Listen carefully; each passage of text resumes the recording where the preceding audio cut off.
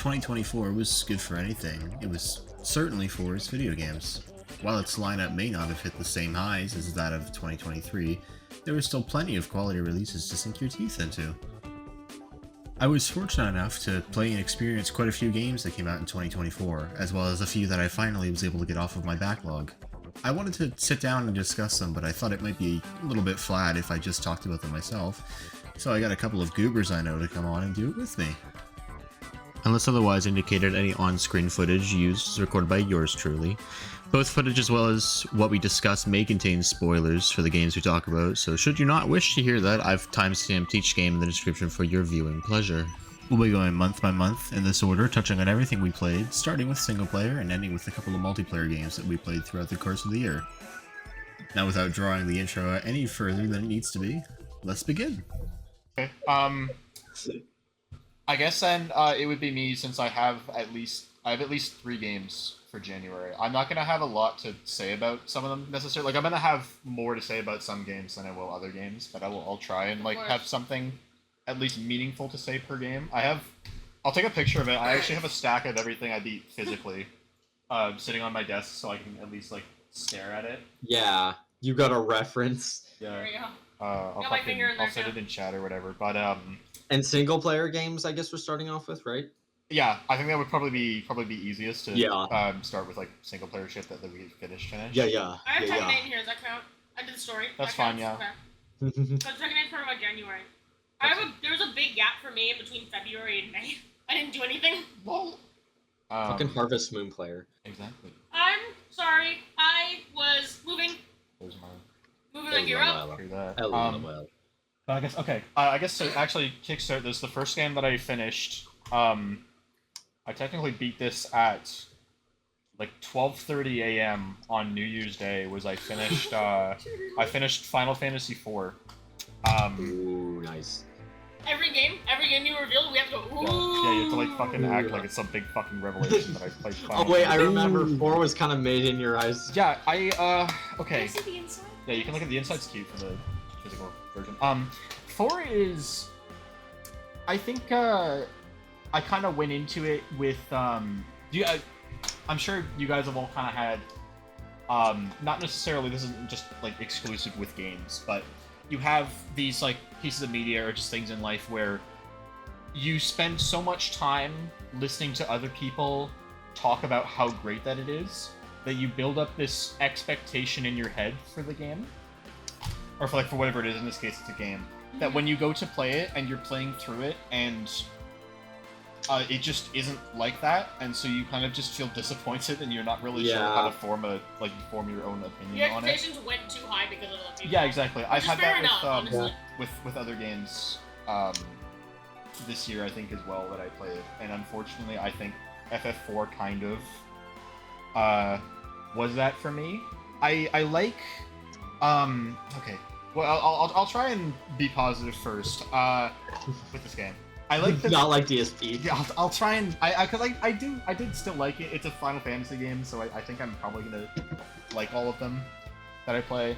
I guess we'll see when I get to 13, but the music, as always, is really good. There's a lot of really good tracks in this game. Namely, the overworld theme is really good.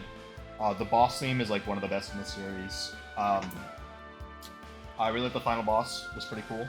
I like a lot of the characters. They might not necessarily be the deepest if you're judging them by today, obviously, but especially for a Super Nintendo era JRPG that came out in 1990, there's some pretty good building blocks in there for characters. So at the very least, endearing enough to want to stick with them type deal. It's also I guess this is depending on how you feel about it, if it's good or if it's bad. It's piss easy. So if you're trying to get over with it, you don't really have to try. There's a couple points where the game will try and ask something of you, where the boss fight will turn into a puzzle, and unlike other puzzle bosses from the series, I don't know, I wasn't too huge on some of the ones here. But I think the plot is overall not bad. It's I don't know. Fucking villain man has the MacGuffin and he's trying to fucking. What the fuck was the villain in this game trying to do again? There's like 30 fucking. It's one of those like, the true villain doesn't show up until literally you fight him at the end of the game. I know he's on the moon. You go to the moon to fight him. That's like fucking about as much as I remember. Final boss fight on the moon? Yeah, you fight the boss shit. on the final boss on the moon in space. Oh, that's baller. But I think the thing that stuck out with me the most with this game's plot was how much this game really likes to like fake you out with character deaths. This game has like, I want to say it's like Final Fantasy VI, where I swear to God, there's like 12 different party members.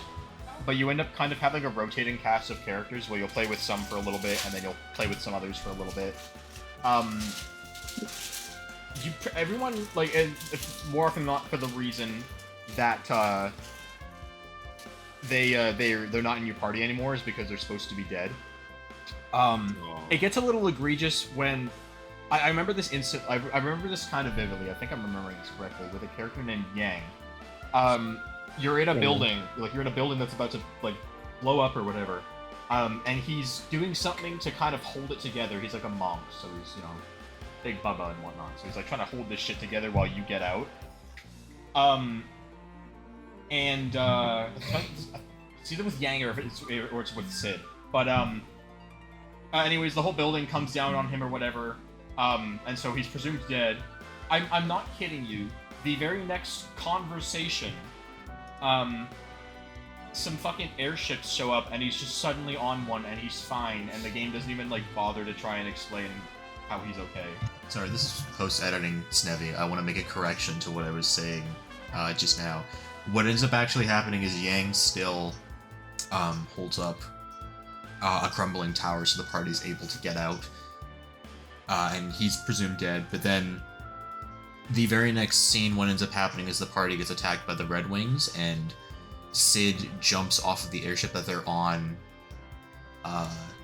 and blows himself up with a bomb so that he can destroy the Red Wings airships, and the party's able to get away. And it's about another hour or two of gameplay that the party finds both of them alive and seemingly well. I think Sid ended up surviving somehow, and he's fucking around with the dwarves, and you find Yang later in the Sylph Cave, and the game doesn't exactly explain how either of them survived what happened to them, but I think I think I explain kind of why everybody except for a certain character seems to get a second chance on life, so to say, regardless of if it makes sense or not. And I know I have to suspend my disbelief. It is a video game, Sometimes things like this happen. Whatever. I don't exactly think it's the greatest writing when it does, but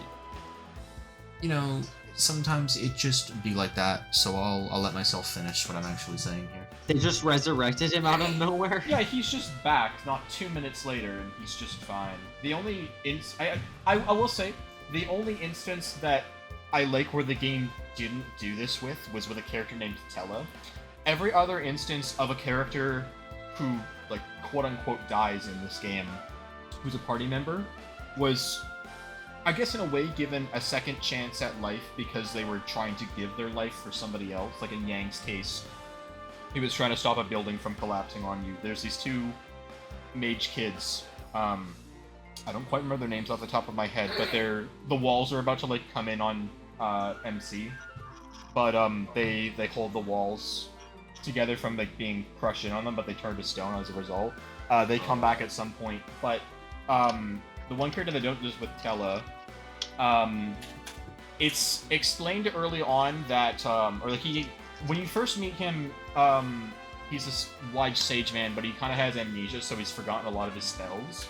But at some point, he remembers his whole spell list or whatever, and you get to play with that for a dungeon.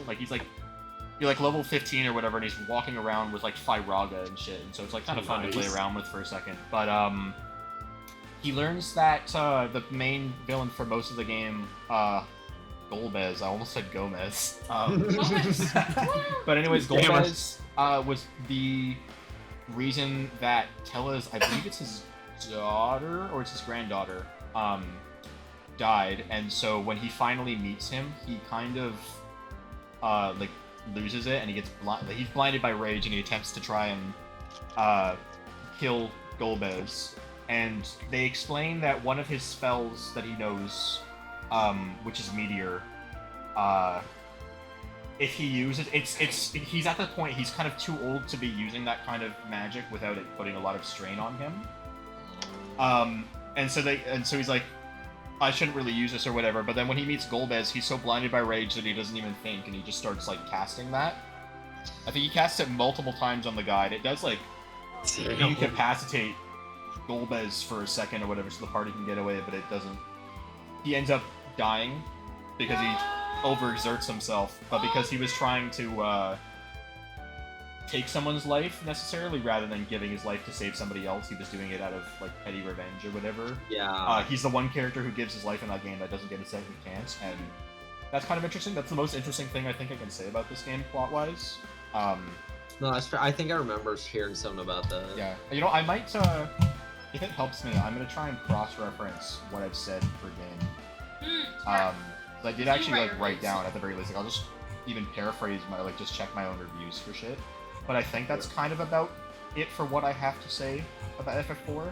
I came around liking it, sort of, like it got better, I think, as it went on, but I still think, like, out of, like, even just this collection, like these 6 or whatever, it's, I don't know if it's my least favorite. I think my least favorite is still 3, but I think afterwards I'd either put 1 or 4.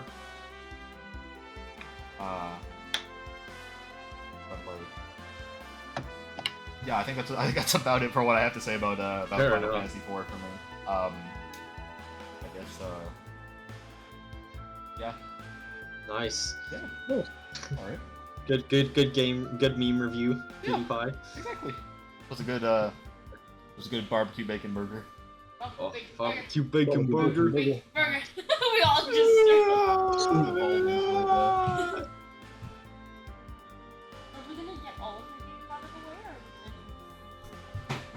I don't know. Do we want to? Do we want to go by person, and then they just cover everything they played in that month, and then we go to the next person? Might be. Yeah. Okay, Yeah. sure, we can do that. Okay. I didn't write anything down for this next one. Oh, we both finished it. I don't think so. Finish what in February? January, sorry. It's almost like we played that game together. Oh wait, we did! I forgot about that. Whoa. Fuck! Okay, but yeah, technically...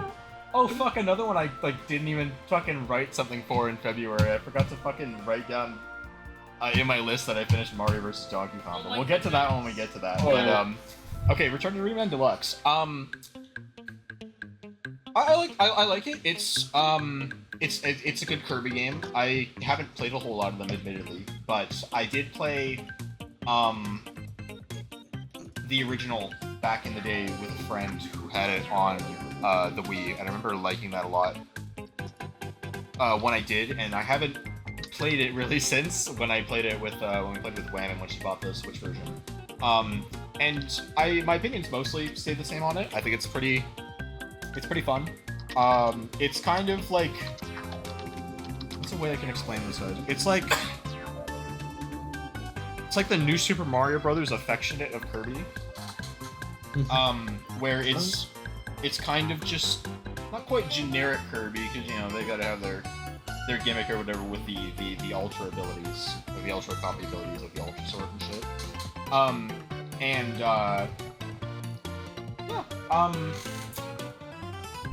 Fuck, what do I say? It has good music, but like, you know, it's a Nintendo game, so obviously it's going to. Still has one of the best final boss scenes that I've really heard for a game, though. I love Crowned. I haven't touched the Magalore side story. I should do that at some point, because I heard that was not terrible. But Magalore, the Golden Country. yeah. But yeah, it's a fun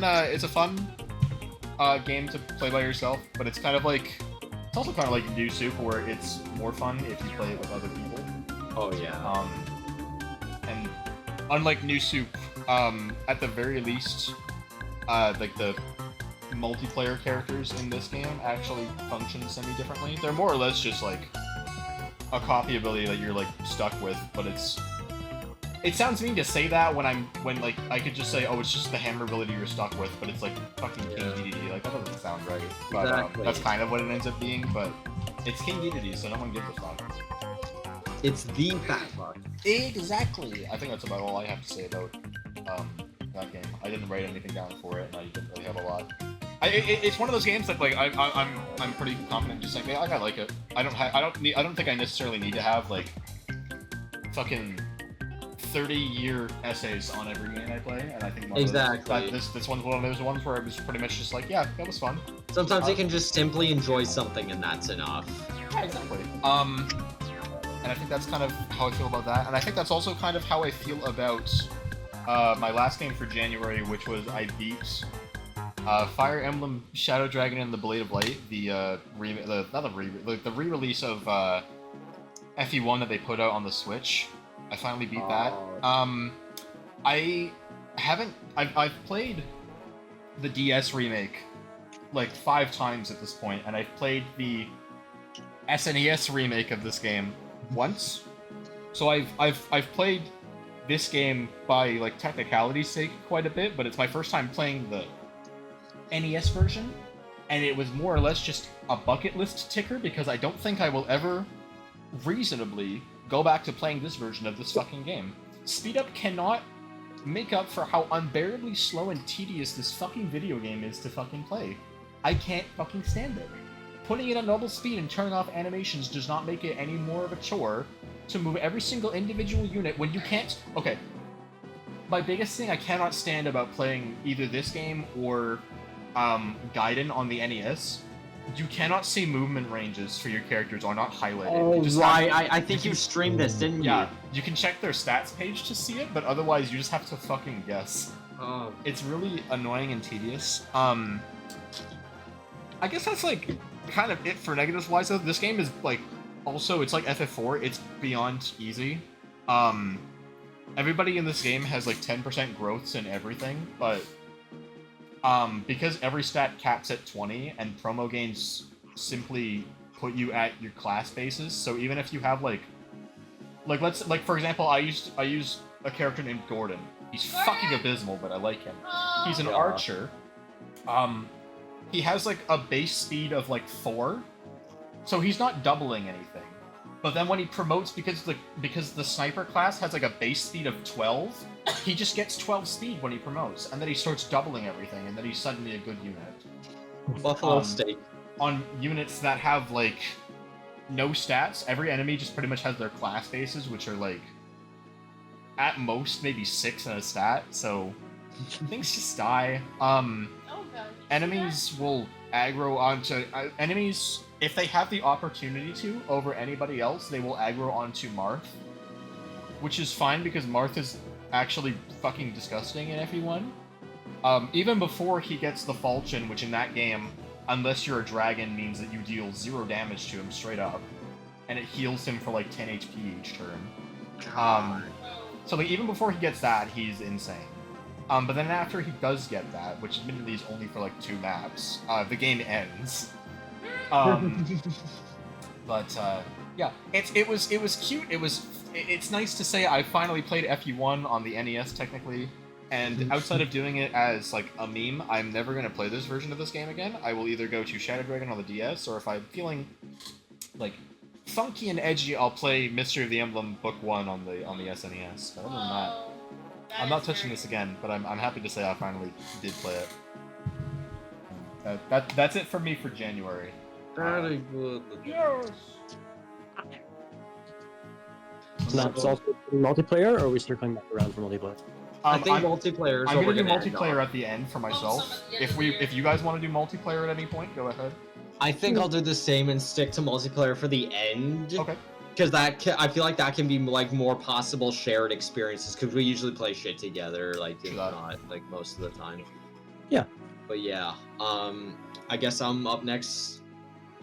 Yes. All right. So I was going back through text chats in our other server, the Beluga Whale server, Yeah. just to try and jog my memory. And I remember now at the time, Dragon Quest XI's Echoes of an Elusive Age Definitive Edition. I have not finished, but oh my goodness, this is, from what I remember, it is such a good game. And I remember I was talking about it. I was kind of being addictive to it, because I'll admit, like, as someone who hasn't played a whole lot of RPGs, definitely not as much as like Nate or anything like that, but it started off a little. I think one thing that's a little bit off for me for RPGs sometimes is like it feels you start a bit slow. Like of course there's like progression needed and shit. Like you need to like have like a fucking baseline. You can't be too overpowered, otherwise it's gonna be too easy and challenging. But sometimes the grinding aspect of it. Granted, I don't think you have to do too much of this grinding in this game, for what I remember correctly. No, yeah, not really. You grind in DQ11. Yeah, not really. Yeah, but it's it took a little bit for me to like get addicted with it, but it had an intriguing enough little story to it, and when I started leveling up and gaining new spells and like whatever sync skills, what are they fucking called when you duel up people? Oh, you mean pep powers, when you can learn new peps between like pep for example, powers. like the hero and like Eric and shit. Yeah, no, that felt really good. It's that kind of stuff that like feels like engaging, because like it's like two characters that you're like, oh my god, these two are balling and can't get up. They can do this together. It feels so good, and like and it's not real time like combat either, so you're not like rushed or anything. And it's like you can kind of go at your own pace, but yeah, no, gameplay in that is very, very satisfying. Loop, because there's skill trees in it, right? There's like different like classes and like weapons that you can go like put your points into, because you get points throughout the game and shit, right? I know that you played it. Get them on level up. Yeah, and I know you've played it, Nate. I don't know if Whammon and SJ have played it or not. I have not. 2 seconds, I Actually, got the hasn't. horse. Yeah, she's played even less than you. She didn't even go to Heliodor. Oh damn. And I think you got. The last thing I remember you raving about was that you finally got to Solvando, so you're like... Yeah, no, you're like level 17, you fucking barely played that game. And if you find it interesting now, oh my god, it gets so much fucking better. No, I'd imagine so. I think I've gotten a little bit far... no, I've gotten a bit farther than Sylvando now. I've gotten a little bit farther than Sylvando now, if I remember correctly, yeah. Okay. But either way, yeah, no, the multiple different classes, it's just like it makes for interesting. I've seen like a little bit of, I've gotten a glimpse, because I didn't want to spoil myself, of the builds that people have done, and like double boomerang with Eric or some shit is like, it looks kind of goofy to like mess around with him, like sort of just fucking break the game with a little.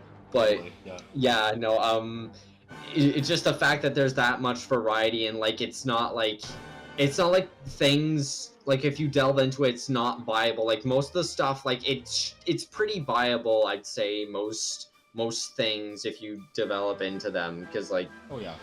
Yeah. You can't really, like, build yourself into being, like, a fucking numpty or anything. Exactly. But yeah, soundtrack-wise, it's a Dragon Quest game, so that nothing needs to be said. It's, fucking... It goes hard. Soundtrack wise, it's also a little bit like itself a love letter to the series, so there's a lot of old bangers from past games in there too, sprinkled in there. I think environment wise, the world looks really fucking good for like a Switch game. Like it's beautiful, but like Xenoblade, but it's not in the same way. This has a more simplistic and just vast beauty to it. Xenoblade has a vast beauty to it, but there's like a lot of detail and like just like it's a lot more like I don't know how to describe it best. Xenoblade works a little better with the limitations that it has. I kind of get what you were saying. This is one of the best, like if specifically 11S on the Switch is one of the best Switch ports, and honestly, still, I think probably the best way to play it if you don't really care. Yeah, no, this is definitely Yeah, it looks good. It runs good. Oh yeah. It's just good. No, yeah. It's just fucking good. It Like still the looks entire, like if I wasn't actively restraining myself from being a completionist, I would just spend all my time running around the towns trying to do every side quest and shit. Because that's how like addicting these kinds of games are to me. And that's like I think that speaks a bit of volumes to like the the immersion sort of the game. Like I feel like I'm in this world and I'm like enamored by everything and like the whole scale of it. Like there's like real world events, like there's good like not every NPC is just like a good or neutral like thing. No, there are shitty people out there too, and that makes it even more like real to me. And it's like there's layers to morality and shit, and it's not the deepest thing in the world, but it's very charming. It's very like it's captivating. The whole game is just captivating, and I plan to continue it sometime in the near future and beat it. But yeah, also yeah, enemy design as well. In that game, I love it. It's fucking Akira Toriyama. Rest in peace, man. Absolute legend. Legendary, man. Okay. I'm trying to think of like another game that I've done in January because I don't know if I can't remember when I did Kirby Planet Robobot because I like that game. I can't tell if I did that in 23 or 24 or not. I think Robobot was 23. Robobot was 23? Okay. I believe it was, yeah. Okay, so then yeah, that was a while ago. What the fuck else did I do in January or around that time? At least the earliest ones. If you can't think of anything right now, we can always come back to you, or you can just include it in some of the other like. Yeah, I'll let Woman have her turn now. I'll let Sid have her turn. Okay, cool. Okay, so the first game that I beat was when we played Kirby's Return of Dream Deluxe. We beat it on January 6th, pretty early in the year. I kind of don't have too much to say about it either. It was fun. Like I had fun playing it multiplayer. I think I had a better time playing multiplayer than I would have if I played single player. Though single player is still fun. It's a Kirby game. Have I played a bad Kirby game? I don't think so. Not that I recall it. From what I understand, though, they don't really exist. Oh, I guess if you like Kirby's Adventure on the NES or whatever, it's like. I mean that's mostly just because the frame rate is AIDS. Oh really? Yeah. That makes me want to like play the NES has an aneurysm trying to like if you use like Beam or something in that game. Oh, you want to watch the NES cry? Boot that shit up. Yeah, not so much with this one. It also doesn't help that it happened early in the year, and I just wrote these little bullet points, maybe like 8 hours ago. But I didn't play the original coming into this. I don't even think I saw much content of the original, but now it makes me want to go back to the original and see what little differences there are and all that. Final thing is just Spirit Doomer, my beloved. I love him. He shows up so much, and hashtag justice for Spirit Doomer. For real. If you're a real Spirit Doomer supporter, tweet hashtag justice for Spirit Doomer. And that's it's a shame he hasn't been in a Kirby game since. I know, I want him. I love him. I love his colors. He's just a round fuck, and he makes me feel joy. The next game that I beat in January was I didn't put a bracket. I beat Legend of Zelda: Ocarina of Time 3D on January 21st. Yeah. I was working on this game for a pretty long time before we actually beat it. I played it with I played it, but you helped me a lot. I was like pretty much I was sitting with you when you played it. Mm-hmm. I don't think I played it myself at all. I played like no. I only played I don't it think you ever did, no. It was a very good game. I love that game. I would go back and replay it for sure. That's a game that's one of the games I would go back and replay and still have a good time. Yeah, definitely. I should have wrote some stuff down when I beat the game because I have to think and go back. I just remember it was really good and I had a good time playing it. What is so funny? What is so funny? Okay, I'm sorry. It's just I remember I was like streaming, like hand camming on my like camera, Ocarina of Time 3D to Nate, which I still haven't beaten, but yeah, you did it. yeah, I was hand camming and I was doing it myself. I was like I was frustrating you with how like the dungeons were like getting me, even though it was easy as shit. But I was saying figure like out how to fucking beat the Deku tree by yourself. exactly the first one, but at I least. got stuck there too before we But started at playing. least- I got stuck there too. But at least the rest of it, now that I've done it like off screen, I've been doing it myself, and I remember clowning on, like internally clowning on Sid of like, you did this with a fucking guide the entire time. Nate was holding your hand the entire He time. was. That's how she For plays sure. games. She's Dark Side Phil and I'm the Dents. I need to fucking hold her hand. No, fucking watch us play Fire Emblem. She genuinely Oh, cannot no. make a Oh move my for herself. I ask you everything. I'm like, oh, should I do this? Should Or, I like, do this or should I do Oh my that? Is he gonna God. die? Make a Is move he for gonna die if I herself. do Yeah. this? Or I remember Octopath, being I've gotten a calls little with better. you. I think the other night Octopath was a little better. I didn't say too Yeah, much. no, you didn't. I didn't say anything to you when you played that, and it was fine. But that's because I fucking juiced up your save file 20 levels. Or again- just write it Then up. again, you took like a fucking 40 minutes on a boss at level 13. That's true. You fucking cannot play games. Oh, That I is- still have fun. though. Right. God. I still enjoy it, so y'all can suck my ass. GBA yeah, emblem. Legend of Zelda was fun. I loved it a lot. Final comment is Bubble, my beloved. Hashtag we love the bubble. And if you're a true bubble enjoyer, you will tweet a hashtag we love bubble. I'm biting the fart bubbles out the bath. Ew. But no, those are probably my favorite entity in this entire game. The last game that I beat in January was the Tekken 8 story mode. This is my favorite 3D fighter game. It's the only 3D fighter game that I played. But it's gotten me more into fighting games in general, which is nice. I think some of the graphics, like specifically when I say this, I mean like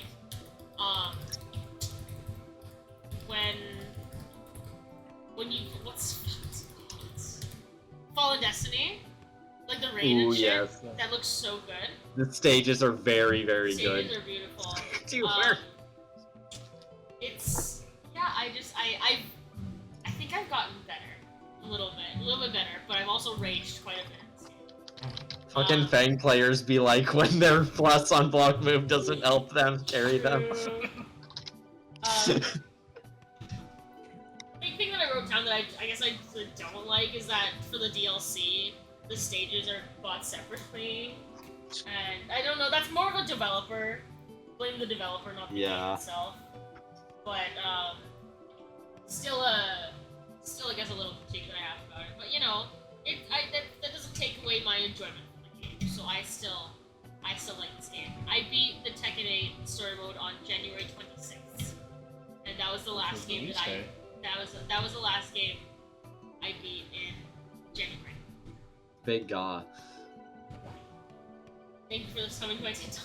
Wait, that's all of us, I think, for January then. We don't love Bubble. I hate you. Oh. Sorry. Justice for Sphere Doomer. Justin, hashtag Justice. Y'all are real ones. Okay, now we're on to February. Alright, does Slim Jaundice have anything to say about Slim Jaundice have anything to say for the month of February? I do. I have 2 single-player games for this month. No multiplayer. So, wow. Okay. The first one is Mario vs. Donkey Kong, the Switch remake. Oh yeah. This is one I know, Nate, you also played and you have similar did. opinions of. Yep. Fucking hell. Okay, so That's his review. I like puzzle games. Okay, like you know that I have 4 copies of fucking Tetris. You know this. I like puzzle games. I don't play them frequently enough, but I do like puzzle games. I also grew up with the Mario vs. Donkey Kong, the sequels on the DS. Yeah, And bangers. my mom grew up with the original GBA version of Mario vs. Donkey Kong that I also had and played, and that game is quite good. The remake is fucked. Because, okay, it introduces not a lot, but carries over too much, if that makes sense. Because there's still, like, you still have lives, you still have a timer, and it doesn't add any challenge. It's just not fun. It feels really outdated. Like, yeah, that's a remake of a game that came out in 2004. So basically what That's you're it. saying, it's the video game equivalent of Pulse. It just copied it and did nothing interesting with it. Precisely. Gotcha. Like, they took Mario vs. Donkey Kong, a very good and pretty underrated game, actually, and they made it 3D. They made it 3D modeled, and then added another world on that. That's kind of it. It feels like shit to control, which you don't want in a puzzle game. Like, I don't. Coughing emoji. It's not even made for people that like the original either, because, like I said, it's worse than the original. So if you were trying to improve on that, you tripped and fell on your own dick. Well said. Well put, as Slinkus. This game stinks. And then the second game that I played in February is Penny's Big Breakaway. This is not one that any of you guys have played. And I remember it though. This one hurts more than Mario vs. Donkey Kong. This one hurts because it was very promising when it was first revealed and all the trailers and that. It looked like a fun-ass 3D platformer. It looked like a Hat in Time, and you know that is my favorite game of all time. The problem, though, good game. Great game, actually. Great game, yeah. Very good game. An Ack in Time. Yeah. An Hat in Time. I've yet to play Hat in Time's DLC, actually. I should probably get on that. But Fake Penny's fan Big alert. Breakaway is not that. It somehow also controls like shit, which is an achievement for a 3D platformer, because everything you do is mapped to one button, right? To swing your yo-yo is a button. Everything you need to do is all in one button except for jump and dash. And it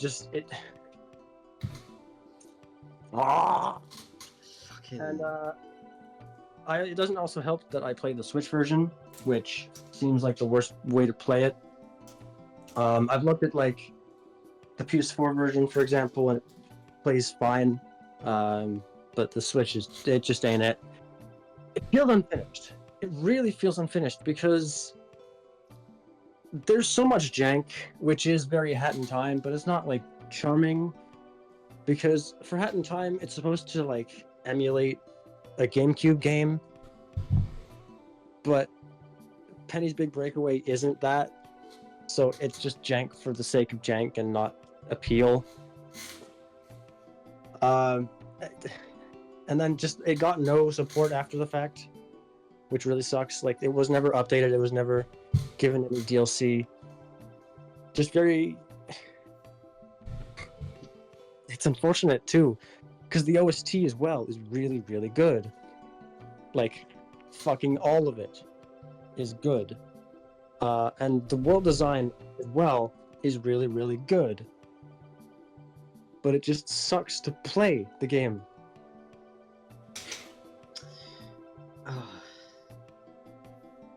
Something as well is like, it's not worth it to play the second half of the game at all.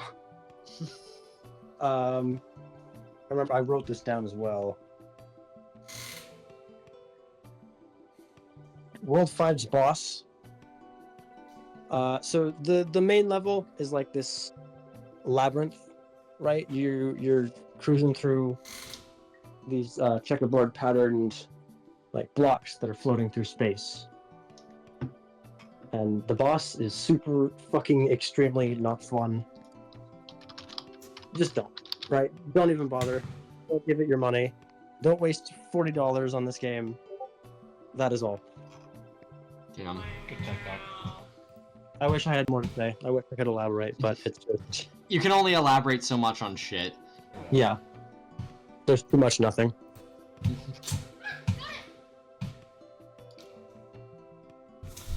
Was that it for February or? It is, yeah. Okay. Yeah. I guess it's my turn now.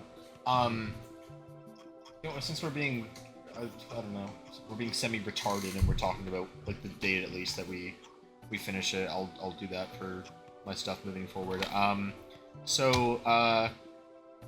First game, I beat 2 games. Now that I remember that I beat Mario vs. Donkey Kong as well in February. But first game I beat on the 13th was Persona 3 Reload. For reference, the game came out on the 3rd, and it's like 100 hours, so I kind of just binged it. Damn. Yeah. So it should sound like the game is really good, right? Right? I'm setting it up like it's not, but I think it is mostly. I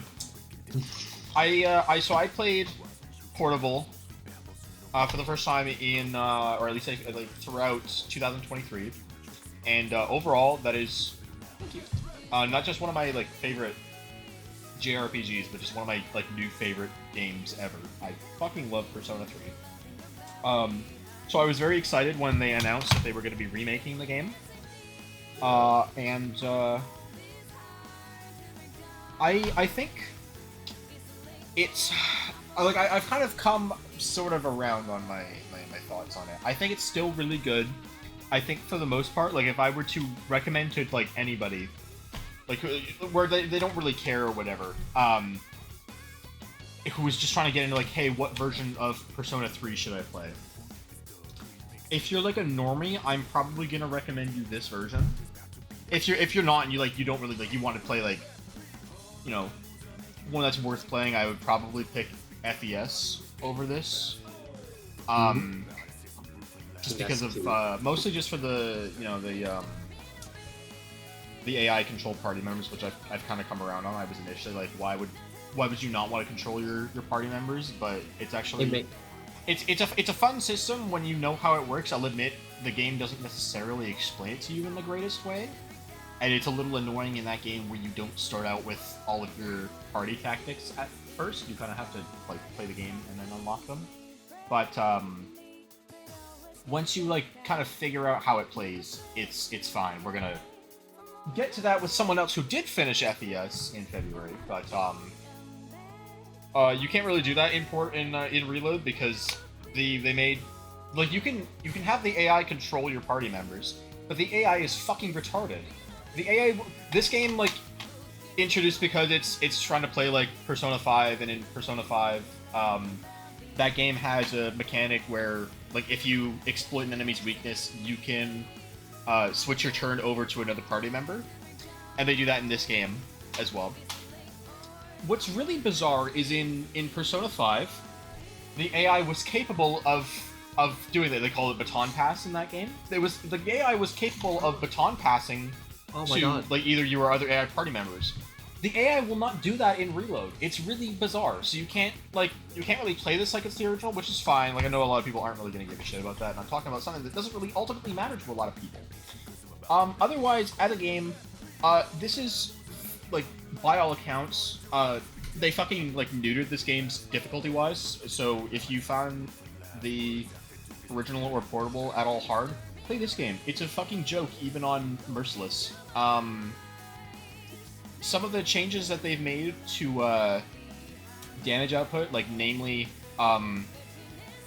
how fucking insane you can get physical damage to be in this game. By like level 40, you can create a persona that will just sit there and dish out thousands upon thousands of damage physically, and the AI will keel over and die. As soon as you get the theurgy from the main character, Scarlet Havoc, the credits roll. And that's like 28, maybe like 40 hours into the video game. Of a 100-hour game. It's a fucking joke. If you want this to be hard at all, you cannot get that, so, like, come back later, goodbye. I think, I know initially when this game was, like, being, like, still developed, and they were revealing that, the game was going to use a different... it was going to be entirely recast, like, everybody, even, like, NPCs and shit, were going to have their roles changed. I was initially kind of worried about this because one, it's just being used to the old performances and liking them. I was a little concerned with like some of them and how that might affect certain scenes if they had a shittier performance overall. It might fuck with it. Yeah. But honestly, for the most part, I actually kind of like this game's voice cast better.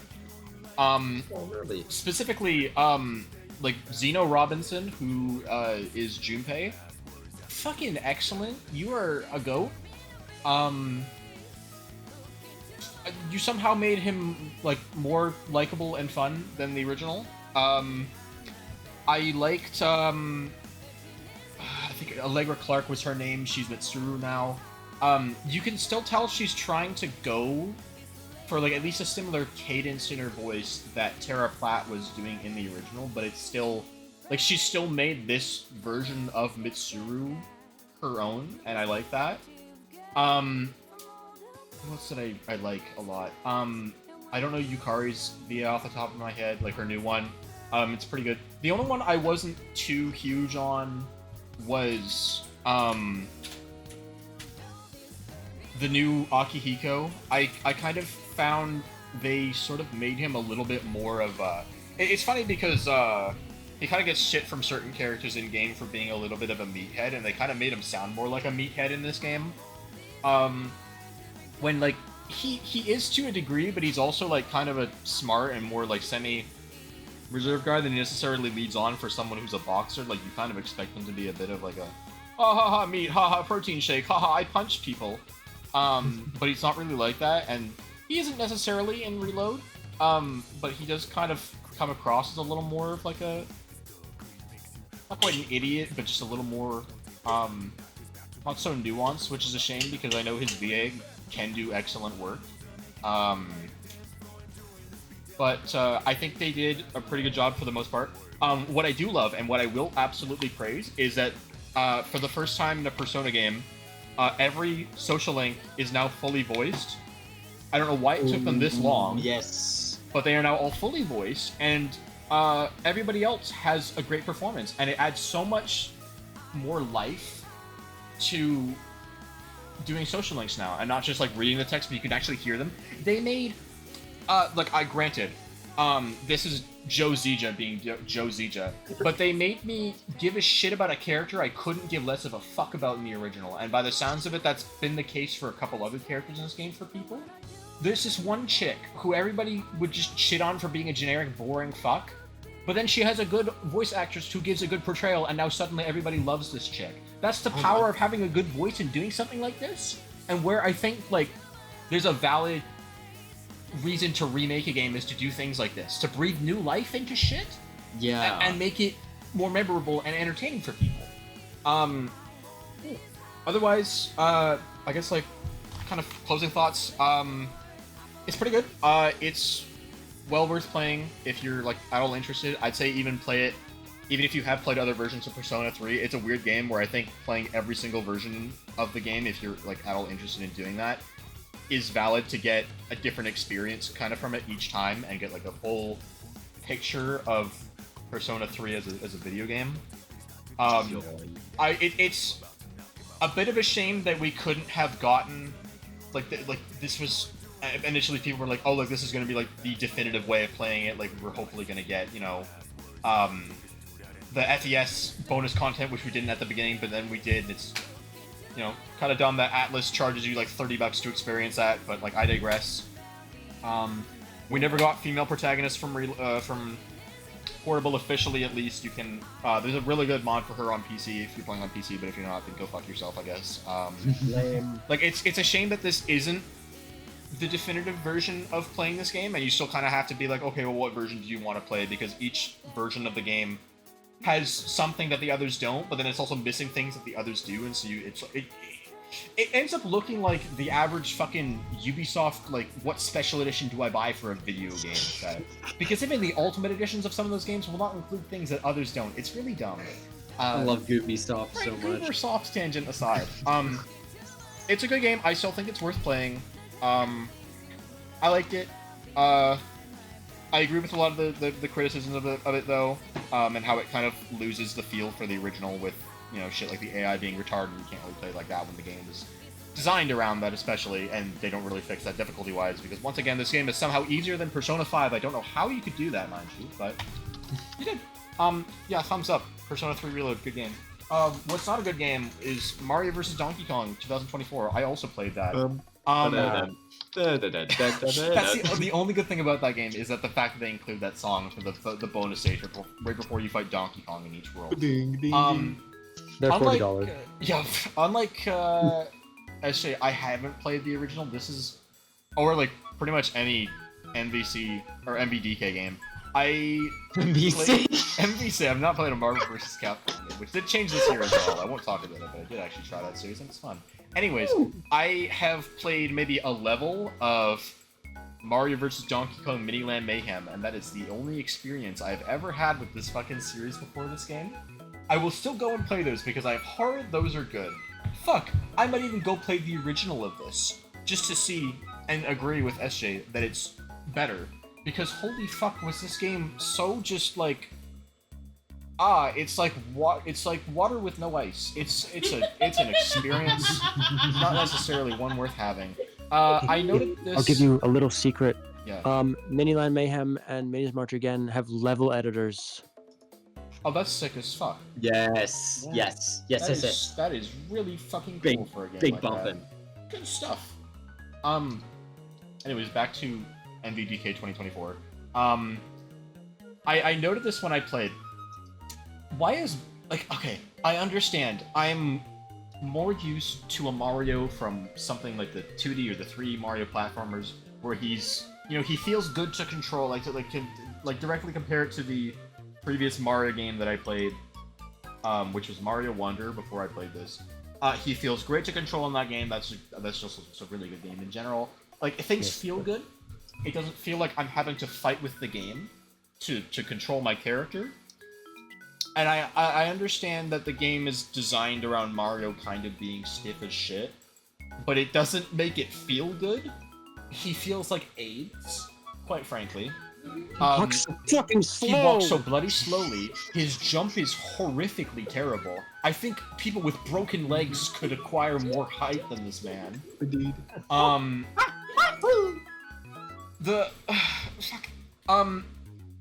of the level design is not great. I can't necessarily point to anything off the top of my head because it's been too long and I didn't have a lot to say about it then.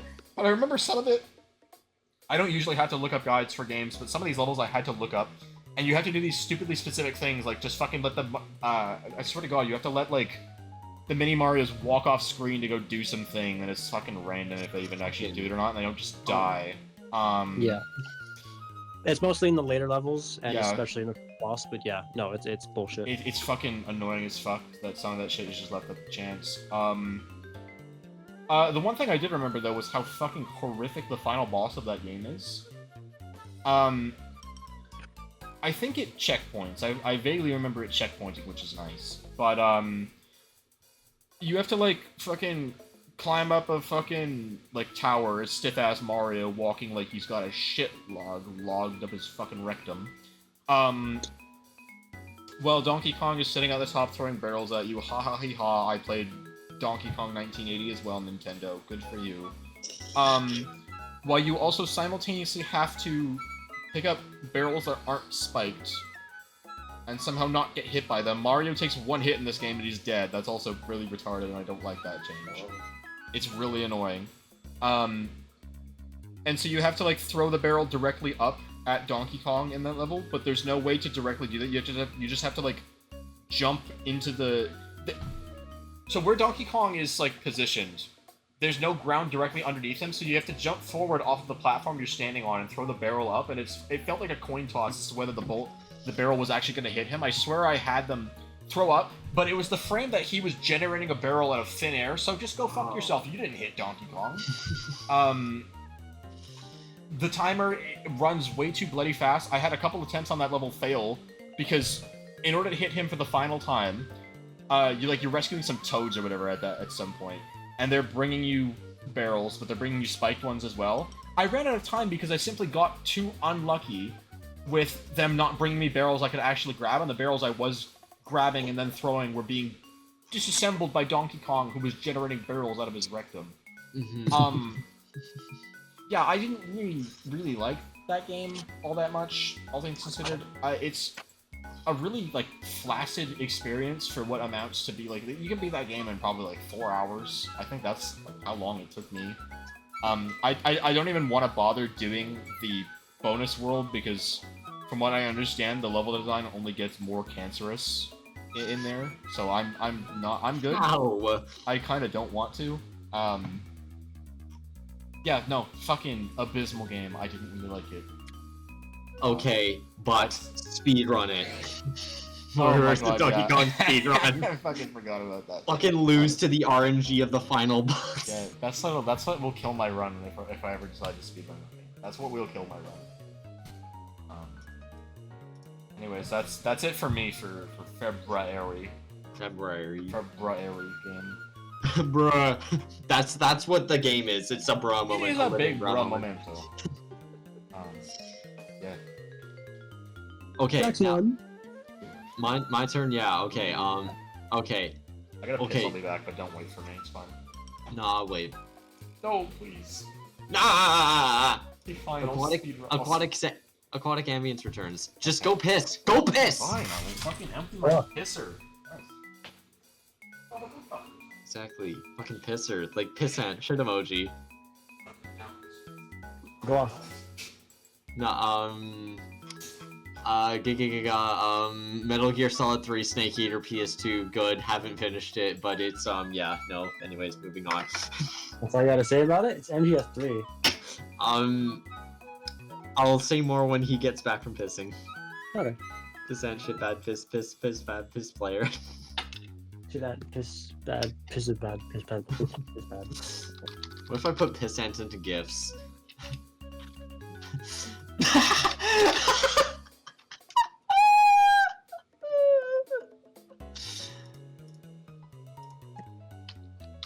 And flip! And the ant bully.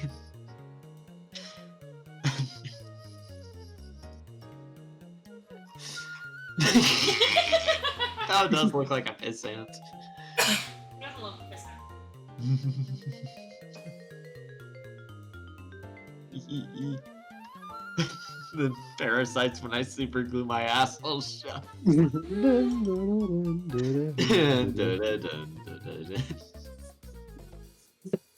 Editor Nate, put the clip of the GIF into the video.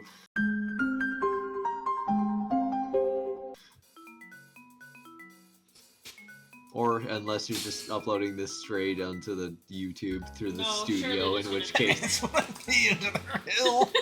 That's kind of based. the Very cool. I'm parasites. back. You can forget about your games now. Alright, okay. Only one that I can remember. Metal Gear Solid 3 Snake Eater. Have not finished it, but what a thrill. That's all. Okay. Okay. No, okay, so Metal Gear Solid 3 Snake Eater.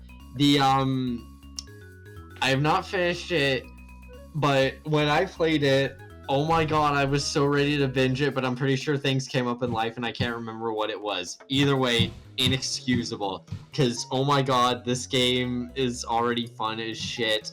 I love the characters. I love how much of a girl fail Snake is, and just like, oh, he's so adorable. I want him in my fucking dog bed. I want him as a pet. No, yeah, it's a Metal Gear game. It's the first one that I've played. Actually, that's a lie, because I played MGS1 before. Technically, via other people, but first one I've sat down and played for myself. It's I think I've already come around on the stealth genre and just the controls of it, because it did take me a little while to get used to it and like fucking I don't know actually make progress. Because I was too scared of like the NPCs because I get too immersed into games, so I don't want to actually get caught. But I forget this is a video game and there's barely any consequences to actually doing that. I can just die and then reset. But yeah, no, environment in that game is top fucking notch. It's so good looking. Sound design is awesome.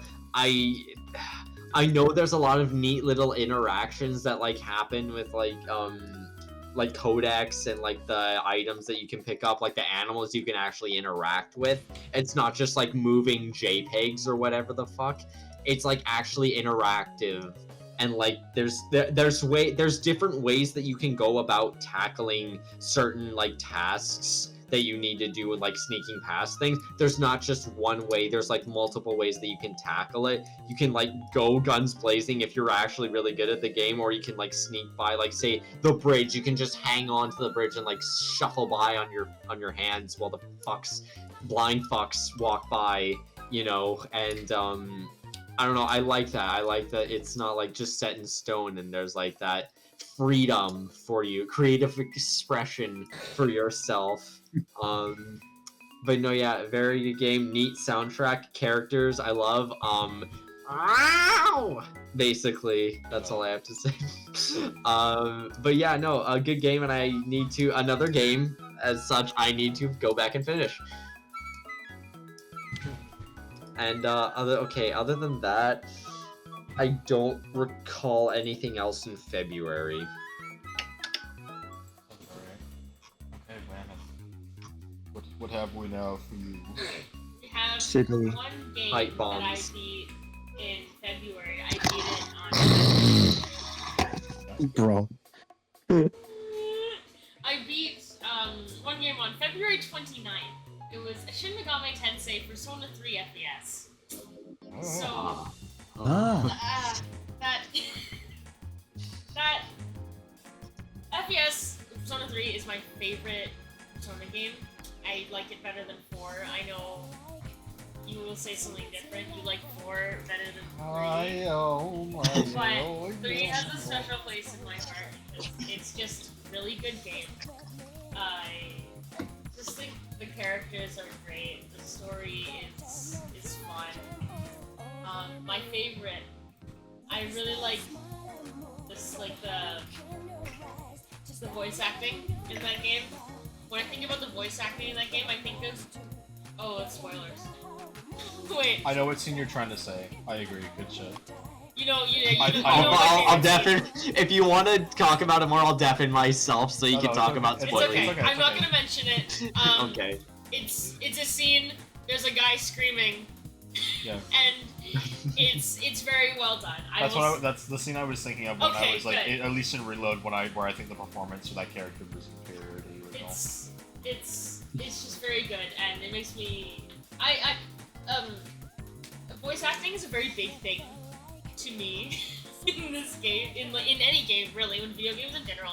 Voice acting is a big thing for me, and I think the voice acting is very well done in Shin Megami Tensei Persona 3 FPS. That game in general has really good production value for a 2006 RPG. That was 6. Wow. I Yeah. didn't know it was that old. The voice acting is really fucking insane for a lot of people who were like semi-known, but not necessarily most like known.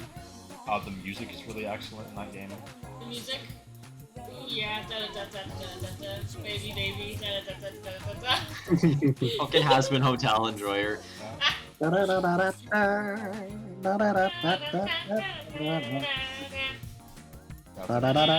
good song.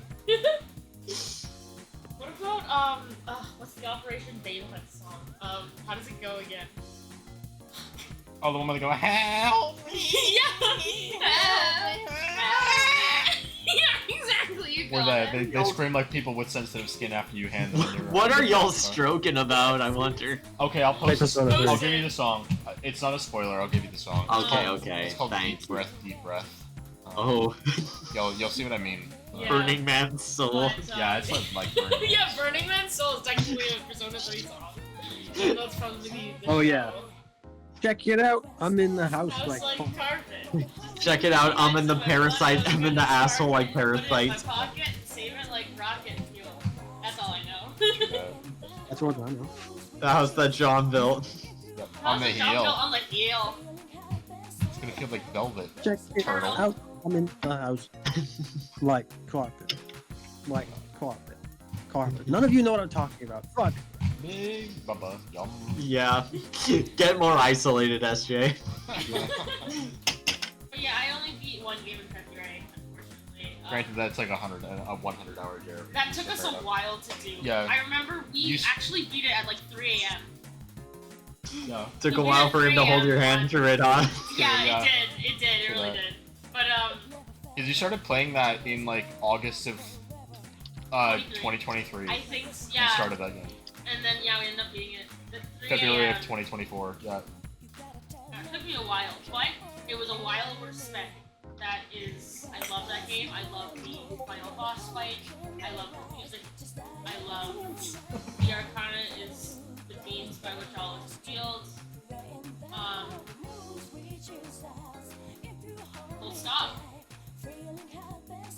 Oh god, deep breath. Yeah. Help me! Help me! Ah! Yeah, great song. Did I do it? Yeah. Oh, he's spitting. Okay, that's enough. I'll listen to it later. Do that. Okay, I guess that's on to March then. Yeah, you're not hearing me till May, so. Do that. Okay. You can skip me again because the only thing I have for March is multiplayer. Okay. Jack, did you have? Or I guess it's like technically me now, but Jack, did Yeah. you have anything for March? I'm trying to look through and see if I did. Okay, cool. I had Fuck. one thing, so you can keep thinking. While I talk about my one thing. So on March 23rd, I finished Final Fantasy V. Yes, I'm seeing that right now. Okay. So this was next to Final Fantasy III. This is the game in the series that I'm like trying to not like know too much about going into like 12 and to like 10, 12, and 13 and shit. This is the one I just heard like nothing about. So I had, other than that, the game took like it has like the same class system as Final Fantasy III. That's like about all I knew going into it. And I was really actually pleasantly surprised with Final Fantasy V. It's surprisingly like it almost like funny in a sense with a lot of the dialogue. There's a lot of like fucking moments here. Like okay, best thing I can manifest off the top of my head. There is one point in the game where a character gets like I'm pretty sure you have her by this point. There's like a 5-year-old in your party. What? Huh? Oh, I think I know who you're talking about. No, do I know who you're talking You about? don't know who I'm talking about. I don't think you mentioned. No, I thought. I don't talk about no 5-year-old in FF5. I talk Oh, about the sorry, 10-year-old in FF5. I FF6. thought I was no. thinking of a different. I was thinking. Anyways, so she gets like she's walking around, she's doing something, and she gets like what is it, like a wood chip, or like a wait, you get them stuck in your finger sometimes. A sliver? Yeah, thank you. She gets a sliver stuck in her finger. Like you go to this fucking like you go through this dungeon and you meet this like old ass turtle, and he starts spitting to you facts about the world. About how like what you can do to stop the big bad villain man. Suddenly, this child Splinter starts acting up, and it turns out that it was the fucking main antagonist who was like fucking foo-foo-foos at you, and he's like, "Wahahaha! You surely did not foresee my ability to turn into a Splinter and hide with you. Wahaha! You're foiled." This is the game to introduce Gilgamesh, who is fucking amazing. I love him. I don't even know how to explain him. He's just a fucking goober, and he's great, and he's the reason we have Battle on the Big Bridge, which is excellent. There's like a couple other lines where I think fucking main villain Kun at one point says something about like, "Oh, you didn't think I was just gonna sit around and eat pizza waiting for you guys to show up, did I?" That's And there's some good lines in that game. It's also like weirdly dark.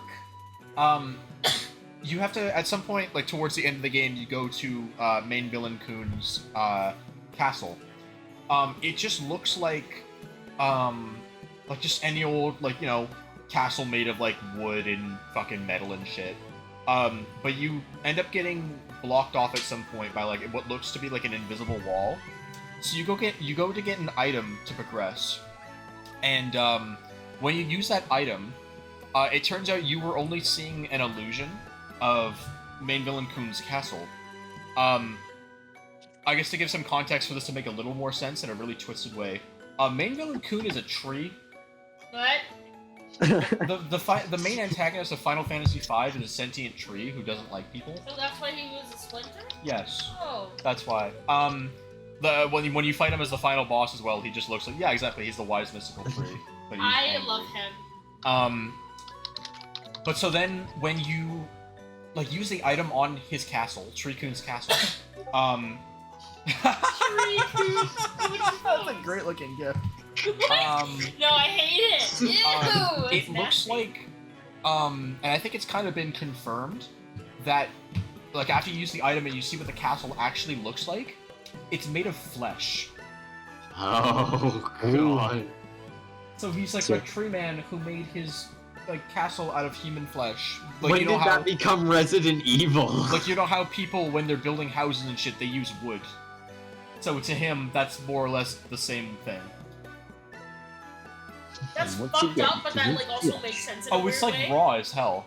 I gotta like find a picture of his fucking final boss sprite, like, or even just like some of the enemy sprites in that game are like fucking wild. There's this like fucking this goober. He's like a skeleton, but he's like popping out of, like, it's like a head with the skeleton, like the skull popping out of the head, but the flesh is still there, like fucking trailing behind him as there's this fucking skull.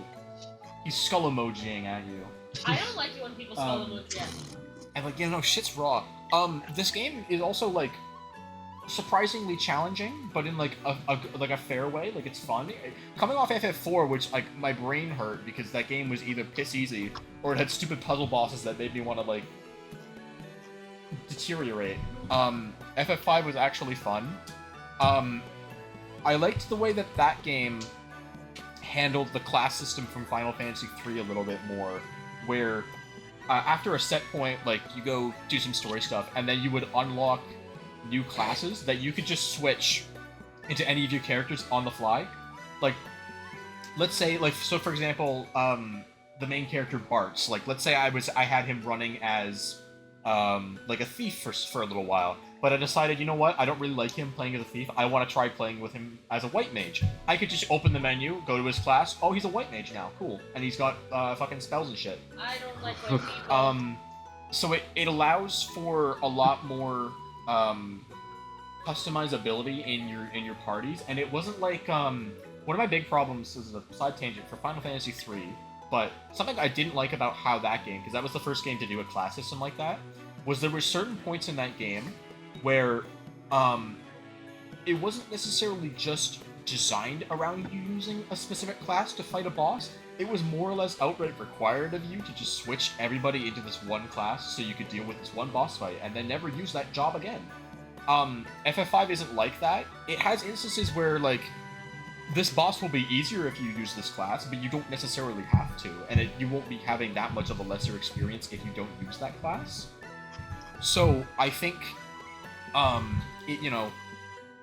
it made it more interesting. Plus, it has like the like classic thing of like, oh, I learned skills or whatever in this. I could pick up abilities from this job that I could then like just permanently equip to my character. That you have like two or three FP slots. engage type beat. Yeah, exactly. It's like equipping, like inheriting skills from emblems, and then I can just have that skill, even when I'm in a different class. It was like that kind of inheritance systems, which I always like. Those are always, like, those are usually pretty well designed.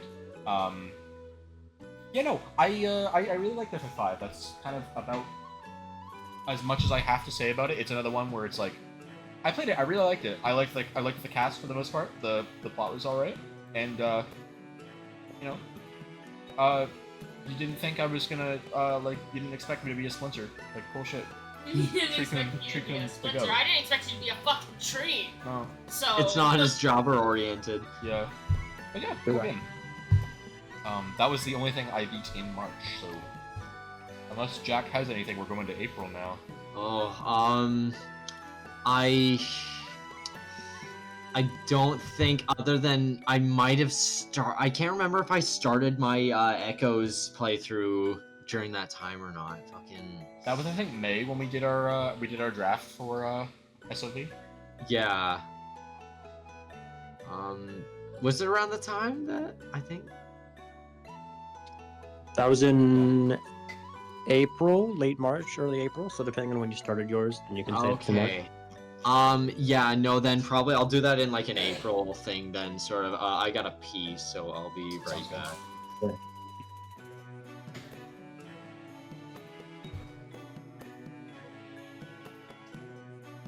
I have nothing for March. Okay, cool. So I'm coming back. Yeah. Hello. Hi. Hi, hi. Oh, look, there's the kitties too.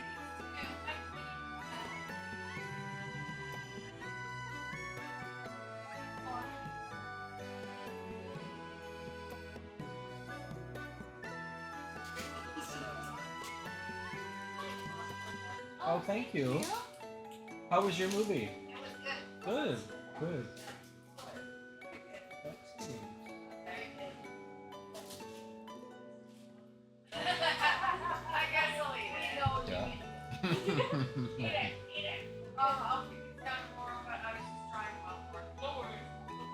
I just like there, so I can be. I was gonna say when I walked in, I was like, oh, nice. I know he's the guy, he liked it though. Aww.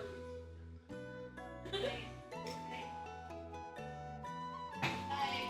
Oh, good night. I love you. Mom. I don't think they heard her though. Bye bye. You got popcorn, here you go. Oh my god. Chicken mix, pretty good.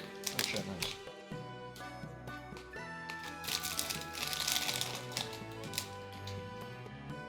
Oh, they both went, yeah. They both went. Yeah, they both went to shit for this Oh, one. okay. So now is it April? So Yeah. I have nothing to say. April, yeah. And then I have nothing for April, so we'll see.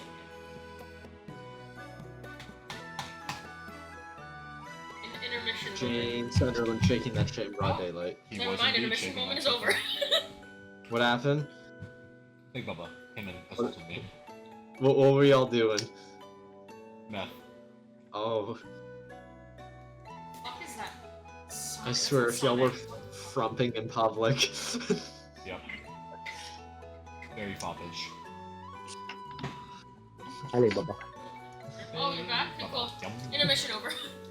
Robin, yum. What are we on? Sid for March? She didn't play anything for March, so we're going to April. ALMAO. That starts with B for April, so. Oh, fuck yeah. I get to talk about a good game. Oh, let's Nice. go. Oh, so do you. True that. I also get to talk about my one good game for April when we get to me. LMAO. Fire Emblem Echoes Shadows of Valencia, the remake of the Nintendo Entertainment Yeah. Amazon game. I'm the Sonic GIF right now. Yeah. Wow, I hate Echoes. that. Echoes is fucking sick. I'll start with the cons. I just pulled. Oh no, she's playing Heroes and she just summoned Luthier. Oh, of course Oh, you're nice. playing mobile games. Fucking shit. Mobile games are fucking shit. This is not Even playing better, because that was a character that I used because it was a draft run, Oh, that's right. Yeah. and I got I Luthier. didn't put down So my draft runs in here. starting with the cons, not a fan of the map design or the Yeah. enemy designs at all. Very AIDS. Just entirely AIDS, like triple AIDS, triple the AIDS of any other Fire Emblem game that I've played anyway. Just completely fucked. I don't remember the name of it, but there was that one map where it was very small. You started at the bottom, and it was like a bog, I think, and then there was a castle up the top. And Oh, Nui One- Baba's Abode. That map is AIDS. which one? Sorry. Sorry, Nui Baba's Abode. Yes. Yeah. Fuck sorry, me, I had to Baba. vomit. That was terrible. I hate it. Yeah, that map is fucking awful. That was probably the worst of it, to be honest. And then why does every fucking tile give you a fucking terrain bonus. Why does standing next to dead people give me 60 avoid? I don't understand. Huh? Right? Yeah, man. I forgot that was a fucking thing. Yeah, dude. Fucking standing inside a building gives you like 20. Check it out. I'm in the house like carpet. Like carpet gives me 20 avoid. Like tombstones gives you 60 avoid. Oh, I'm just remembering it now. Fucking hell, this Yeah. game. Oh. Yeah. It makes hitting things very annoying. At the very least, it gives mages a decent niche where magic ignores terrain. Yes. Yeah. And that's especially useful because one of the two MCs is primarily a magic user. True. It's a shame that magic has fixed hit rates though in a game where I'm pretty sure the RN is 1 RN, so 80 isn't actually like an 80% in a game like Engage is closer to like 97. Yeah. In SOB it's just straight 80. And some of those like Thunder being 70% hit rate, I feel that 70% feels more like 10% half the time. Fuck, it really does. It really does. Same thing in Pokemon. The move Thunder is 70% accurate. True, it also feels like shit there. Oh. One minor thing. You can't take 0 damage in this game, Yeah. which I find extremely fucking stupid because that means it just neuters every tank. It sounds not as bad as it is, but it really is. Because trying to outlast anything is such a chore because you have to heal everything eventually instead of just not having to do that. Yeah. And especially with how limited your inventory space is, it gets very annoying very quickly. However, the art style, peak. The voice acting, peak. The characters, peak. The storyline, peak on both sides, especially when they converge. Yeah. Holy shit. It's kind of the opposite to Engage, where Engage is a mid-story and really good gameplay, whereas Echoes Oh, he's. a really story. And I'm back to enjoy the part of it. I'm not really- really, like, Then we're waking up. Yeah, both of them are Okay. waking up for me too. you guys are like crazy. I think we're all bugging out on each other. Oh no. Oh, Okay, let's try leaving and rejoining. See if that fixes it. I've got. Oh yeah, I've got low. Yeah, mine was going back and forth too. Actually, never left. Fucking fascist. 14 ms, Oh, He now, left now. now he left. Okay. 15 ms. Yo. Yeah, hello. Hello? Hello? Yeah. Hello? Hello? I should Okay. say words. Yeah, we can say words, I yeah. think we're good. I think we're good. Okay, Okay. that was a stroker, Jesus. Wow. What was the last thing you guys heard me say? Wet. Wet? I'm sure. Something about Art style peak. No, it was the characters being peaked, especially on both sides Oh, both when sides, they converged. yeah. When they Okay, converged. yes, yeah. Art style peak, characters peak, story peak, voice acting peak. It's kind of the opposite of Engage, where Engage kind of has a mid-story and really fucking good gameplay. Echoes has annoying gameplay, a really fucking good story, and I'm glad to have played both and appreciated the better parts of both of those games. Because, you know, it's good.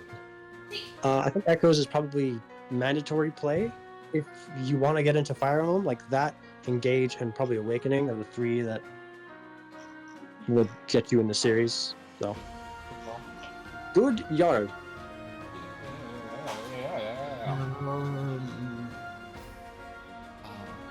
I guess if that's it, I guess I will transition now.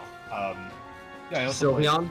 yeah, true. I also played SOV. That was like my 4th replay of that. I like doing graph runs for FE. They're fun. Gives me new appreciation for characters I don't really use or who weren't great for me, like Celica, for example. I've always had really shitty Celicas in SOV, but this one was fucking insane. Yeah, fuck Jesse. That's about it.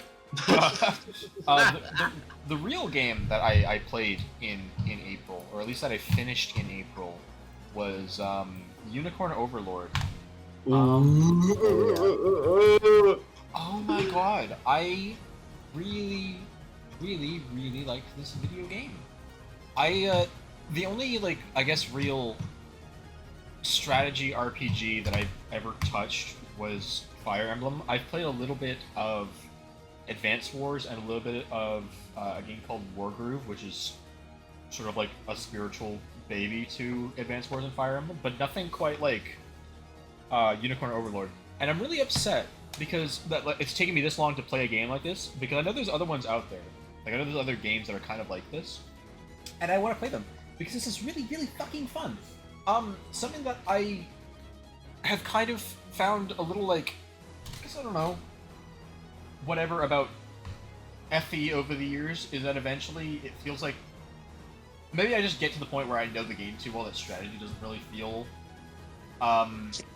like it matters. Like, I can just kind of fucking autopilot and get by with whatever. And I know you can in this game as well. Like, there is so much depth to the types of, like, unit combinations you can build with all their, like, little subclasses and shit. I don't want to think about, like, there's probably I wouldn't be surprised if there's like hundreds, if not thousands, of different combos you can pull off with this shit, especially with a cast this big. But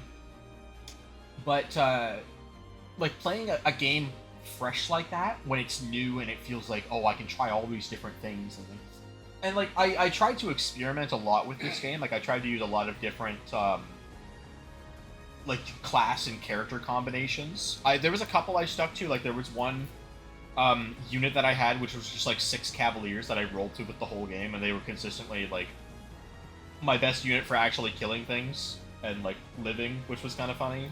Where I kind of proved my point wrong, where I find one strategy and I just roll with it, and the game doesn't put up a challenge or anything. But no, I really liked it. The plot is generic, like Fire Emblem. Oh, guy gets run out of his homeland and then he goes back to save it. I think they kind of like knew that though. Like, it feels like they were trying to pay homage to the series in a sense, which is probably also why I liked it. It even has its own variation of support conversations, which are charming, and it helps to flesh out a lot of characters who otherwise wouldn't get a lot of dialogue. Because, like, you know, especially if they're not people important to their region, they'll just kind of like drop off the face of relevancy.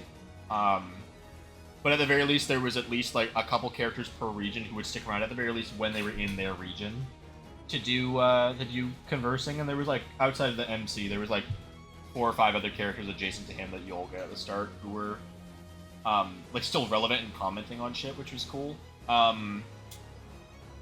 Yeah, OST is really fucking excellent. There's a lot of really standout tracks, like a lot of the overworld pieces, a couple battle tracks. Support music's really good. I don't think I really have too much negative to say about this game. It was just kind of really good, and I recommend it to anybody who is at all interested in it. At all. I know Jack, you've bought it and you've played a little bit of it, I think. Oh yeah, I've gotten into it. I like yeah, no, I like it a lot. Yeah. Yeah, it's very good. I know Whammon's played a little bit, like plays a little bit of it on and off. I don't know if SJ hasn't, but if you haven't, and you are at all interested in it, ever so slightly, it's one of those, like, please play this. Yes, I would agree, and I played 2 seconds of it. Yeah, no, it's pretty good. I'm glad I played it, and it's one of those ones that's like, I very easily could have fired up another playthrough just to even try other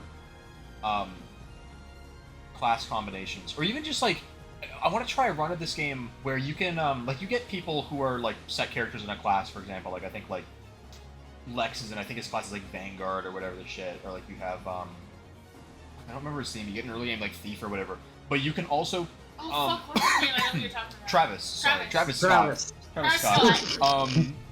But you get you kind of find spread out across the world little battalion, like barracks, where you can create generic characters who are in certain classes. I want to try doing a run where I only use generics. I know what you're talking. Yeah, that's so sick. I think that would be fun to try at some point.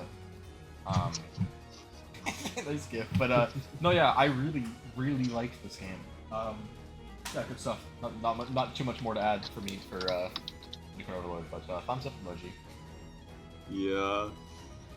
I need to finish that game. I've got I think I've got like a couple ways through it. I've gotten a decent chunk through it, I'd say. I guess only thing I could say negative about it was, for me at the very least, right as credits were rolling and they finished, the game crashed on me, and then I hadn't saved before the final boss was done, so and I actually no, you know, I'd have to go back and check. I don't think it not only like maybe it didn't send me back too far, but I think it actually not only just made me lose the progress I'd made up, I think it actually deleted my save. No way, are you serious? I'm very glad I was making backups, so I wasn't too perturbed by it, and like, oh no, it means I have to replay sections of a really good game. Fucking tragedy. But yeah, that was the only frustrating part. But that's probably just because I was playing on the Switch, and you know the Switch is a great console technical wise. But yeah, that was like it, and I don't even really think that's the game's fault necessarily. That's just the Switch being an underpowered piece of garbage. The console being a jobber. The console is a jobber. Useless jobber. Useless Yeah, jobber.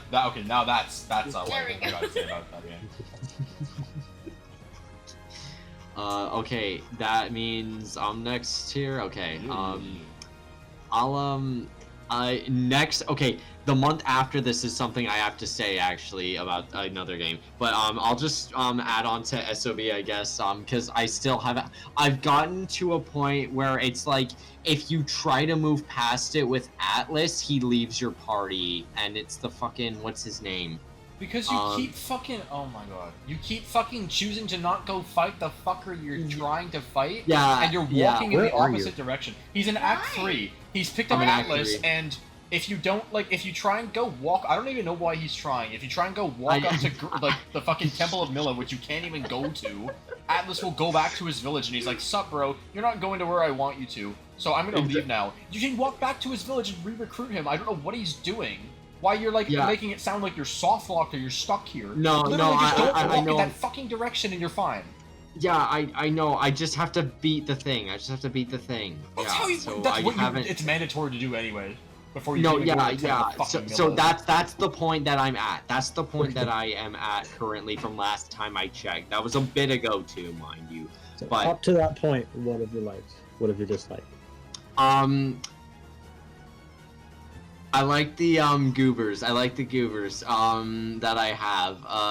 Fucking I gotta look. I gotta check who like I had again because it's been a fat minute.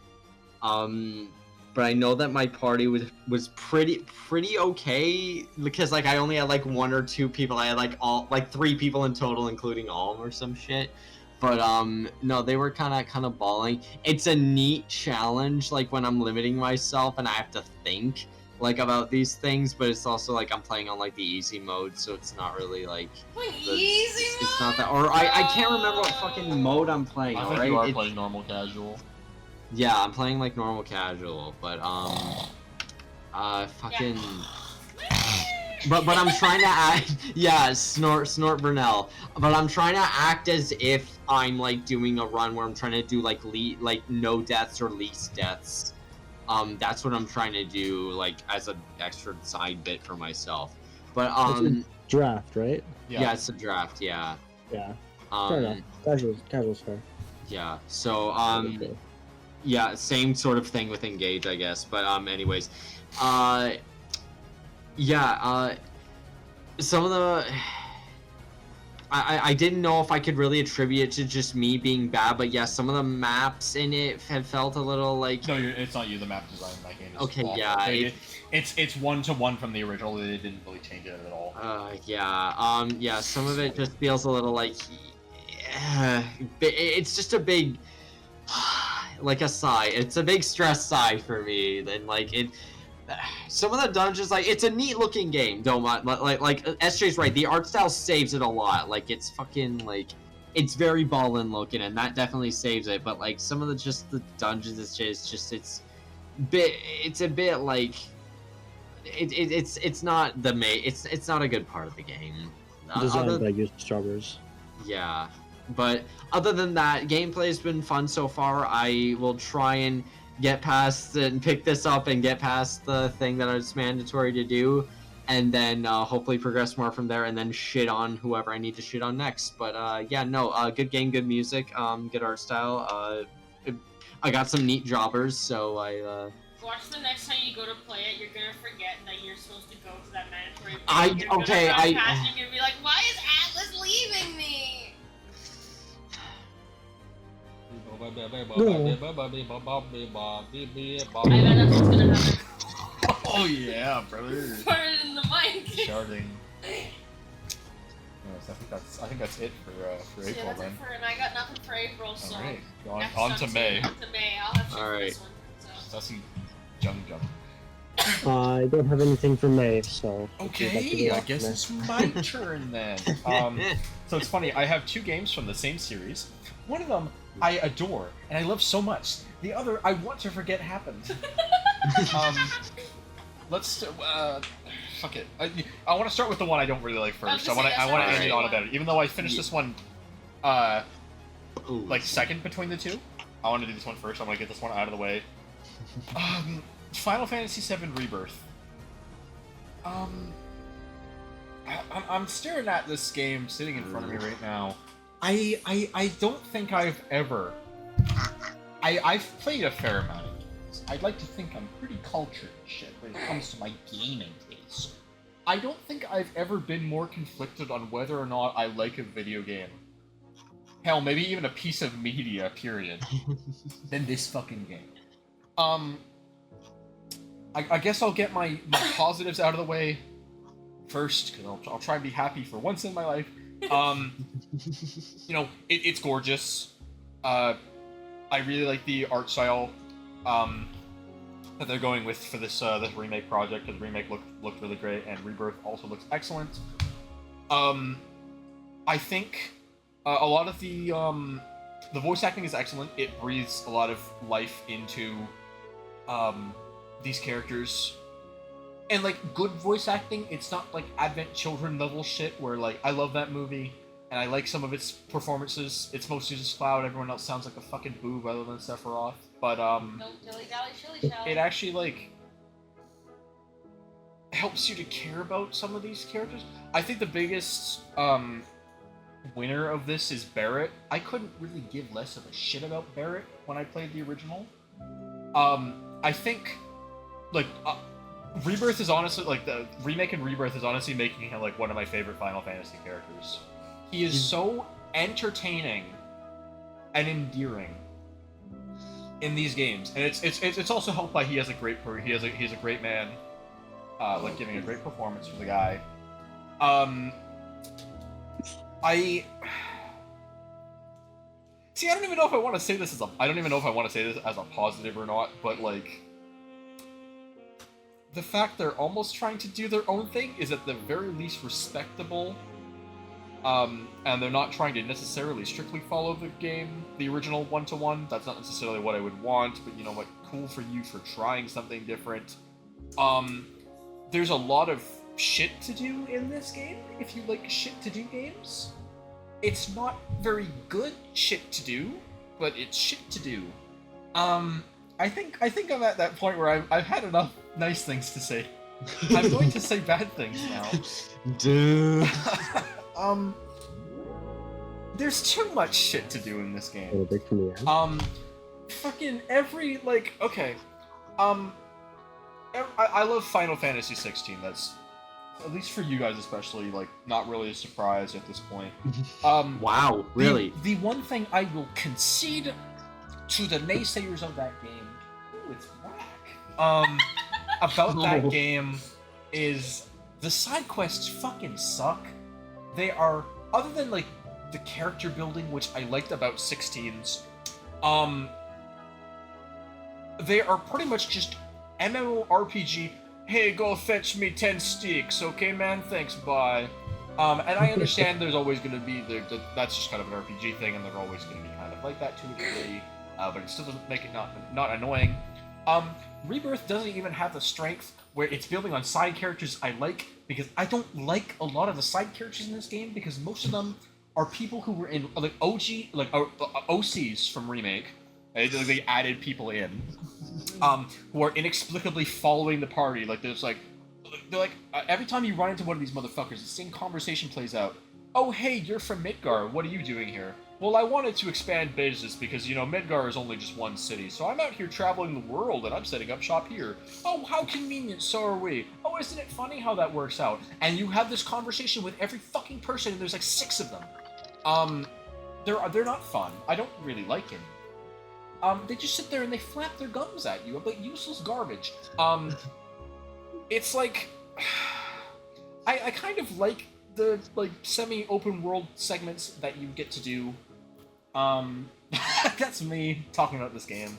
Like I like the idea at least that they're like trying to do it like a semi-open world and shit. But they just plop a bunch of like Ubisoft towers in the world, and then you go walk to them to go do fucking jobber shit, like go fucking do shit for a summon where you play a minigame where it doesn't change, you press 3 buttons in a ring that's a really generous timing. It's supposed to be like a timing minigame, but I think blind people could play it.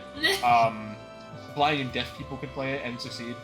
You have the stupid fetch quest bullshit of like, oh haha, go kill like 10 spiders. Congrats, I'll give you 500 gil.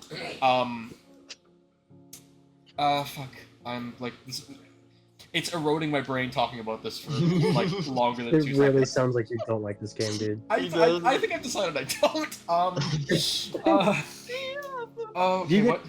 I need to actually like consult my notes for a second that I wrote when I finished. I thought you were gonna say I need to consult my therapist for this. I do. Honestly, this game don't blame you. makes me need therapy.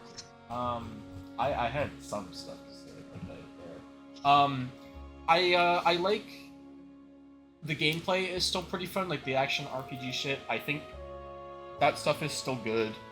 I like the 2 new characters we get. It's fucking lame that we don't have more than just those 2, when one of them's not even a new character. They were in the 7 Remake expansion, so we have 1 new playable character. Sorry, 2. I forgot Kate Sith existed, and I want to forget he existed. He has an unbearable section in Chapter 11. I'm not going to talk about it because I don't like it. And I want to, like, not die. I think the, okay, you know what? Something else nice to say? The card game in that game is really fun when you understand it. Queen's Blood. Yeah, Queen's Blood is super fucking fun. The game doesn't necessarily tutorialize it great. Like, fucking, if I had a nickel for every time a JRPG had a shitty tutorial for something that's fun, when you actually get it, I could buy my own country, I feel like, at this point. I could buy a small country with the amount of money I'd make. But that's pretty good. Fucking, the plot is, like I was saying, it's trying to do its own thing, and it's also trying to give these useless jobbers they created in a remake something to do, and so sometimes, they really just don't even fucking try. There's one character who shows up twice, and then he's dead. Congrats, man. Useless jobber. Okay. He does nothing. He didn't do anything in Remake. You saw him once there, and he just runs off. Fucking epic. What really pissed me off when I was playing it especially was the way that the game tries to do Aerith's death scene, where it still plays out like the original. You go to the Forgotten Capital or whatever, you walk down and she's praying, and then Sephiroth descends down on her and he stabs her. But the way the scene is shot, it keeps cutting between like Aerith POV, Cloud POV, Sephiroth POV, with a billion fucking shots, and it's like, oh, Aerith's dead. No, wait, she's alive. No, wait, she's dead. Or is she alive? Or is she dead? Or is she alive? They do that like 15 times within the span of 20 seconds, and it gets really pedantic. Oh god. That's so headache-inducing just from listening to that. Yeah, no, it's really fucking like. Can you be consistent, please? Just tell me if she's dead or not. I fucking don't like the stupid Tetsuya Nomura writing. You make cool character designs. You cannot write to save your life. Please stop trying. I understand why Kingdom Hearts fans have an aneurysm trying to decipher their own fucking game, because I know he has a hand in meddling with that shit game's fucking writing. I cannot wait to play more of Kingdom Hearts and have a stroke. It also mischaracterizes a character I really liked from the original. They made Sid a fucking, like, jobber, and I don't like it. I liked him, but now he's just generic cool man when before he had like depth and was kind of an asshole. Now he's just a nice guy. Like I want to help people because I want to help people. Like fuck off, miss me with that shit. No, I Super think Mario. exactly. I think that's like about as much as I can say. As you can handle. I can You can handle stomach? right now. I like kind of semi doing it off the cuff like that. Please don't play this. Please I don't won't play even it. like. I'll stop. I'm not even gonna sugarcoat it. Like, unless you really liked remake and you're like, I need to see how the story continues. Please don't play this. I beg you. Or at the very least, if you do not do any side content. But oh wait, you cannot not do the side content because the game is balanced around you doing the side content because it gives you experience. And if you try and play it otherwise, you're probably gonna get your ass kicked. What That's if why I I got my ass kicked. You don't do the side content, and I mean, granted, you suck at gaming, but like, True. you know, it's a little hard. Like, do some of it, and like enough to get by, and like that's it. Otherwise, please fucking don't. Which is funny because like, otherwise this game is also piss easy. But if you don't do it, then it's like semi-challenging, but then it's also not fun. So I feel like I have to do it. Oh no, emoji. Yeah, fuck this fucking game. What if I just absorbed all of it through YouTube Let's Plays and cutscenes, watching You the know what? cutscenes on YouTube? This is the one game I will advocate you being a Persona 5 fan and not playing your video game and just watching a YouTube Let's Play of it. Just do that instead, please. Anyways, now for a good game that I played. Let's go. Or that I finished in May. Final Fantasy VI. Hey. Unlike 4, I perfectly understand the hype around this game. Holy shit. Let's start off with... Exactly, oh shit. The characters. Holy fucking fuck. With the exception of like 2 people, one being Umaro, because he's Umaro. Everyone is really interesting and fun. Terra, fucking goated MC. I know she's not necessarily the MC, but Dissidia treats her like the MC, so I'm gonna say otherwise. Yeah, I think it's telling we named a cat after this lady, so she's probably pretty cool. Locke, super interesting guy. I feel bad for him. The fucking Figaro brothers, based as fuck. One of them punches people, but he's not a moron, and the other one drills people. Cool man. Fucking a lot of other goobers. Celis, really interesting lady. Never what I thought in an E-rated game someone would try and commit suicide on screen until I saw her. Though I really like the scene leading up to it and everything, so it's interesting. Yeah, cool jobbers. I really like the way that the game treats its magic system, where outside of Terra and Celis, nobody can use magic naturally. You get these little things called Magicite, which kind of act like materia from 7, where you equip them to characters, and then they can use magic, and after they've mastered that Magicite, they can then like permanently use that magic. And the Magicite also functions as summons, so you know, like you equip Ifrit to you, and he's gonna teach you the fire-based shit. You equip Shiva to you, and you're gonna learn the ice-based shit. It does mean that the characters kind of lose their individuality gameplay-wise when everyone can do everything. It's like 3 houses. I'm just going to throw everyone on a wyvern, everyone can do everything. There's no personality to any of these jobbers gameplay-wise, kind of. Outside of, like, 1 or 2 little, like, skills they get per, like, whatever their, like, semi-class is supposed to be. There's not really classes in this game, but people will have abilities, that are from, like, other FF classes. Unless your name is fucking, what's his name? Oh my god, no, how am I blanking on him? Sabin, sorry. Where he's a monk, and in order to do his, like, special ability shit, I'm not kidding, you do fighting game inputs. Train suplex. Exactly, he suplexes a train, how can I not like this game? Really cool plot. I see how, Dragon Quest XI was, like, semi-inspired, or at least it plays out semi-similarly to this game, and it has a very, like, kind of similar message to, Dragon Quest XI, of, you know, like, the goody-goody two-shoes shit of, like, don't give up and, like, you know, find shit that you love and and protect that type deal, like life is worth living type shit. It's a message I think a lot of people need to hear, especially in like today's age. And I just heard that kind of shit at a good time as well to be hearing stuff like that, so it resonates with me a little bit more.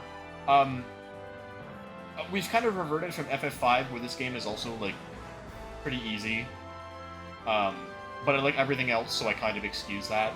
I like the way that the game handles its second half, where you lose all your party members except for a few, but you can go re-recruit them if you want, but you don't have to. You can, straight, like, after, like, part 2 begins, you can go fight the final boss immediately if you want.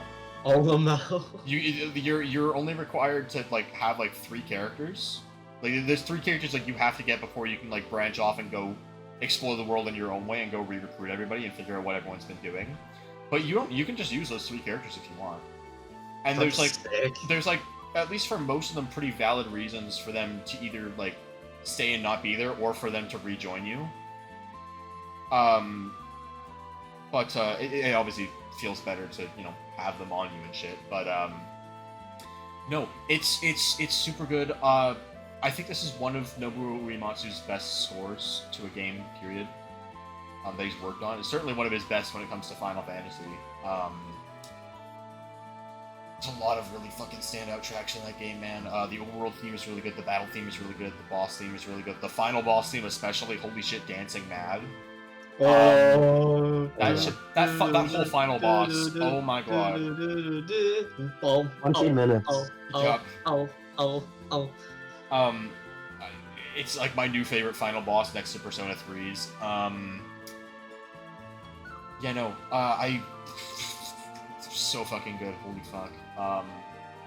Nothing about, I think, kind of what I've got to say about it, at least off the top of my head. Please fucking, like, unlike Rebirth, please play this. Even if it doesn't interest you, please play it. On both of the spectrums, do not play this no matter what, and then please play this. Please play this before you die. Even if it's the last thing you very you, please play Final Fantasy VI. Thank you for Alright, I'm gonna be on my deathbed and Dancing Mad will be the last thing I fucking hear. Fucking king shit, that's a good way to go. Slapping FF7R out of someone's hand and handing them FF6. Yeah, that's what I'm doing. Like, come on, Grandpa, you're really gonna waste your IV strength on this shit? Like, fuck out of here. Crazy idiot car. What a grandpa. What a hot grandpa. Yeah, great fucking game. Holy fucking fuck. And you play it on original hardware? Or no, Pixel Remaster. Yeah, I played Pixel Remastered, which is fine. Like it's like a fine way to play it. You can play that if you want. The original is still a valid way of playing that if you want, or even the GBA version. Just don't play the PlayStation 1 version. That one's not very good. Oh. That's mostly just because that game, they didn't really optimize that game to play on the PlayStation, which is funny because the PlayStation 1 is obviously a more powerful console than the SNES, but it was kind of made for SNES hardware, so you get instances where you have to wait upwards of 7 seconds upon triggering a battle to actually get to play the fucking battle. God. Like, you'll hear the music and shit, but it'll just be a black screen before everything just suddenly appears. Alright, But you'll get into a fight, wait 7 seconds, oh, I can suddenly play the game.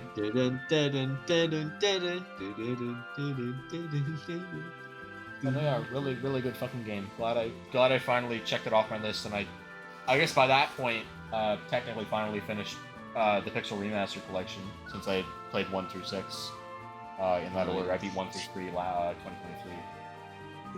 But, great fucking deal for what it's worth. Holy shit! Like, kind of semi-4 notwithstanding, everything on that collection is excellent. Big bumpin'. Yes. So that's me for the month of May. All right. Okay. So I have 2 bangers for the month of May now. I have 2 bangers for the month of May. So starting okay, what do I want to start with? Okay, I'll start with Tekken 7. Yeah, the Mishima Saga. Okay, yes, the Mishima Saga. Fucking okay. To start it off, there's a reason this game was played for over fucking like nearly Almost 10 around years. a decade, almost 10 years basically. Because nothing else came out. True, but Weston, okay, SJ, let me cook here, all right? Let him cook. Okay. So I'm not gonna let you shit on Tekken 7, other than its OST, but we'll get to that later. Okay, Akuma's actually, okay, so. balance. Pardon me? Akuma's balance. Akuma spell. Okay, okay. I'll talk about the gripes of the game first. Okay, so online, I guess online, yeah, you couldn't. Basically, I couldn't find anyone like basically, because no, actually, I found a decent amount of people, but most of them were like people who are on Smurf accounts mainly, and like that's basically the player base that was still online there. Yeah, that's also because you're trying to play a fighting game in a series where people just migrate to the newest entry after the new series. Exactly. So you're not really gonna find people right now. Exactly. So like I know I'm stretching the thin thread there and mostly. Yeah. I guess I can't really complain much about the character balancing because I haven't played it competitively as much as other people like who have experienced it could say, like, but yeah, Akuma is like broken as shit. So is like almost every DLC character. Like Geese, people fucking hated Geese. I think Leroy, when he came out, was a bit broken, a little bit broken. So this game did have some balancing issues. The stages are definitely some of the most forgettable in the series, I'll admit. Like a lot of them are just like, yeah, city, a freaking like city under attack, yeah, jungle, yeah, fucking volcano. There's like fucking 3 volcano stages, and they all feel the fucking same. Yeah, and then the music doesn't necessarily do a good job of separating them. There are a couple bangers here and there: Infinite Azure, Heat, Haze, Shadow, you know, Solitude, things like that. It has a fairly big roster, which sometimes works to its benefit. Sometimes it feels like it doesn't. But at least there's a lot of things to like choose from. You got a lot of variety in like who you want to play, and I guess for like completionists or who want to do combo trials and shit like that, I don't know, that's something for them. But no, characters do feel fairly good, and the gameplay is very, very fucking solid. Like, there's a reason. Okay, SJ, I know you're rubbing your hands like a fly in the corner there. So just hang on. The gameplay is solid, and there is a reason that people had like still played it. Is because mechanically, I'd say it's one of like very, very solid ones out of the whole like series. Like, it feels like a good culmination of like everything in the series up to that point. Because like Tekken 8 has like introduced like heat and everything, and that like was a neat little change and a take and change on the series. But I feel like Tekken 7's has just like the most like I'm not trying to say that like Tekken 7's gameplay is better than 8 or anything. I'm not trying to say that it's like so much better, like this is the definitive like freaking way to play a Tekken game. Like, no, this is real ass Tekken. Like, no, I'm not the authority on that. I know I'm not the authority of that. But for me personally, out of all the games, it feels the most coherent, probably because I've sunk in the most hours into it, mind you, as well. Yeah. But it either way, it's very fun to play. Like, it feels good. Like, things feel mostly responsive. Online, sometimes it's a little bit iffy, but when it's in person, like, it feels, like, fucking good. Story mode. So, fighting game stories aren't always, like, the greatest and most coherent. This one is no exception. It does have its, like, fucking... Yeah, exactly. Live fucking Ga reaction there. I love him. Oh my... So cute. I love that creature so much. Fucking Heihachi, Miubi Heihachi looking at ass there. That's cause when Heihachi comes back for Tekken 8. Exactly, literally! That's his fucking, like, interaction, because he actively frowns in 8 Yeah, when he looks at him. Literally that!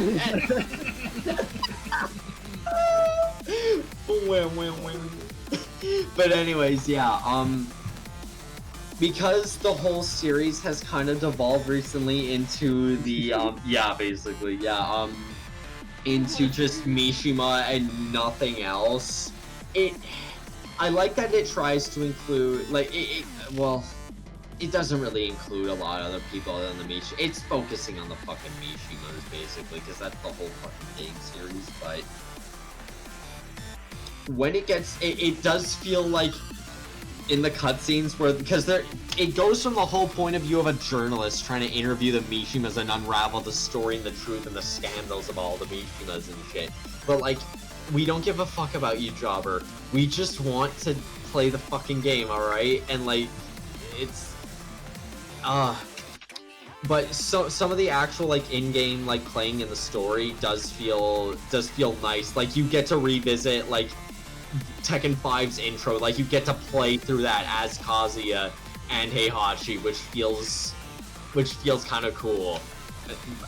Granted, you are playing against like jackbots and everything, but it's still it's nice that it like goes back and pays this, because it's like the culmination of the series' story up until that point. Like this is the big showdown. Like this is where one of these people is not walking away again.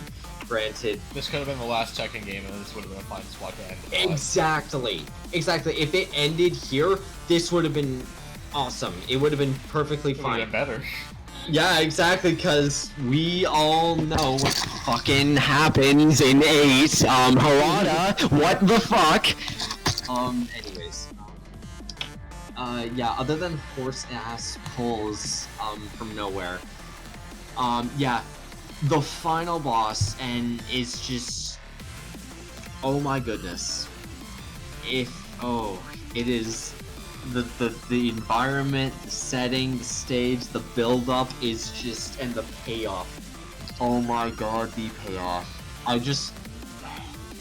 Even just whatever difficulty, just please play through the Tekken 7 story, or not even, just skip through the main story and just go to the final boss. Like, just speed run through the main story if you can. Just go to the final boss and play it, because it is fucking hype. Exactly. Like, it's kind of built like a gyat, though. It's got a gyat on that, though. That motherfucker reflects all physical, reflects my physical. Anyways, Alright. Alright, yeah. No, other than me thirsting over Mongolian statues, yeah, Tekken 7, good. Very good game. And now, on to my second one. I know sorry, I kind of was just rambling on a little bit there. Anyways. My second game that I finished at that time, Mario and Luigi's Bowser's Inside Story. Fuck yeah. Oh, game. Oh my god, that is must play. DS must play. DS must play. Cause that game, I don't know what to say that hasn't been said already about it. Soundtrack is incredible. Story about playing as Bowser makes you feel like a king and a big pimp. The character interactions and the dialogue is the most charming it's been in the series. Exactly, me playing Mario Luigi Paper Champions. I guarantee if I play Paper Jam right now, I'm just gonna have a brain aneurysm of how bad it is. Fucking me make Bowser 69. Yeah, even the giant battles, like, I love those. Like, being inflated as Bowser, like... Being inflated Alright, continue. as Bowser. Full stop. Anyways, yeah, being inflated as Bowser is fun. Even the ones, like, the boss fight that people complain about, I had not really that much of a problem. I just, like, played through it and did the pattern. Saudi Arabia? No, that's Irish. Indian flag, you bum. Anyways, I don't care. This is a good game. Very good game. The skills that you get, the Big Brother's attacks, and the fucking... It's a good looking game. It's such a great game. I'm not gonna play the 3DS remake. I'm not playing it. I'm not gonna touch it with a 40-foot pole. But yeah, You have no need to. You can already play the game on the console you would play the 3DS remake on. Exactly. That's why it failed. Zero fucking point. But Like, yeah. There's only 100,000 copies. That's fucking embarrassing for Mario. God. But yeah, everyone here I'm pretty sure has played the game and knows how fucking good it is. Yep. Oh my goodness. So yeah, that's it for me. Cool. Saudi Arabia. No, that's Irish. Sorry, Yeah. no, that's Irish. Neither, either. Axel. Okay. Is that? You have one for May. Two for May, actually. I know what one of them is. I know. One of them we won't dwell on long. Don't worry. Fuck. On May 15th, I finished Final Fantasy VII Remake. The only one note that I have down for this game is Cloud Go Wii. I rest my case. Amazing. Thank you. There we go. It's okay. Cloud I know Go how much Wii? I know how much Yeah. it triggers your angina. So the next game that I would rather talk about, which I'll talk about more in length, I finished on May 21st. It is Piku Niku. I played it on the Switch. It is a gem.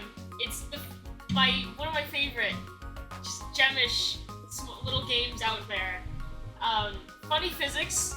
He can fly around. You can kick shit. When you kick shit, oh my god, his legs! It makes me giggle every time I The way watch he it. walks in general. The way he walks, is very, very fun. Which game is this? Sorry. Piku Niku. Piku Niku. Oh my god. My favorite part of Piku Niku was that, yes. My favorite part of Piku Niku was when I could break into someone's home, and I had to do that for the plot. I think breaking into someone's home for the plot was just very fun. I got to experience breaking and entering for the first time, and you did it as this small little oval thing with legs, and he just bowled into the house. The house owner was like, "Hey, that's not very nice. Anyways, go make me some popcorn and I'll forgive you." And so you just make popcorn for him, and he forgives you, and that's that. That's probably my favorite part of the game. It's not a very long game. We played both the multiplayer We only and played. We didn't finish the story. No, we played just the multiplayer. We played the multiplayer. The multiplayer was fun. I want to swallow Piku like a pill. I think that would be fun. Flag BS. I really want to try Piganuku because from how you describe it and from what I've seen of it, it looks like playing a cartoon. Yes. That's usually on sale for like fucking nothing. I think we bought it for like $15. I think so. Digital? Yeah. But now I have it physically. And my copy looks base as fuck. And you also be Yes. jealous because of the little comic that I have in there. Oh my god, the comic. So I read The this out when we bought storybook. this. I read this out. And I should have grabbed it and brought it down here. But the way this comic is written, it sounds like it's been written by a 2-year-old. But in a gemish way. And so, reading it, I feel like I'm on autism. Full stop. I feel like I'm on autism. And it's just a gem. It makes me love the game even more. Piku Niku is my goddie. I rest my case.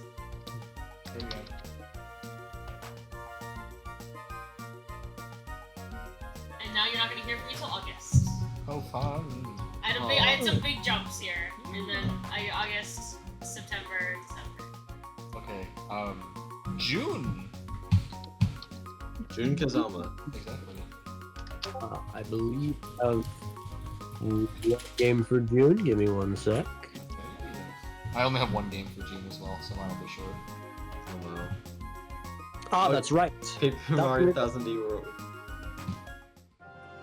Ooh. So for Thousand Year Door, I'm pretty much just going to be paraphrasing my review from back. I finished it on June 5th because everything I said back then stands. So good game, great game. Not really for everyone. Wouldn't say there's a bad part in any of it, but there's definitely a lot of annoying things about it that detract a bit.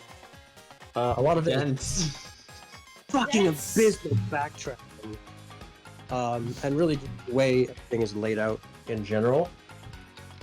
It's been made better for the remake. There's a couple of pipes and moved some stuff around, but it's not enough. and you feel like you're fucking wandering around for a lot of the game. It's very stupid. Especially with how fucking slow Mario moves. And the only way to move faster is to get on Yoshi, which stops you from being able to jump high, and you only get like a hover. And you don't get him until like chapter 4. Yeah, exactly. He only joins at the end of like chapter 3, which is another thing that I'll get into. But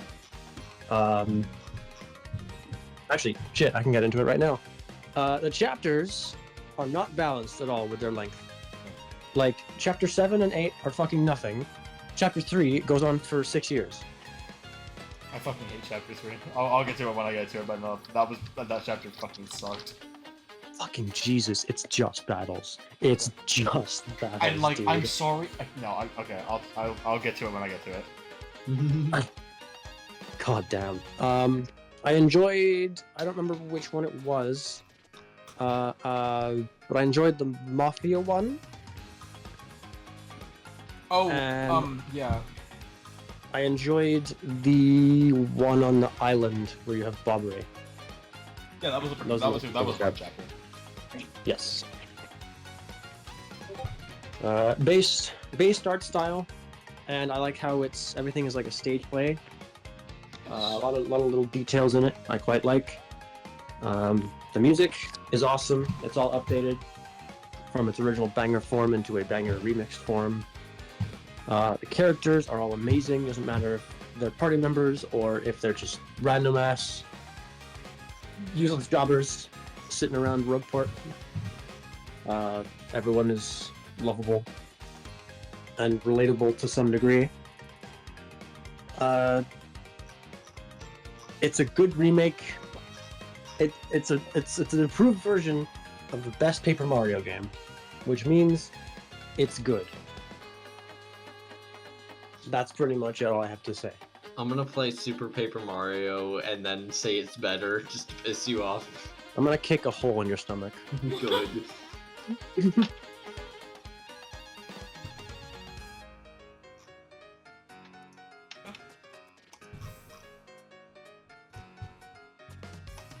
Okay. Did anybody else? Oh, I guess no. It's my turn. If that was it for Paper Mario. Yeah. Okay. I'm talking about the one game I finished in June, which was Mega Man 1. Yeah. Now I went into this game with sort of the inverse expectation that I did Final Fantasy IV. I was expecting this to be complete dog shit and to fucking have an abysmal time. And maybe it will be compared to the rest of the series, but I actually really liked Mega Man 1. I'm not going to sugarcoat it. I played with save states. I was playing the 3DS version on Legacy, and it controls pretty fine on there. So I did do that. Really nice. I don't think I would have liked this game otherwise, but granted, I can say that about most of the NES's library, for the ones that I have. I think the level design is pretty fun. I like that there's like the odd level here and there. There's no real set way. Like, oh, I go from this level to this level. I can pick which Robot Master I want to fight, and I can use... And the way that the stage is laid out in... like, the way that the stages are laid out, it makes... If I have a certain Robot Master's ability, like if I went and did one before the other, I can use that in this level to make it slightly easier on myself, but I don't necessarily need to clear it. For the most part, there is a power-up or a Robot Master ability that you have to play through a level and have a specific Robot Master power to get. Granted, you can replay levels, and it's not like too hard. At the very least, that one has a pretty easy boss fight at the end, so it's not too bad.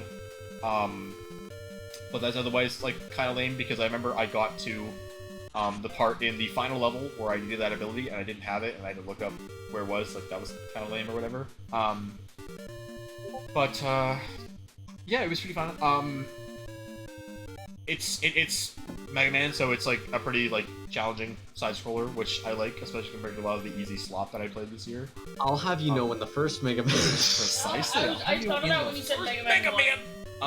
But no, yeah, I need to play more of this series. I'm hoping, especially since a lot of the like early NES ones are pretty short. I can probably bang out a couple more this year and give my thoughts on it later. But no, I really like this as an introduction to Mega Man, and I didn't think it was bad as I guess what it was made out to be. So I appreciate that. Good game.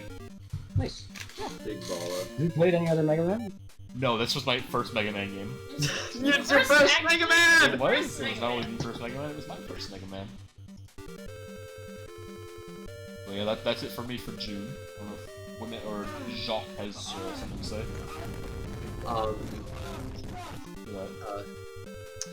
I'm trying to think. I don't know if I actually played shit here. No thoughts. Had everything. Head has never been emptier. No, I don't recall playing shit that time. Okay. I guess shall we go straight to July then? Jelly. Okay, Jelly. Jaundice, you got anything for Jelly? I have nothing. Okay. It's on you? Oh, this is gonna be a fucking while. I finished 5 games in July. Oh, here no. we Yeah. We've been here for a while. I mean, some of them I don't have a lot to say on. One of them is New Super 2, and I will have nothing to say about that. But first off, I finished on good old America Day. I say as a Canadian. I finished Halo Infinite.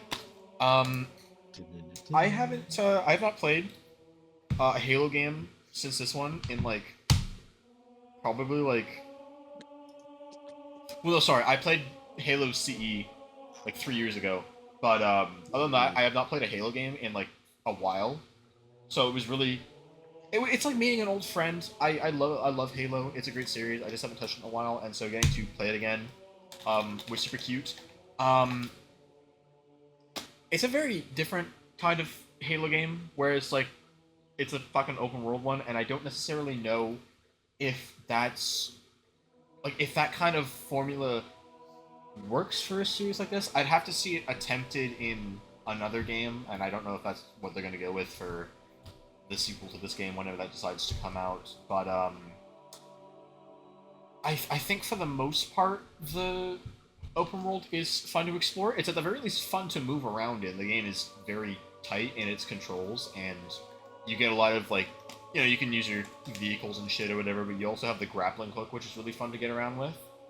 I appreciate for a game like this, there is no fall damage, Yes. which is nice because the game can be very vertical in its like level design. It's like its world design, especially if you're trying to explore and shit. Chief is back to like kind of being his like old self from like Halo 1 through 3, where, you know, he's cracking one-liners and shit here and there. He doesn't have a whole lot to say. As someone who kind of likes the more like human side of him in games like Halo 4, I don't necessarily like it, but like I know that's kind of a minority take from what I understand. So you know what, fine. I still like this version of Chief. I think the supporting cast is okay. I liked even though he's like kind of generic, I liked the I think his name was Echo 216. So it's like a fucking dude just flying you around, acting as your Uber driver. He was okay. The Cortana replacement, Cortana 2, she's like okay. She gets a kind of annoying at one point when she starts to like just be a passive aggressive fuck, but then she drops it after a while and it's like fine. The whore. Exactly. The fucking plot is, it feels like a chunk of a second act of a plot where you get stuck on a Halo ring. Big Daddy is doing shit on the Halo ring. You don't really figure it out truly until like the end, I think. I don't really remember the plot to remember it, but like it feels like a different part of a greater story, and I feel like I have to know more about this. Like I need to understand what the story is like. I'm explaining this like a fucking geriatric. It feels unfinished, I think is what I'm trying to say. It feels unfinished. It's a little weird that we have this whole new enemy faction that we're fighting. Like, we're not fighting the Covenant. I think they're called the Banished, is what the enemy is called now. They are completely indistinguishable gameplay-wise, and from more often than not plot-wise from the Covenant, so I don't understand why we've like undergone a name change when there's supposed to be different factions. I haven't played Halo Wars 2. I think that's where they were introduced, so I have to play that. I guess to probably figure out their backstory and shit. You never actually fight the big bad, which is kind of annoying. You just fight his like jobber lackeys, and this game has like a weirdly high amount of like boss fights for a Halo game, and Halo has historically shit boss fights, and this one is no exception. I played on heroic, so like that like hard mode or whatever, and I remember a couple of them being in enclosed like a fucking. It honestly felt like living in a Japanese apartment. No, I remember. With how much space I had to move around against an enemy with a melee weapon. Like, granted, you'll think it's a melee weapon in a shooter or whatever, but he one-shots you and he runs faster than you, so you really just need to use the grappling hook to zip around like Spider-Man and pray to God he doesn't decide to jump and swing. God help you if you're like me and you didn't know there was going to be a boss fight, so you didn't have a whole lot of ammo going into it. Like, congrats, good luck.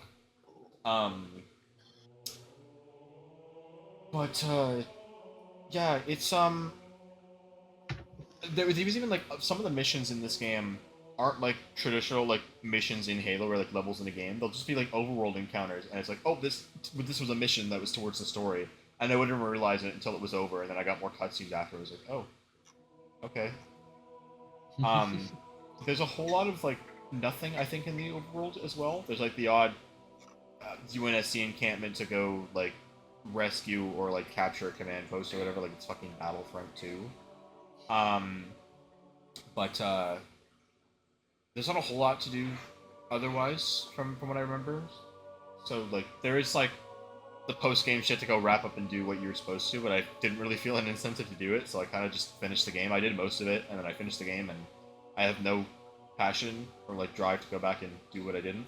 I think I've kind of seen everything I've had to with this game's single player, and it was like, you know what, you're not Halo 5, so congrats, you're above average, but like, I don't know, it was fun, I had a good time, yeah,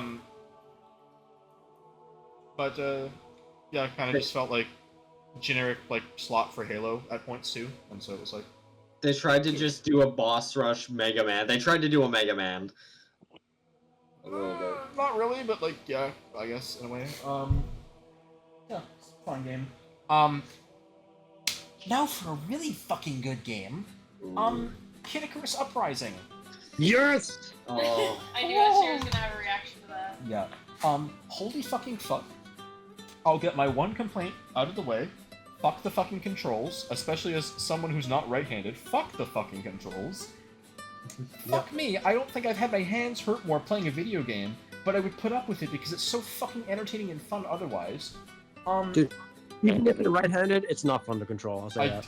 That's what I've heard as well too from folk, is that it's not fun to control either way. Level design really fucking fun and entertaining. It's got that like Sakurai feel to his games where he's got his difficulty sliders and shit, so you can really like customize each level to be you know, to your liking. If you want one of them to be piss easy, go ahead. If you want one to be hard, go ahead. This game has like a fucking, it feels like it has like a shit ton of replayability with all of the different weapons and shit that you can do playthroughs of. It's like Splatoon, where there's like 50 billion fucking weapon combos you can play with. Yes. To do shit, and I wouldn't mind trying it because I'm more or less, I'm boring. I'll pretty much stick to the default option, so I like feel like I get a decent experience. I kind of just used Palutena's bow the whole game, and like I had fun, but I wouldn't mind trying it with some of the other weapons like staves or claws. What class? What's sorry? What class do you main? Like what weapon? In Splatoon or in Kid Icarus? In Kid Icarus. Oh, I'm sorry. I don't know if you heard me. I just said I used Palutena's bow the whole game. Oh, okay. If you said default, I thought you meant like the starting blade. Oh no, sorry. I just used the bow. Yeah. But Huntsman Gaming. yeah, exactly. Visually, it's like honestly one of the best looking 3DS games. I won't lie. It's really fucking fun. I like that game's art style a lot. I don't think I've been more entertained by a game and its characters than by this fucking game. It's hard to put into words how much I fucking love these people. And they just spit, and they spit, and they spit, and they spit. Nothing but bangers. Only bangers. Fucking Hades. I love him so fucking much. Like, fuck me. A great man. He says great things. I can't put it into words better. Cool guy. Really fun. Base man of the year. Exactly. Such an asshole. But he's great. He makes Like- funny faces. Good way. Yeah, good stuff. Banger soundtrack. Pretty much everything Sakurai touches is the banger. Can we either get a port of this on Switch 2 or a sequel, please? I'm begging you. Oh Please, my the gyro, please, for the on-rail. Yes! People need to experience this, this franchise more. 1.5 million copies is way too little for something this high quality. Yeah, no, fucking really, really good game. Excellent revival for a dead-ass shit series, too. But yeah, good stuff. Now we got to talk about New Suit 2, a game I beat in like 2 hours. Is fucking, you know, it's a New Suit game. I'm gonna fucking run forward. I pretty much like I autopiloted most of these levels, and I just ran and I jumped, and I could get past everything. It felt so fucking brainless, dude. Like even. I know it's New Soup, but like I feel like even DS and Wii U, or even U, at the very least like Luigi U, had like some of its level design. This is like a children's game. Like, dude, people growing up in the womb be playing this shit with how thoughtless it is. I don't even really care about the coin gimmick. It means nothing to me. Yeah, you run and you jump. Like it's Mario Sloth. Like it's fine. You just want to play Mario because Mario will always be fun. Play this. I fucking can't imagine paying full price for this. I feel like I would. You'd be robbed. I would cut my own foot off and eat it if I had to do that. I paid $20 for this and I feel ripped off.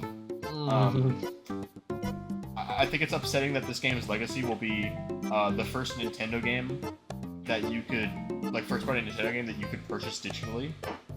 Was this fucking abomination? So Yeah. it has a fucked legacy. I can't even like not remember it. I have to remember it for shit like that. This year was the first time you played it? Yes, yeah. Alright. Oh yeah, fucking nothing burger game. I don't really care to replay this like ever. On the other hand, a game I do care to replay at some point. Silent Hill 2. Oh yes. Just wow. This game's plot. Holy fucking shit. It's kind of wild how you can like look at this game with both like looking at every single little fucking thing and what this like every single little detail and what that means for the overall plot, or you can just pay attention to it at a surface value and you will still be fucking blown away by this shit. The fucking character writing, the amount of like entertaining mind fucks that you get from this fucking game, both through James as a main character, but then also a lot of the side characters in this game. Stupidly fucking entertaining. It's fucking gorgeous for a 2001 video game. Like, it still holds up. The voice acting is... I prefer to be in the camp of people where, like, it's not necessarily great, because at the same time, the people who were voice acting in this weren't professionals. They were... A lot of them were just people they just fucking picked up off the goddamn street to be in this shit. But also, I think it's meant to, like, have the vibe of, like, it feels like these people are disassociating with reality, and they're just kind of fucking tripping. I guess I just don't care. Exactly. I guess I just really don't care. I guess the one thing I can knock it for gameplay is that the combat is fucking laughable. You can just walk past most enemies and just not care. The couple of boss fights it has, it's like Halo, where boss fights are you know, the fucking Eddie one where you can just sit there and whack your melee over and over again, and he'll just run into you and get hit, and then run into you and get hit, and the fight ends. No, I think this is worth playing just for the plot. I'm very glad that this got a remake, so people can play this now, like on a modern console, and experience this. This is another one of those, like, even if you're not even necessarily into games, I think you should experience this in some way just for the plot. Like, it's that fucking good. And it also happens to be, like, a pretty fun game, gameplay-wise, with the puzzle solving and shit. I really like, actually, I don't see a lot of other games do this where there's a separate difficulty for both combat and puzzles. So if I want the combat to be, like, easy, but I want the puzzles to be really, like, mind-numbingly difficult for me to figure out, I can play that way if I want. Or I can have them be nothing burgers, and I just, like, get passive if I just want, like, if I want to play on, like, game journalist difficulty, where both the puzzles and the combat are easy, and I just want to experience the plot. Like, you can do that as well. I think it's a really, like, cool accessibility and quality of life feature that I wish more games that are, like, kind of like this, would do, where you have separate difficulty options for different game mechanics. I really like that idea. Because then, if people who are doing that for a certain thing, it won't ruin the experience for them, and they'll have a more positive experience overall. Exactly. It means more people get to experience peak fiction like Silent Hill 2, and I think that's nothing but a good thing. Yeah. What do we got? Last game for July for me. Kirby Triple Deluxe. This kind of feels like the New Soup 2 of Kirby games, or just New Soup, where it feels like mid deluxe. Kind of. I say that, but that's a disservice to this game. I do really like it. It's fun. I think Kirby's in a better spot than like Mario when it comes to slop games, probably because he doesn't have that many to begin with, so they're all, like, pretty good.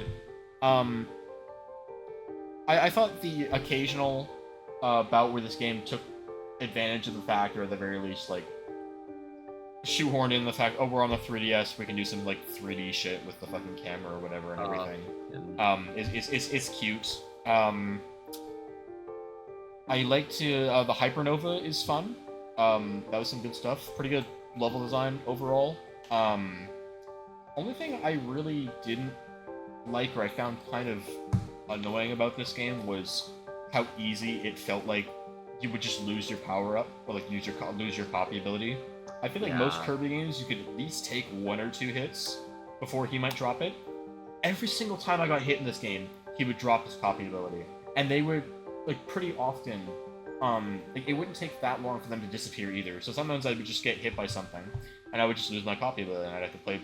Because you can't position yourself enough to, like, suck it back in. Yeah, exactly. Otherwise, like, sometimes I just wouldn't be able to. So it's like, oh fuck, well that's, like, annoying. Yeah, that's about it. Fun game. I liked it a lot. I'm glad I finally got to play it. Pretty fun final boss, especially also good music in that one as well. Yeah, cool stuff. Glad Kirby's got another dub for me this year.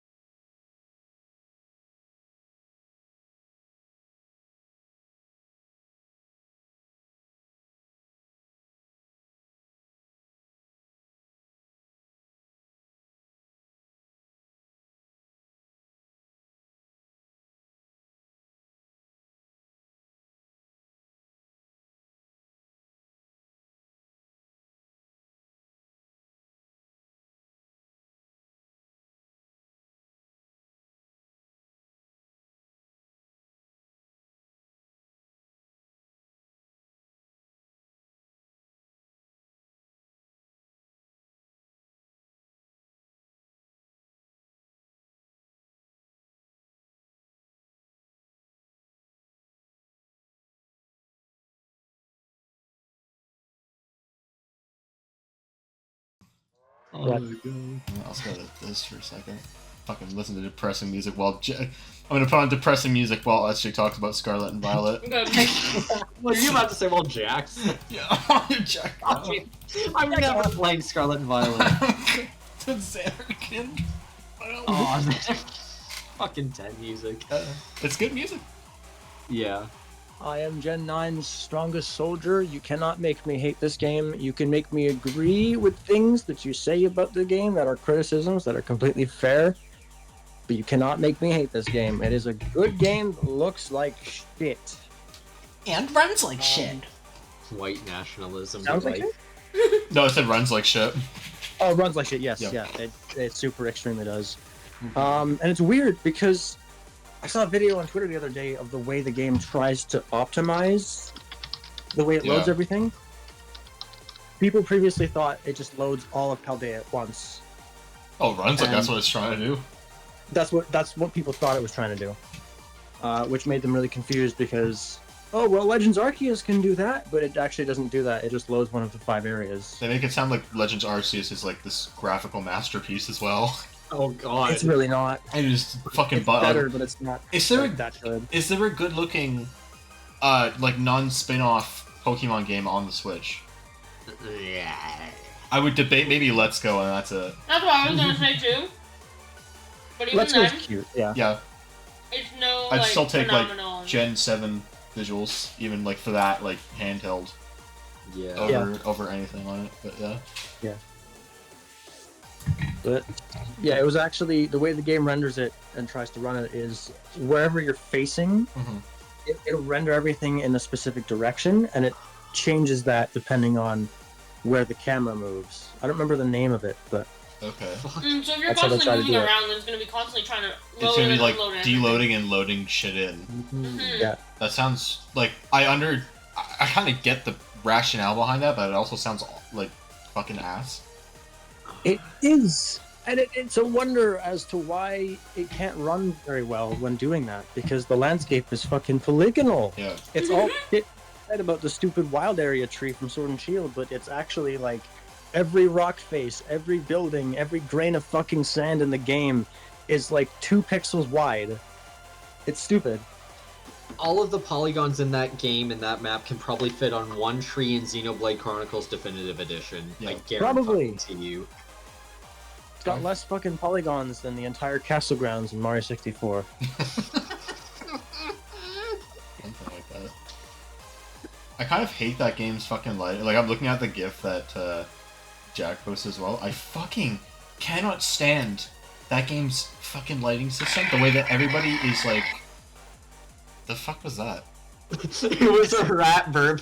Oh, that's good. It sounds like a fucking car. Yeah. It is. Stop Cinco that. Yep. But why does everybody like mostly just this is mostly just a problem with the Pokemon, mind you. Why does everyone have to look like they're oiled up and ready for the twerk off derogatory? I don't God. understand.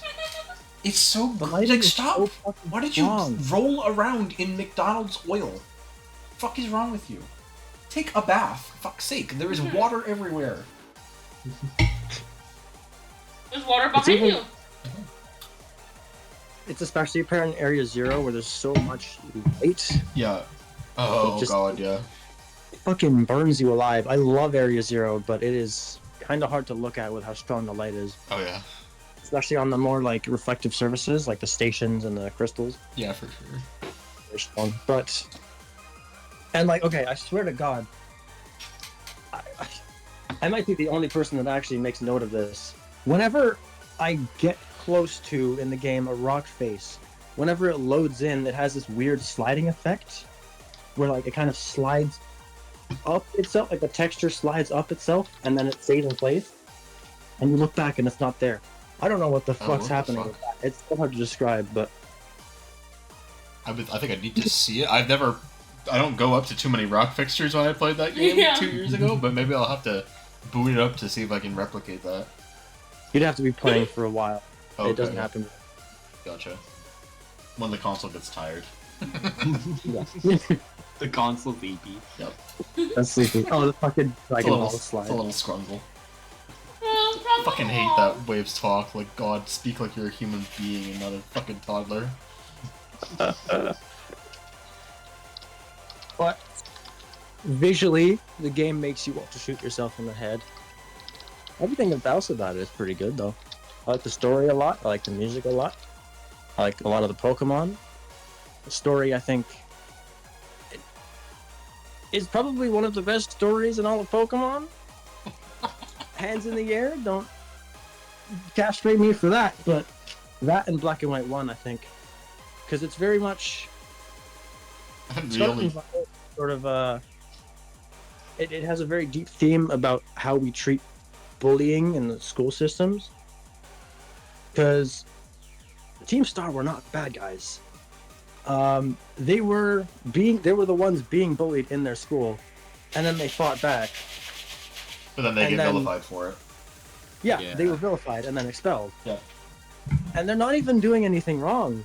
They're just like a group of gooners shitting around in a forest. It's Clavel that's sending you after them. Actually, it's Clive, I'll have you know. It's who the fuck are we talking about?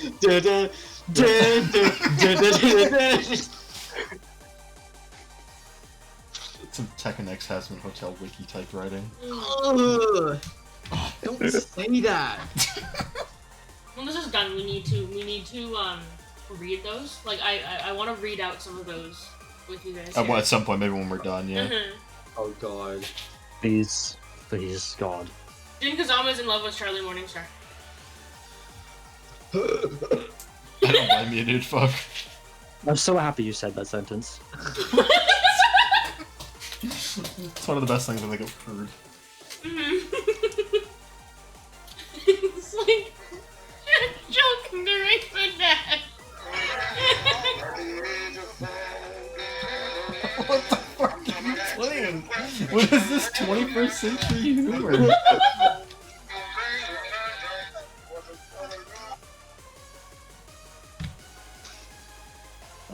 Yeah. But anyways, Got some fun characters. That's the game that has Rika in it. It has Lacey in it. It has it's got Katie in it.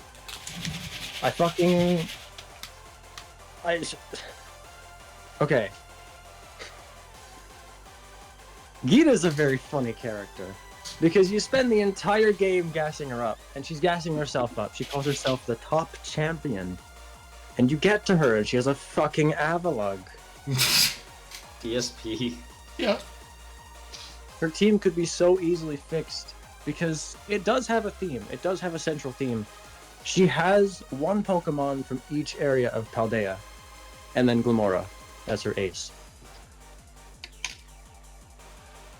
Oh. I don't want to go into length about it, but there's a lot you could do to fix her team, and it kind of pisses me off. You know what? Fuck it. I'm allowed to say it. Yep. Okay. I need to look for my Silent Hill disc anyway, so go ahead. So, okay. It's either her first out or her second out or something, or third. But she has a King Gambit with Supreme Overlord. And if you don't know how that ability works, basically, for every one of your party members that's fainted, you get a 10% attack and special attack boost.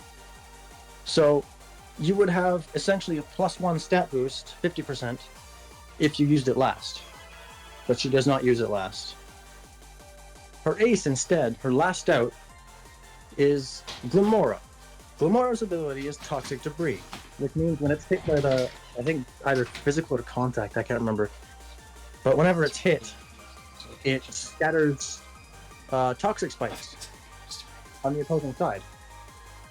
So if she just switched out the placement of her Glamora with her Kingambit, she would have both Hazard setup and an actual reverse 3-0 get fucked I win kind of sweeper. It would be so fucking easy. And then Avalugg is from Glaciado Mountain, which also has Cetitan, which is a new Pokemon, and better than Avalugg in every single fucking way. It has better coverage, better stats. It's a better looking Pokemon. I like Cetitan a lot, actually. It just doesn't make sense for her to have a fucking Avalugg. I don't get it. This is the top champion. This is the one you were gassing up the entire time.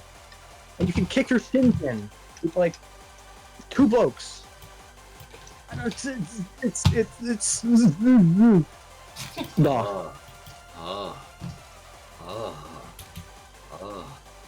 Oh, Fucking orb. That's Exactly. his face, the face he's making right now. yeah. For sure. That's me as fuck. I've actually, I don't think I have the link to it anymore. But a while ago, I actually made a team in Showdown that was literally Gita but better. Yeah. And then I used it in Showdown, Oh, and I lovely. actually started winning with it quite a bit. Oh god. Like, it does not take much to fix her, and she says that she cannot hold back in battle. One of her quotes is that she is utterly incapable of holding back during a battle, and then you get to her, and you just fucking kick her shits in like I don't get. Okay, anyway. This is low tier god. Low tier god. I wish the gyms scaled in level. I think them not scaling in level is Really an dumb. insane choice. I thought you were gonna say, I wish the Jews scaled better.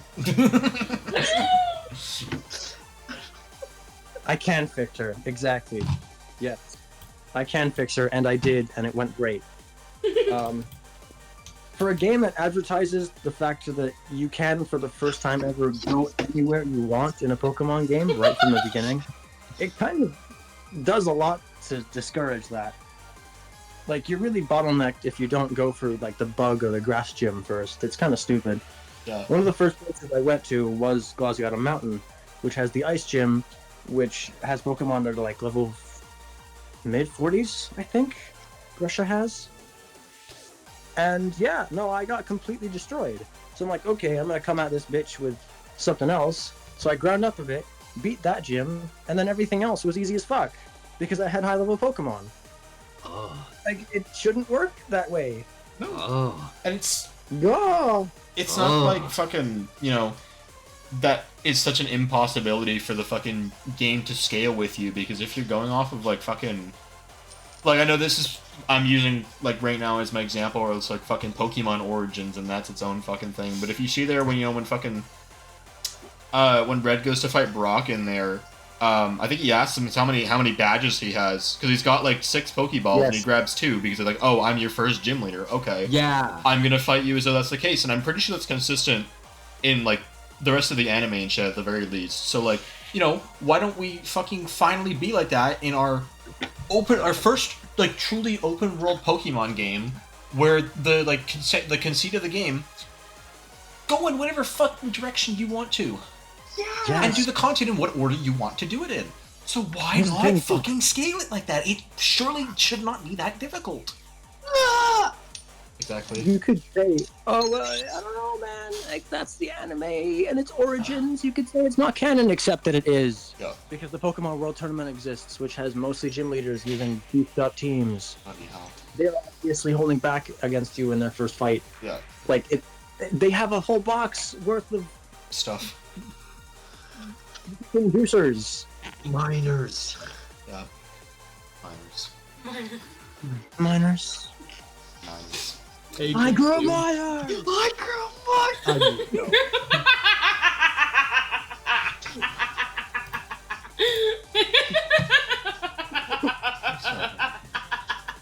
Why are you laughing so hard? I grew my. Oh, here's that fucking. I remember I was talking about this Hello, initially. enemy Here's, of like, one major of these fluid. fucking images. I was thinking how much I Oh my suck. god. Remember I was telling you about how she was gonna fight Devil Jet at Polonium Mall? Yeah, There you go. there's this Pokemon. Oh my goodness. Thinking how much I saw you in the head. This is. This is And then Devil just like Exactly. Why is that her fucking pilot design? Because she's got the white splotch in her Oh hair. yeah. Fuck. Fucking She shit looks like ass she's been to model. Paldea. Yeah. She looks like she's from there. As for the DLC, Teal Mask is fine but boring. The big central thing is just Kieran, Carmine, and Ogerpon being based, and then the entire rest of it is kind of whatever. Even more so for Indigo Disc, it is the Blueberry Academy and everything else, and nothing else. I fucking wish this game had a battle facility. I think it's the first mainline games to not have that in any capacity, which is Fucking insanely how? What? right? Fuck off! I hate this game even more now. You know what sucks too? There was like a good 7 to 8 month period where I was just cooking like hell. I was making fun set to just do stupid shit with because it's super easy in this game to actually make viable shit. Yeah. But there's nobody to use it on. So No. I had to go online to multi-battle Ranos and fight whatever fucking blokes were either legendary spamming or just got out of 2nd grade. Like, it's so... I made a small list, actually, of people that I actually ran into while doing multi-battles. Because there was some fucking dumb shit. If I can pull it up. There we go. Okay, so... a Hariyama holding a booster energy. Fuck. Because... The fuck's a booster energy? Oh, okay. Never mind. Don't worry about it. It's not that long of an explanation. So, are you aware of the Paradox Pokemon, Past and Future? Yeah. Okay, the booster energy is basically just an item that they can hold. It's a one-time use and it activates their ability. Okay. There is a Paradox Pokemon called Iron Hands based off of Hariyama. Booster energy would work for Iron Hands, but not for Hariyama. Ah. Ah. Ah. Yeah. Gosh. And then a bunch of shit like people bringing Pokemon that are holding like a Master Ball or an X item. There was a Raichu holding a Light Ball, an item that only works for Pikachu. Fucking epic, dude. Holy fuck. He went through his inventory and saw one item. He like had 6 items the whole game, and he okay. It's probably better than nothing. I'm just gonna give it to him. Right? There was someone who was they were holding a choice item and they had Aqua Ring, so they were choiced into Aqua Ring. Oh, good. Fucking sick. My teammate was an Ampharos Mashing Discharge. I had a Water type, and our opponent was Oh, Dragon fuck type off. and right? Oh, what the fuck? I'm gonna discharge all over you. Oh. What else? Oh yes, an Arceus that was not holding an item, Yeah. but it had Dragon Terra Blast and Outrage. Oh, what the fuck?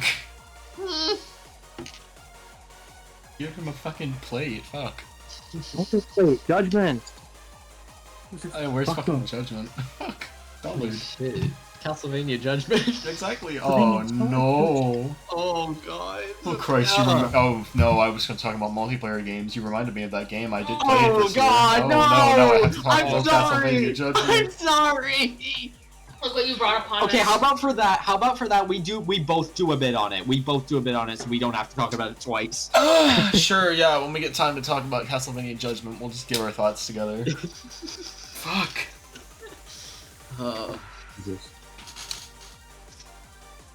Anyways, Arceus. Arceus, yeah. I like a lot of the new Pokemon introduced in this game. You know, Koraidon, Nesperata, Tinkaton, some others. Some also ugly motherfuckers that I never want to see in my entire life.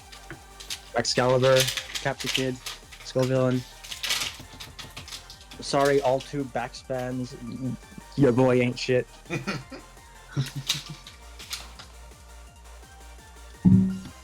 I don't know, dude. It needed the entire game needed a little more time in the oven. It could have been great, and instead people shit on it for clout because they're right about it. Porch. Not the entire game looks like shit though. They updated a lot of the models and the textures for the Pokemon. Yeah. 3 years too late. Yeah. Oh god. I will say, I appreciate that they fixed at least a few of the fucking Pokemon models from like what they used to be, even on the same console, and made them not shit. Namely, like Charizard and Typhlosion actually look fucking cool now. Wait, they give him back his main?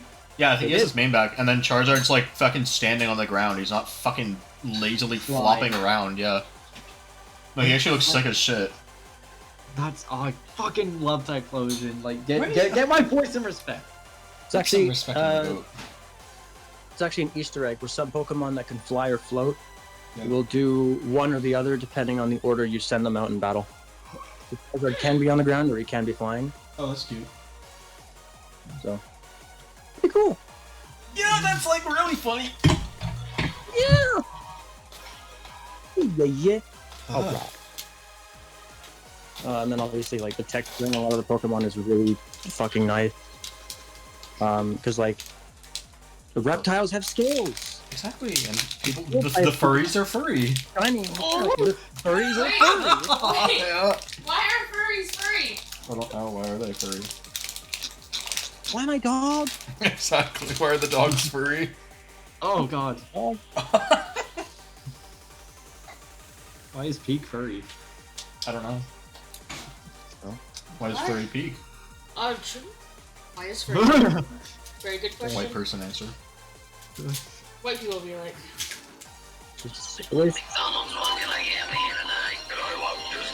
What the fuck?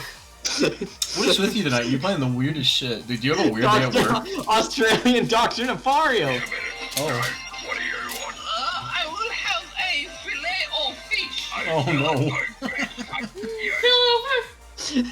You fucking bent edge! Pay for that! Welcome to the McDonald's. What can I get you? And then the McDonald's sound. I love those beeps so much. Right? Hilarious. Mm-hmm. It's like the fucking Samsung text like do do do do do. Oh my god. Sounds like the old Twitter notification. Oh god.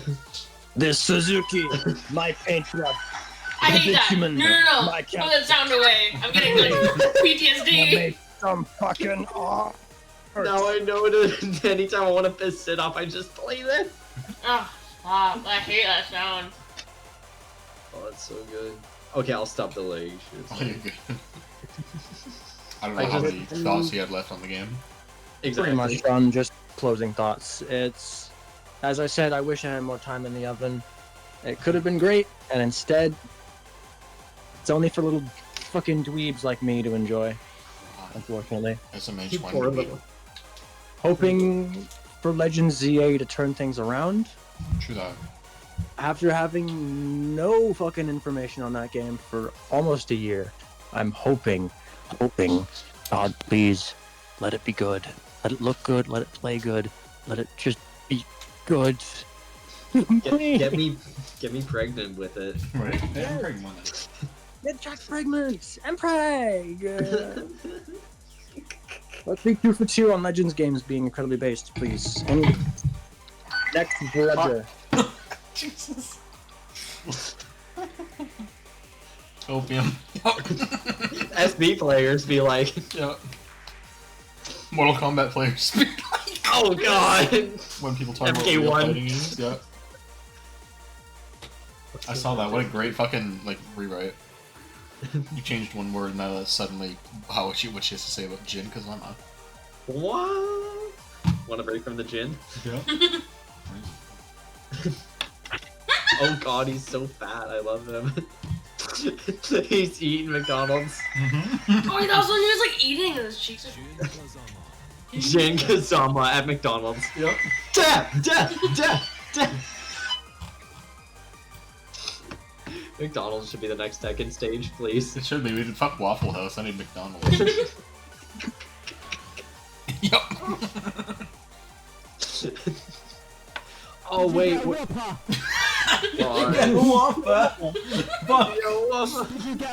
Just bring me back there so I can spam that at people. I need to get a Waffle. I missed that out of it so much. Oh, yeah. I love British people. Right? There you go. Thank you. Fucking great. Anyways. Was that all you had to say about your favorite little baby? Pretty much. Okay. Okay. Am I next then? No. Oh, okay. You Oh, I don't yes. remember. Did you pony down?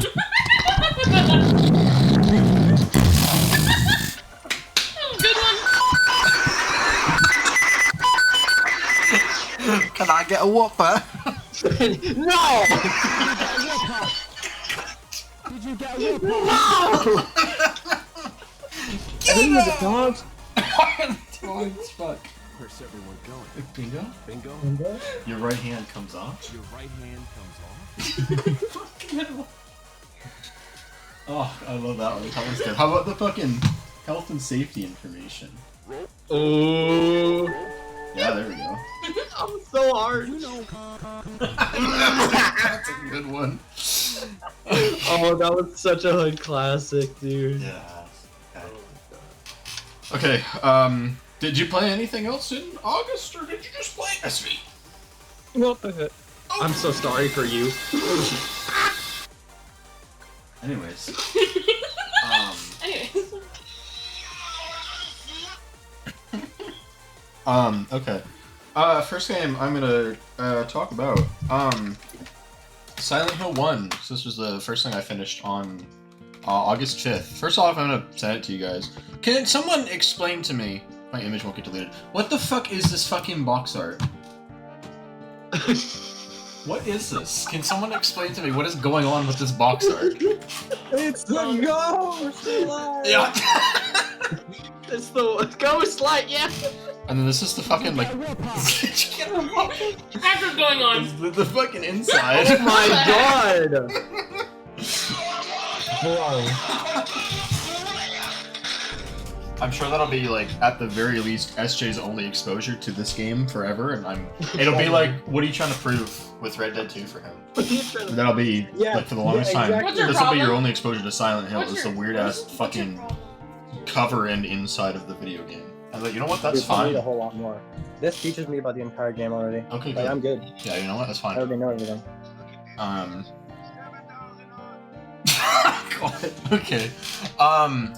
I think I wrote about it. I'm gonna like jump back and forth from referencing my fucking notes on things because, yeah. I think I talked about Silent Hill 1 somewhere. I'll check Game Club. It wasn't in Blue Whale. So if it was somewhere, it was probably in here. But anyways, okay, I did, yeah. Yeah, like I thought, you know, first game syndrome is a thing for a lot of series, especially if they started out, like on a console. Like the PlayStation, it was the first entry in a series with 3D. You know, it was gonna be like a weird fucking jank fest, and I thought because my first Silent Hill game that I played to completion was 2, that I was gonna kind of be like, oh well, this is gonna be like the weird like kind of like jank fest that doesn't age very well, and I'm gonna be like, yeah, this is fine, but it's not gonna be as good as the first one or the second one because I kind of spoiled myself. I kind of blew my load a little early with Silent Hill quality, but while I still think at the very least I like the second one better, and I think that's a pretty common take from what I understand. I still really liked Silent Hill 1. I kind of want to take a brief second to talk about before I talk a little bit more about this game. The fucking, like, how do I put this? The lacking innovation that I think a lot of games are kind of struggling with right now, in the sense of working with whatever you have. The PS1, despite like its competition, was not a very powerful console. And so when you're trying to make a 3D horror game, or just a 3D game in general, where you're going to be doing a lot of moving around, in like a suburban town, there's going to be a lot of buildings and shit to render. How do you go about doing that? And Team Silent came up with the idea of using fog to mask everything, which would help with the draw distance so that the PS1 didn't have to render so much on screen, and it could use that to render everything else. And so they found a really, interesting way to work around a restriction that they had with the original PlayStation's hardware into making something that worked from a that worked well from like a technical and a gameplay standpoint, but also worked from like a storytelling standpoint and like a theme, like an aesthetic, I guess is the best way I can put it, standpoint. Like that's to this day I think one of the most like famous thing, if not the most famous thing about Silent Hill as a series is the fog. And I like it a lot from a gameplay standpoint as well, because it kind of complements something like another. I'm not doing a very good job of explaining this. Okay, how do I put this? When you have like one of your senses, because you know everything is foggy, you can't really rely on your ability to see as much, and that's kind of important to you in a game, especially a horror game. So the next best thing that you can turn to is sound, and in Silent Hill 1, this works in a lot of the games. You get a radio that the character wears, and if the radio is silent, then there's nothing around you, but the closer you get to enemies, the louder that the radio will end up getting. And the game will sometimes, like, also, like, they set this precedent, but then, you know, because it's a horror game and it's a psychological one with that, they will sometimes play with that expectation. I think at the end of the game, during, like, the final section of it or whatever, they switch it, so if there's static, then there's nothing around you, but if there isn't, if the radio is silent, then there's shit around you. So they'll play around with that. Sometimes, like, as you're walking around shit, you'll just if you walk by like a doorway or whatever, you pass by something, there'll just be suddenly like it's almost like a jump scare. You'll just suddenly hear shit, or you'll hear noises that get baked in with the soundtrack of the game, so you can't quite tell. It's hard to tell what's the soundtrack of the game and what's something happening in game, like what's a monster, for example. And I think that's really strong at setting the kind of like the tension and the kind of tone that this game is going for. The uncertainty of it. Yeah, exactly. Where you're always, you know, second guessing yourself and like, oh, was that like, did I see something or did I hear something, or is that the game like fucking with me or whatever? It's fun. It's a little bit on the easy side. I kind of found. I don't remember actually if this one. I have to take a look. I think it does have a difficulty option. I think I played on normal mode, and it like starting out when you don't really have a lot of like stuff in your inventory, it's kind of tense, especially when you know, you're still kind of trying to get to grips with the way that the game plays and the controls. If you're not used to tank controls, you take a second getting used to how that works. And when you're in like the streets of a town and you can't see anything, and for the most part, the enemies actually they outspeed you. In most of the other, like at least in like what I'm roughly comparing to Silent Hill 2, you can more or less just kind of walk past every enemy you run into because they're all so like unbelievably slow. That's not really something you can do in Silent Hill. Everything kind of outpaces you. You can still like get around them, and you don't necessarily need to fight everything that you run into. If you're good at like trying to juke them out, you can like get good at doing that. But for the most part, you will sometimes just be in a scenario where you will have to fight, and when you're like you don't have a lot of you know, ammo and healing items on you, it can get a little hectic at first, but then as you go on, it gets easier and easier. The game loves to just fucking drop shit on you, in terms of like you'll run into rooms and there'll be like 20 handgun ammo, which is like more than enough to kill anything that moves. 6 bullets. Exactly. And like, you'll have like 3 or 4 health drinks and a syringe. I think by the end of the game, like when I got to the final boss of this game, every other boss fight you kind of had to juke around them, like have them like do a move, run around them, and then shoot them. I just sat there and I face tanked the final boss, like everything he threw at me. I just face tanked them. I just used my plethora of healing items, and I stood there like it's fucking Metal Gear Twin Snakes, and I'm fighting Revolver Ocelot, and I don't need to care because he's not doing enough damage to me. And I can just sit here during this tense duel and just fucking shoot him over and over again until the game ends, because the game gives you enough ammunition and healing that would make the average Doomsday prepper blush.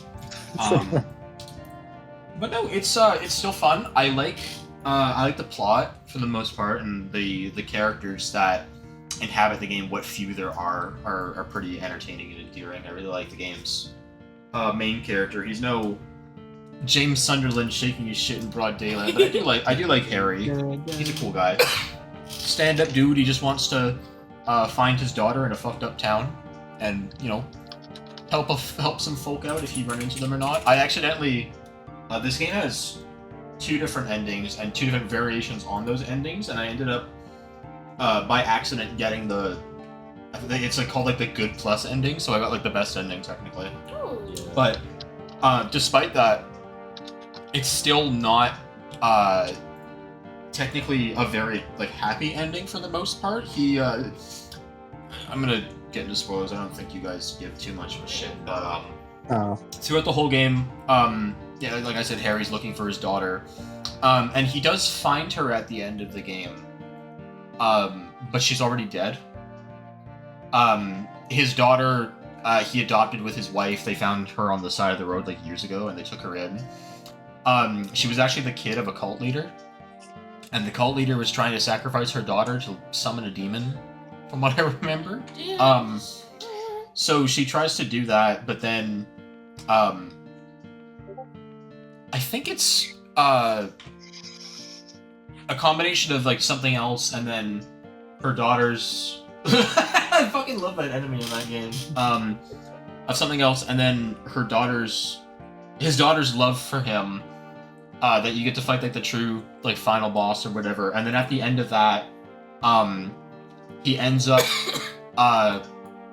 it fucking produces another child that looks something similar to the girl that he raised, and so he ends up taking her in the same way and trying to raise her as his daughter instead, which is really sweet, and that leads into Silent Hill 3, and I'm working on that one right now. That one's fun so far, but yeah, really good game. I liked the puzzles in this one a lot. Unfortunately, some of the more, I guess, like brain teasery ones, I accidentally spoiled myself on some of them, but for the most part, they still make you think in really creative ways. This is a really fun one.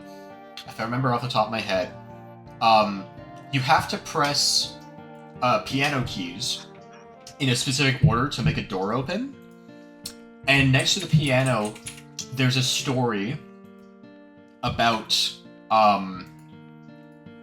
bunch of different birds that are all black and white, and like of them flying, and in what order that they landed. I think they're landing in like a pond or something, but they land in a specific order, and you need to press the piano keys in the same order that the birds land, and you have to piece that together for yourself that the birds and their color lines up with certain keys on the piano. That's sick. Yeah, that's just one difficulty. Oh, There's God. like 3 different difficulties of puzzles that you can pick from as well, I'm pretty sure. But, So they had that in 1 as well. I'm pretty sure they did, yeah. I could be wrong, and I could be talking out of my ass, but I'm pretty sure they had that in 1. They had the same thing where you could pick an action difficulty and a puzzle difficulty, which I'm all for. I think the series does that for the most part in like a lot of its entries. At least the good ones seem to do that, because I think 3 has that, and then I think 4 also has that. So cool stuff. Yeah. I guess that's like kind of closing thoughts. Oh, the music is also really good. There's it's funny for a horror game. You wouldn't expect it to have kind of like relaxing music, but a lot of it is weirdly soothing in a way. And so I fuck with it. It goes on the playlist. Oh, let's go. Yeah, good stuff. Yeah, overall, I really liked that game. I didn't, like I said, I don't think I liked it as much as 2, but I still think it's really good, and it's worth checking out. It's not too, like, it takes a second if you're not used to tank controls to get used to them, but once you do, it's a really fun game to play, and I still recommend it for that.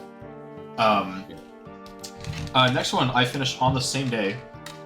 I'm using my copy of FF9 as a stand-in because I don't actually own this physically, but I finished Final Fantasy VIII, and I think I'm just kind of a hipster for Final Fantasy game takes for the most part, in terms of which ones are collectively agreed as like, oh, this is a good one, or but most just comes from the bad ones. I mostly agree with the consensus on a lot of like the good ones are good. Like I think 6 is excellent. I think 7 is excellent.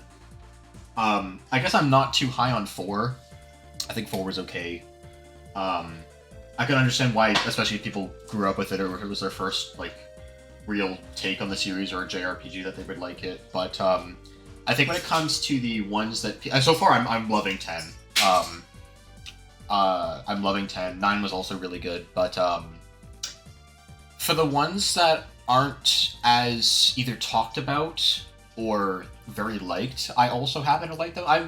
It's hard for me to not like a game. I generally enjoy everything that I play, with like a few exceptions, and we'll get to them when we get to them, because there was some stuff I played this year that was fucking awful, but this was fortunately not it. But like I liked Final Fantasy 2, was really good. I don't hear a lot about Final Fantasy 5, and that one was really fun.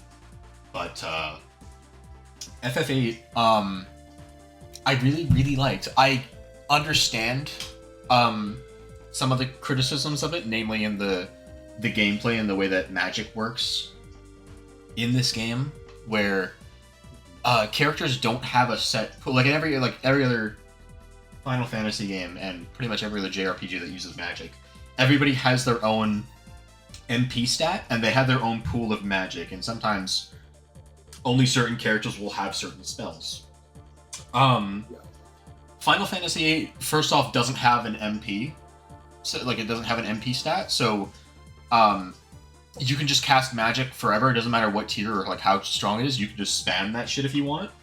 But the way that you get it is, you can either, there's a couple ways of getting it. The main way that the game kind of initially teaches you about doing it is, you go out into random encounters, and you use use a command in your menu called draw, and what it does is you can take every monster and boss in the game has different spells that you can essentially suck out of that boss or that enemy and claim them for yourself, and it'll give you like a random amount of that from anywhere of like 1 to 9, I think is what I was usually seeing, depending on the spell and depending on like my I guess like how strong it was.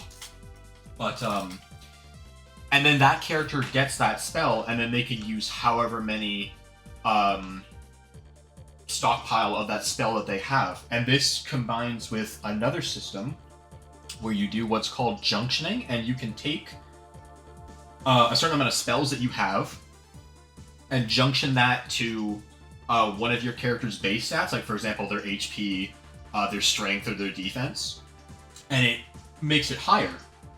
Because that's how you get, that's how you raise your stats in Final Fantasy VIII. I think you only get like a tiny amount of HP on level up, and like maybe like some slight stuff towards your stats, but it's nothing like, you're not going to be hitting like very big damage numbers, or like it's going to be kind of a slog if you don't do that. If you don't junction magic to your stats. And the way, like how you start junctioning magic to your stats is you fuse, like in Final Fantasy VIII, you can kind of have your characters not necessarily fuse with summons, but you can have them kind of take them on. Like think like equipping emblem rings in something like Engage. Yeah. Where you equip that summon to that character, and then each summon has can junction magic to certain stats, and you can equip multiple summons to each character. Like one character, I think by the end, like you have a 3-person party, you have like fucking 30 summons. So if you really wanted to, you could have one character with like 30 summons on them. Not exactly, optimal, but you could if you wanted to. But Like that's how you do it, and then you can also use that to summon those summons into battle. It's a really cool system. I really like it. And I think I probably didn't have as bad of a time with it as I did if I wasn't playing the HD version of the game. On the Switch, right? Yeah. I think you could also, like, this version's also on, like, PlayStation 4. I think it's on the Xbox. It's on Steam. I think you can actually play both the original, like, Windows version of Final Fantasy VIII on Steam still, and then also the HD version. Where you have, like, battle speed up and shit, so it speeds up the process of drawing, because, you know, it's a early 3D Final Fantasy game where, yeah, the animations take 30 fucking years. So imagine if I did this on original hardware, it would get a pain in the ass, because every character has their own supply of spells. Like, for example, I might have the max that you can get up to is 100 of a spell.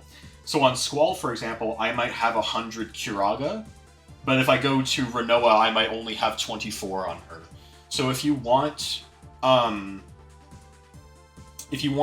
to get a lot of magic and have it like per character, you have to go out with each character and have them like sit there for like, sometimes I would legitimately sit there for like 7 minutes and I would draw 100 of each spell out of a monster so I could have that on me. The game kind of recognizes this as well, that this is probably not a little too time consuming, because what you can do is you can have a character transfer their magic to another character, like have them just give all of my pile of one spell, or I can just give them all of my magic to another character. So what you can do is, you know, you have a 3-person party, just get that. This is what I did, because I also recognize I don't want to sit here and draw for like 30 fucking years. So I just got 3 stockpiles of, like 3-person stockpiles of every spell that I needed, and I just gave them to everybody. No, I'm good, thank you. And I would just transfer my magic depending on who I had in my party. Because it doesn't really matter when I'm junctioning my magic to my stats, who has what stat, because this game, everybody in the party outside of the weapon they use, which doesn't really matter unless you're Squall, in which case you have a mechanic where if you time a button press when he attacks the enemy, it does more damage. But he's special. Otherwise, everybody, it doesn't matter. Like, their limit breaks are different, but like that's it. That's the most different that these people get in terms of gameplay from each other. So it doesn't really matter who you use. Also, the game has a level scaling mechanic where every single enemy in the game, including bosses, including the final boss, will scale to the average level of your party. So you can never, you'll never be under-leveled or over-leveled for something. You'll always be, like, a decent match. This can, like, inversely... I like that as well, but this also, like, inversely makes it funny to watch, like... There's, like, a fucking... At the end of Disc 1, you have a one-on-one fight with Squall and, like, his schoolyard bully rival character, and he's like, you know, like, oh, we're gonna have this big climactic battle. We're, like, both fucking knights to each other's, like, sorceresses, where I'm, like, gonna kick your ass or whatever. But then if you're at a low level... Exactly, he thinks he's Paul Phoenix. Like, if you're at a low enough level, and you have enough, like, you have a high enough, like, strength stat or whatever, you can just one-shot or two-shot him with a basic attack. What? And it, like, it's weird, like, you can, that's, like, the closest that this game has to a difficulty slider is just, oh, how much do you want to, like, over or under level, like, how much do you want to level grind, because you don't really want to, because you want everything to ideally stay as low level as possible so that you have easy enough encounters in terms of what the enemies will have HP wise, but then the better tier of magic is locked behind enemies being of a certain level. There are like commands that you can equip later with certain summons where you can visibly raise or lower the level of whatever you're fighting. So like even if you still want to be like level 6, you can raise an enemy's level high enough to where then you can start getting things like Firaga and shit from them. Okay. But it's still just a big grind that you have to do, and unless you like that, it can be a pain in the ass. So there's that. People don't like that. People also don't like the plot. It gets very Kingdom Heartsy, if that's the best way I can explain it. It's time travel in a game not called Chrono Trigger, so it's not very well written, or it's kind of confusing. If I can do my best to try and explain it, fucking main villain lady, it's one of those, like, you don't really meet her, you don't physically meet her until the end of the game, but she's been, you know, doing shit throughout it, like her influence is spreading or whatever. She can only, like, she has the ability to possess other people, like other sorceresses, like who have taken on that, like, jobber point or whatever throughout time, and she wants to compress all of time to be one. Like, there's no past, there's no future, there's only, like, this where, like, I can rule over or whatever. Because she comes from the future, I think, a future where she won because she was persecuted for being different. And so, she's like, no, I want to, like, compress everything to where there's only the time where I'm, like, cool or whatever, and there's no other outcome. And That sounds close to being interesting. yeah, so then fucking plan from everybody, like all Protag Kun and all the heroes is like, okay, we have a party member who is a sorcerer. How about we have her we send her back in time, I think I'm saying this right, to have her get possessed by evil woman, like main villain Kun, and then we all, like, fucking jump through the portal to when we're going back in time, and think about, because if we don't, like, think really hard about where we want to go in each other, we'll get lost to time, and we'll get, like, fucked or whatever, we'll die, essentially. Oh, yeah. So we go back in time to this one place because Villain Kun, when, at least one of the sorceresses who, got possessed by Villain Kun at one point, had an orphanage and took care of every single party member, including Schoolyard Bully and some other chick. So every important person in this universe all knew each other when they were children, but they forgot for, like, other reasons that the game explains. So we're gonna go back in time and kill Sorceress Lady when she's in the past, and our, like, party member who is a sorceress won't be possessed now, and we can fight her and we can kill her, and then she just never existed, I think that's what, like, the plot towards the final boss and shit is. But otherwise, it's a love story between MC Kun and not sorceress party member lady. It's, like, fine for the most part. I found it entertaining enough from that aspect. I don't really have a lot to say about that aspect of the plot. I liked a lot of the characters in it, even though outside of MC Kun and not sorceress party member, everybody is painfully one-dimensional. It makes story mode engaged characters look fucking deep and compelling, and how, like, one-dimensional these people are. You have lady who used to be teacher who's like, oh, I'm, like, at least at one point I was, like, the surrogate mom, now I just kind of like MC Kun. You have guy with hat and gun who's like, I'm a womanizer sometimes, but then other times I don't say words, but I'm, like, cool dude. You have guy with tribal tattoo on face who is generic shonen protagonist. I want to beat everyone up, and I want to become strong. And then you have lady. I have nothing to say about Selfie. The only interesting thing to say about Selfie is that she likes trains a whole lot for some reason. Autistic? Yeah, I think she has autism. She likes trains a lot. It's a lady. She's a lady. That's all I have to say about her. I That's fucking really don't good. know what to say about her. I really like I'll give him the justice of giving him his actual name. I really like Squall as a main character. I think I just have a type with, like, fucking brooding people, or just, like, fucking emo edgelords who wear black. And or like dressed dark. Skywalker. Yeah, I pop, like pop. him. I liked him a lot. He kind of gives off that vibe at points. But Top tier or something. yes. I what I appreciate about him, especially since the story is from his perspective, a lot of people don't like this aspect about him, but I think it's interesting in terms of giving us more introspection on how Squall thinks of the character. Is he doesn't really talk with a lot of people.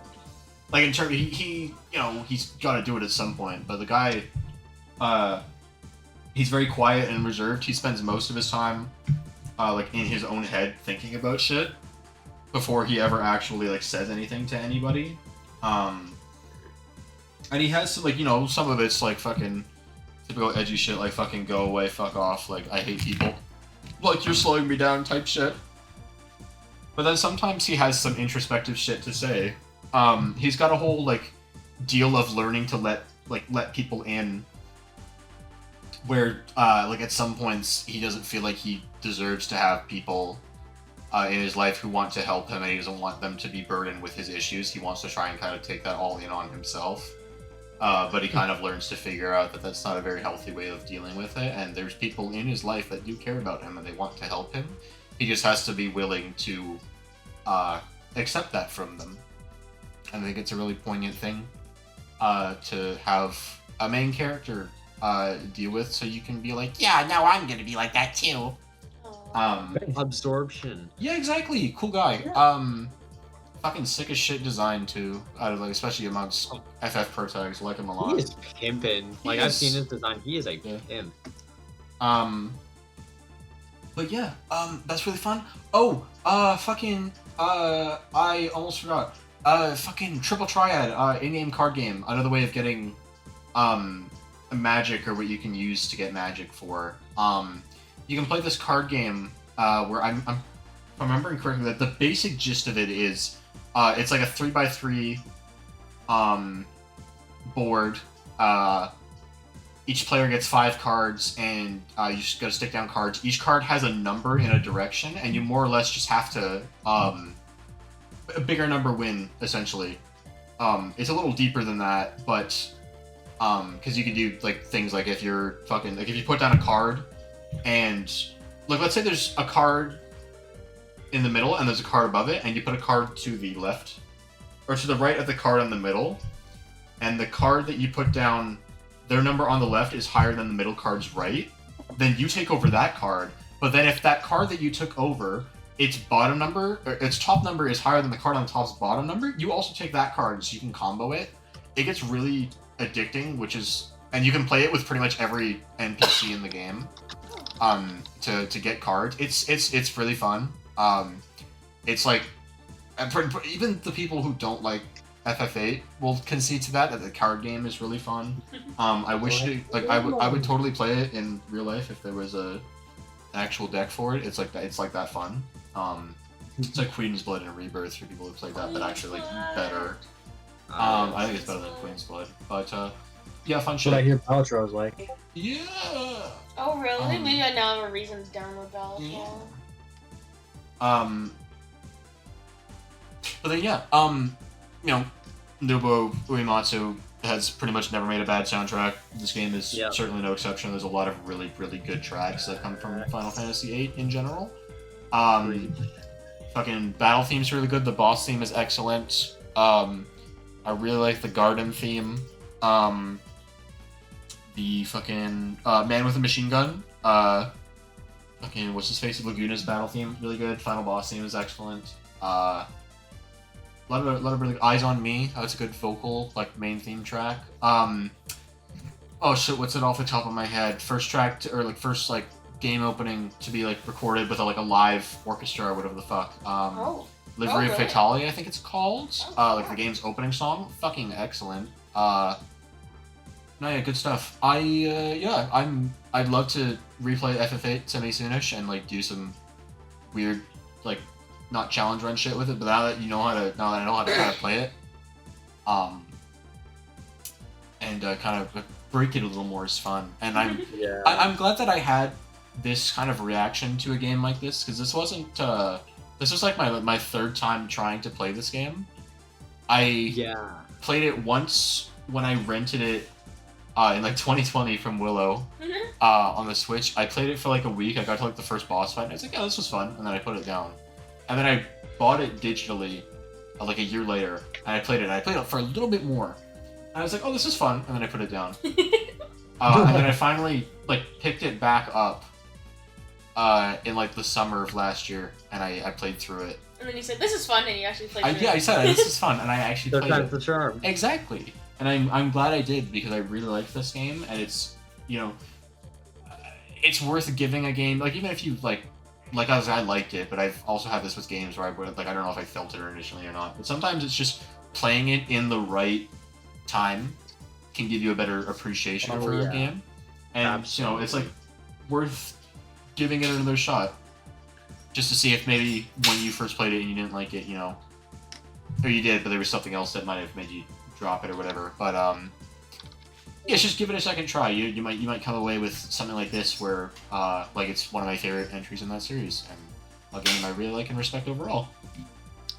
Nice. Sick. Big shit. I guess Major shit. Exactly. I'll get to, before I talk about you know what, I'm gonna end with good stuff. I'll get Peach Showtime out of the way. Good. Fucking, okay. God. This should have been good. Super Princess Peach. Really underrated 2D platformer on the DS. Really like that game. Peach's first fucking, like, solo game in, like, 16 years. This had so much potential. The trailers look pretty good. Stage play shit with, like, fucking different power-ups and stuff. Really fun. Like different vibes and aesthetics, and like going for like different genres and shit. This could be cool. It's not really. I'm gonna get the technicals out of the way. Like Scarlet Violet, holy fuck, this game looked like shit. The anti-aliasing is all over the fucking place, where everything looks really like jagged and fucked. Everything looks way too fucking sharp.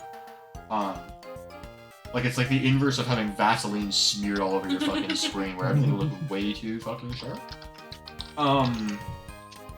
And then, it also runs like hot garbage. I think I keep being think. I think it's trying to be a 30 FPS game. It feels lucky to hit that. Like they didn't really care enough to fucking, render this properly. Like to have it, make it run alright. I remember the cutscenes being particularly ugly as well. They look really fucking, like, kind of weirdly compressed, which is a strange thing to say.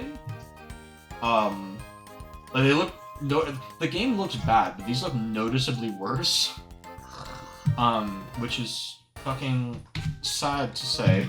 How do you make the game is about a theater performance? How do you make the cutscenes look bad? Right? Fucking embarrassment. This game has like, I want to say like 8 or 9 different power-ups, or I guess like fucking, I don't know what the fuck you'd call it, stage play. Fucking roles that Peach will fucking take on. And I don't even remember if I actually liked any of these. Their like levels are kind of spread out all over the place. It's like Mario 64 where you'll have like a fucking floor. You'll have a floor of this like theater. Yeah, like 4 or 5 levels. They'll all be for like a different one. And then they kind of spread them out, so you might go like 2 or 3 floors without playing as a specific power-up. So if you like one, then like tough luck, you don't get to play with this for another like 2 or 3 hours. It like tries to be a couple of different games, and where like you get to like the Ninja Peach, and it's trying to be this like fucking pseudo stealth game that Fetus's first Metal Gear. I understand this is a children's game, but like, fucking come on, man. I think I'd be insulted playing this if I was a child. Fucking Patissier Peach, oh, cooking mama, but like, not fucking like crypto mining worthy on the Switch. Fucking shit. Kung Fu Peach. mobile games are fucking shit. They're fucking shit.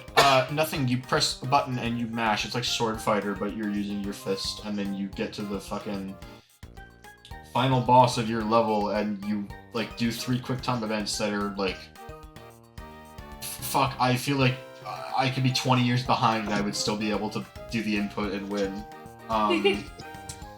They probably accounted for that because the game runs like dog water. But so, like, none of them feel satisfying enough because each stage is also not paced very well. You'll have some that are like fucking 3 minutes, and then you'll have some that are 9, and so it feels really like. Please pick one length for your level and stick to it if you're gonna like be a game like this.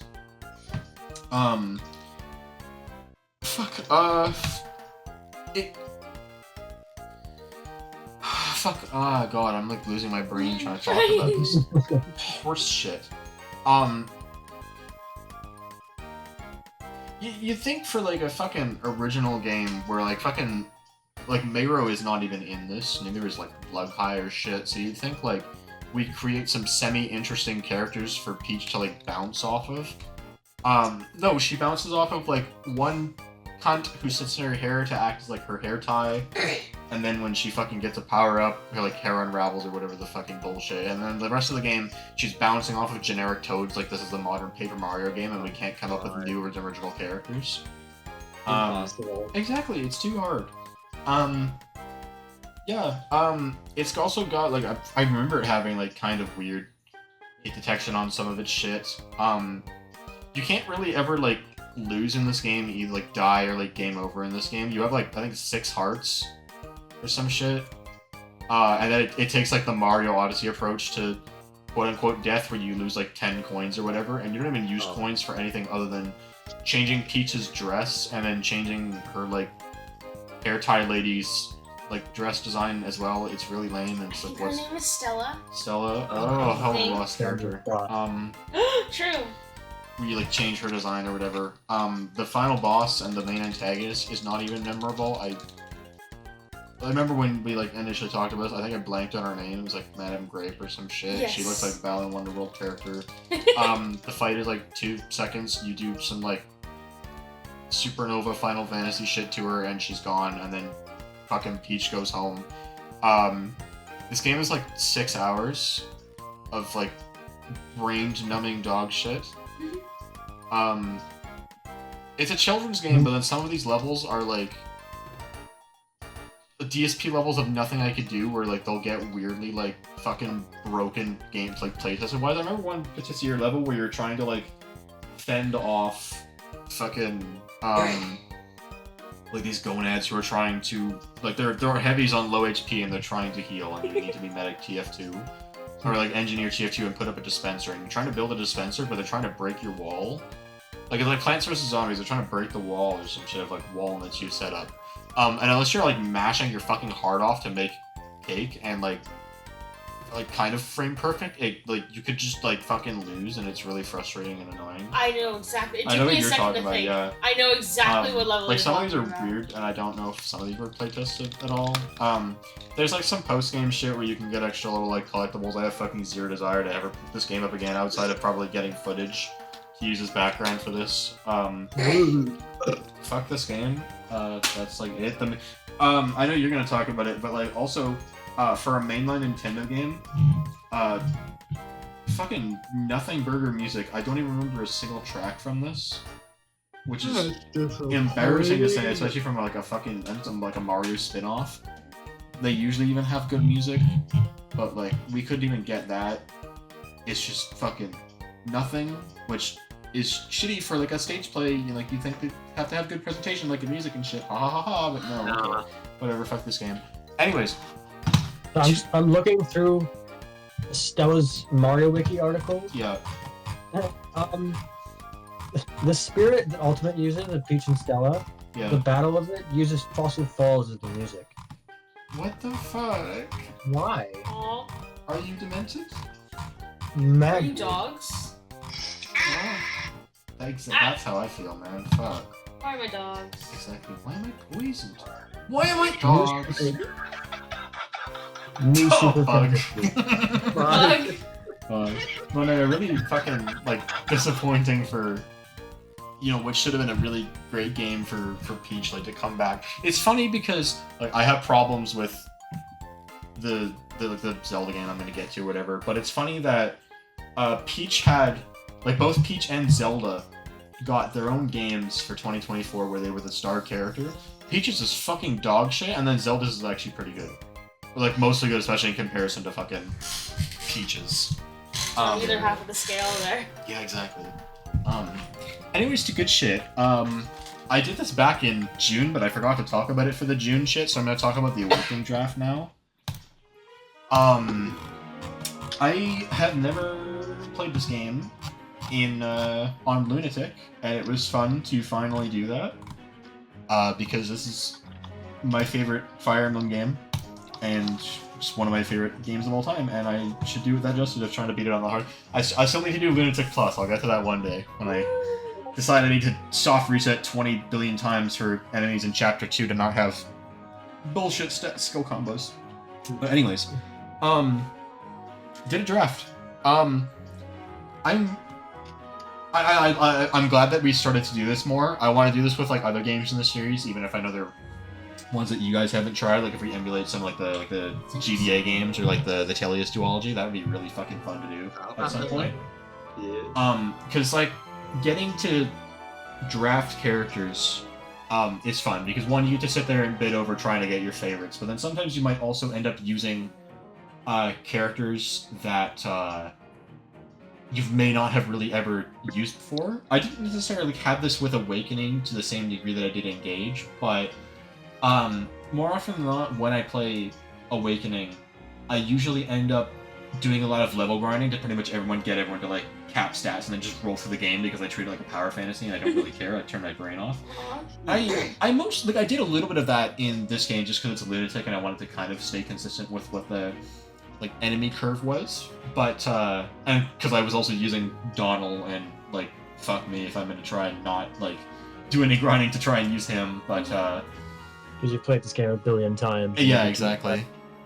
But it was fun actually getting to use some of the children units in a setting where I wasn't like grinding and getting them like broken skill combos and trying to use them in a semi-normal manner to see how well they held up overall.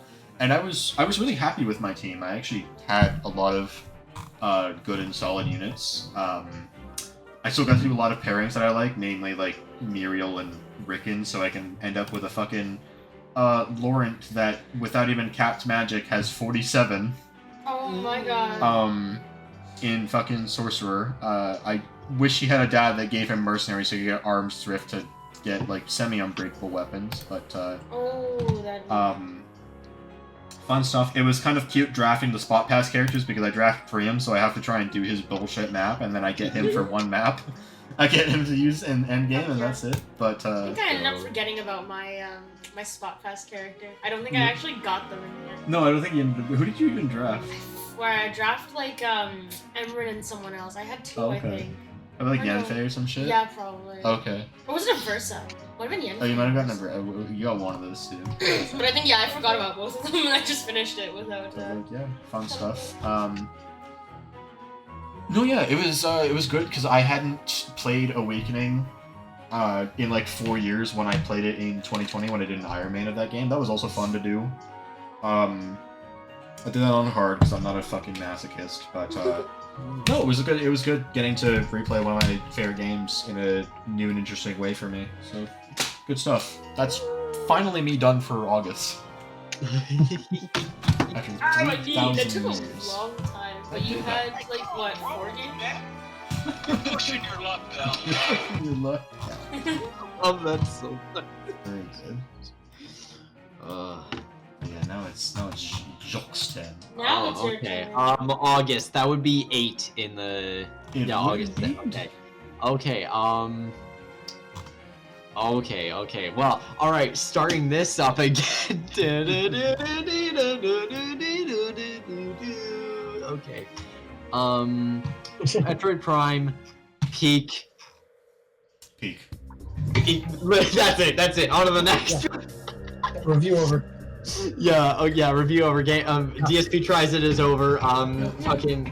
ESP tries it. It's sponsored by the World Order. Okay. To describe it in a couple words, or just one word, immersive. Beautifully immersive. From the soundtrack to the gameplay to the perspective of it and the environment, the progression, I don't think I said it last time, but it does genuinely feel like a 2D Metroid put straight into a 3D one and just made it even better, made the experience even better because you have that 3D space of like first person shooter immersion. It fits so incredibly fucking well for the Metroid series because Metroid already has that sort of, as a series, has that sort of feel of just like exploration, unknown, and a bit of horror to it. Like not it doesn't have a main horror theme of it or anything like that.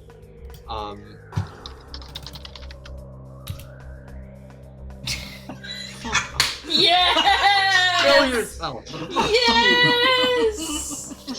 I love that. Yeah! I get what you're saying. I think I would have been like kind of choked back in the day if I played Super Metroid, loved the shit out of that game, and then I had to wait like fucking 8 years to get a sequel to that or like another game in the series. But then seeing how good Metroid Prime turned out, it would have been so worth the fucking wait. I'm so glad I live in a time where I didn't like I'm kind of glad that I wasn't into this back then because of the pain of waiting for it, but also a little bit sad because of the satisfaction of seeing, oh fuck, this game is peak. Yeah. But yeah, no, the immersion, the soundtrack is incredible, gameplay is satisfying, the loop is a little bit of backtracking. I get why some people like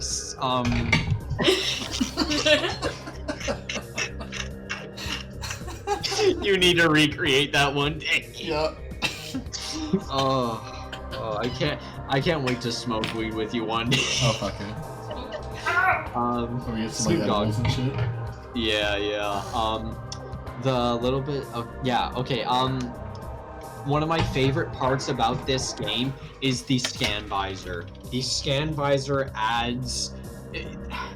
They didn't have to do all of that. They put so much love and effort and detail into the lore, like the background, and just every little bit of detail into this game Every Metroid game should have one. Exactly. Like the scan visor itself adds like 50% of like the content in that game. Well, of course you need it for like progression's sake and like opening like doors or whatever the fuck are functioning like cranes, like an OSHA violator.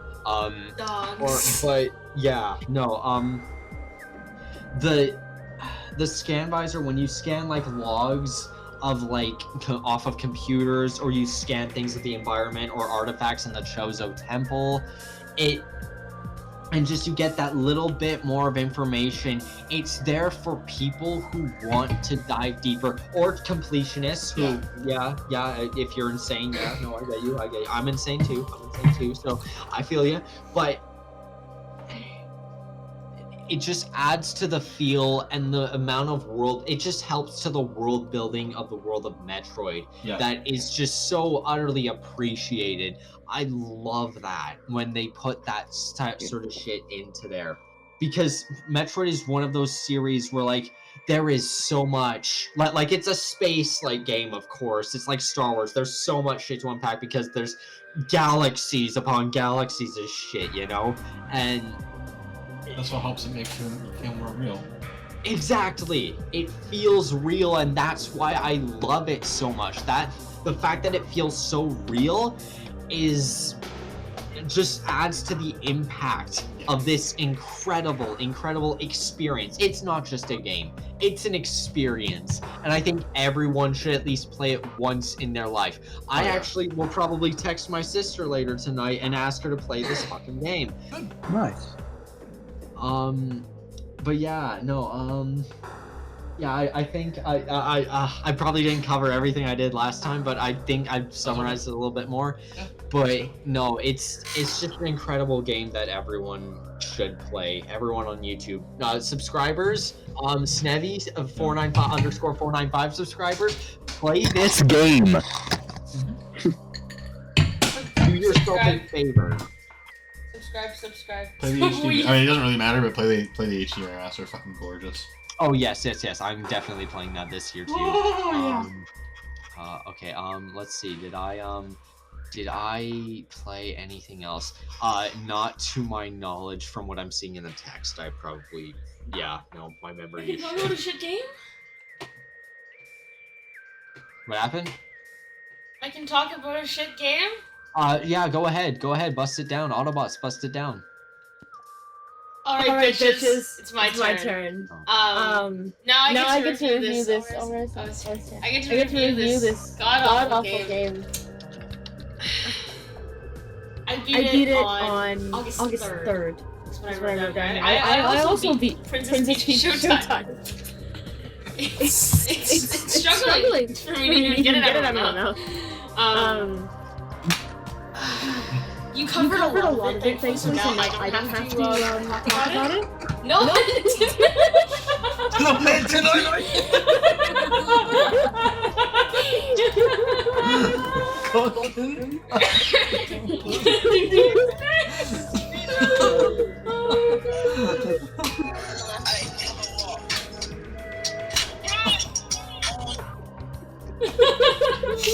Oh yeah, lacking.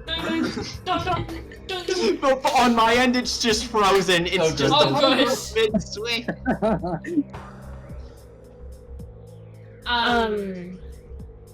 Yeah, I don't fucking remember any songs from it. Runs like garbage. I thought this was gonna be really cool. I had very high hopes for this actually, going into it. But shot down in Miami. Hello. Oh my god. Why is it like that? One of the most Shaq. Oh, was that after he fought on Santa? Yeah. Okay, how old is Leo again? Tekken Wiki, here we go. Tekken Wiki, hi.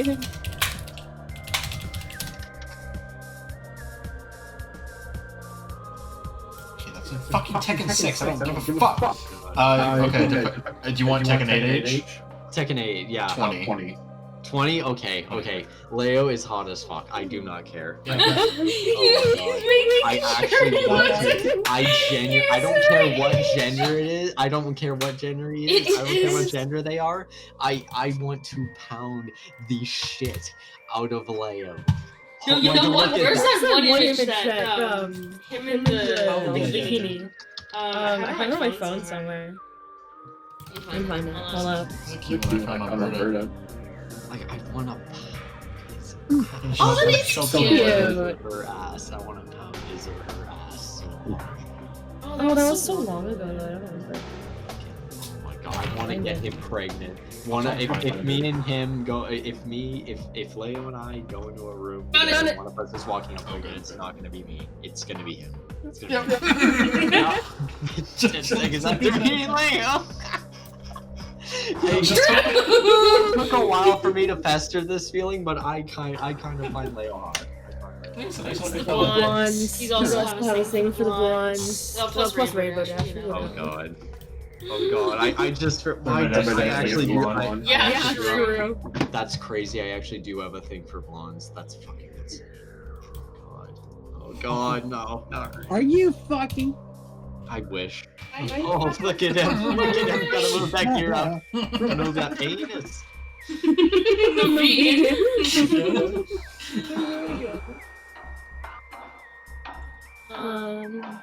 What was I yapping about? Oh, this That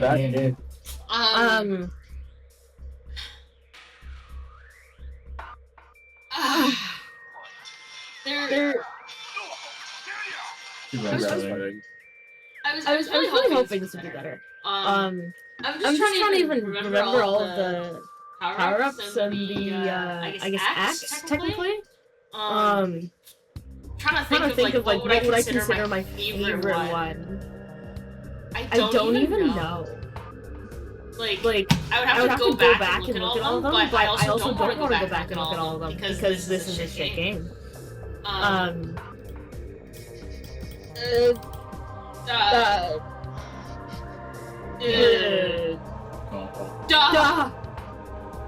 September. Yeah, Please move on. I don't want to talk about this game anymore. I already didn't talk about it much, but I don't want to talk about it anymore. Okay. What the fuck did I do in September? Oh! It's not a 3 Fest. Oh yeah.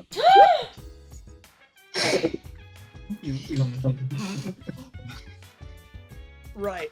Alright. So I played this game on and off for about 3 weeks straight, and I remember terrifyingly little about it. And I also didn't finish it. Which makes me sad, because I know it's good, and I know I was having fun with it. But I just stuck in a box at a point where it was kind of falling off in enjoyment for me. And I just didn't feel like finishing a 90-hour RPG. So I just let it fizzle out. Persona which- 3? Yeah. Yeah. Oh, okay. But it's fun. We will get you past the lovers boss fight, and then you can keep playing, There and we then you can come go. back around on it. Yeah. I will bring my memory card Good. that I have in my fucking little Game Boy case. Oh wait, I want to see it again. There we go. And of course demo the it says 128 on either side of it. Oh yeah. I can flip it. There's a little switch on it. There's 2 memory The cards Nintendo in one, Switch? technically. Nintendo Switch? Wii U stole Jontron! No way. This is a mistake! Fun game. Good writing, good characters, really fucking good music. Like, every single piece of music in that game makes me fucking poom. Yeah. Why I thought he just said poo full stop. I was like, what? I love her face.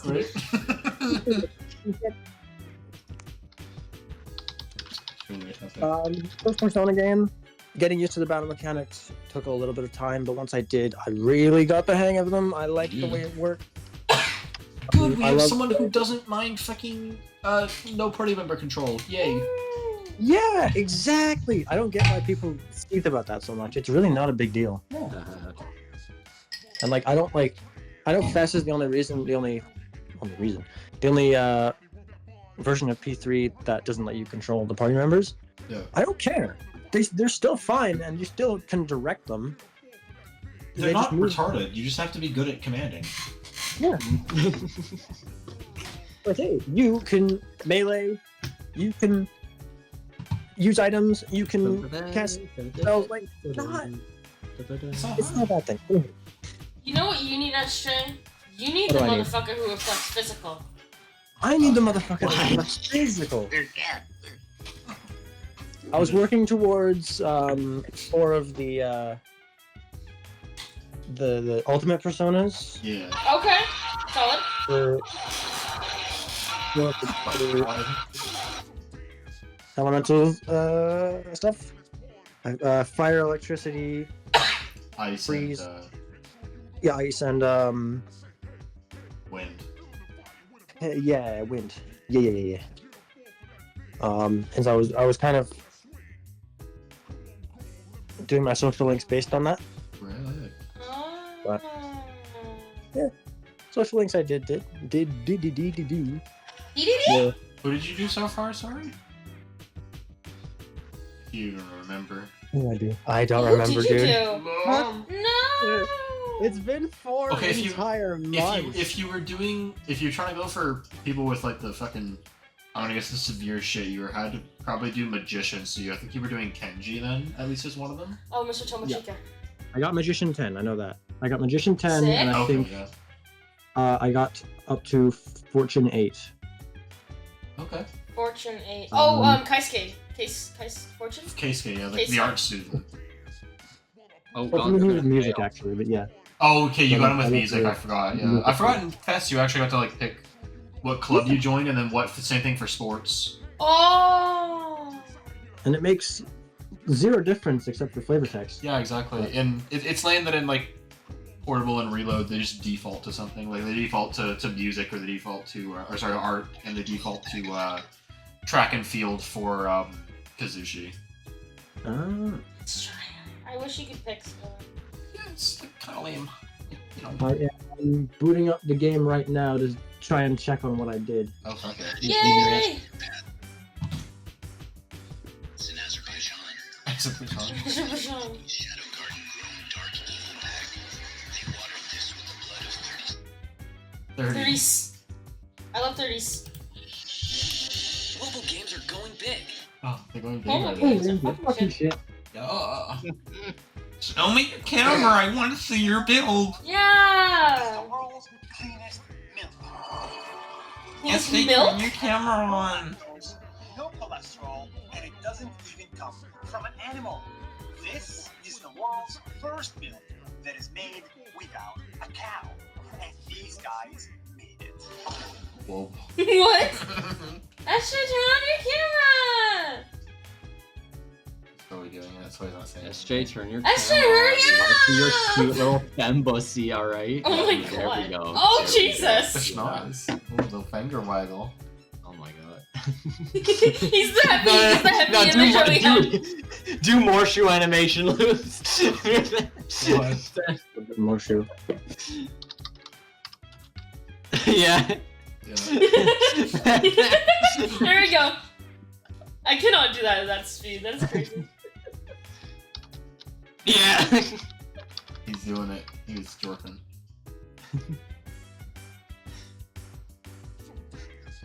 He was gonna stab. He's winning. Oh my gosh, TV. Atlas! Atlas. David Games. Yeah.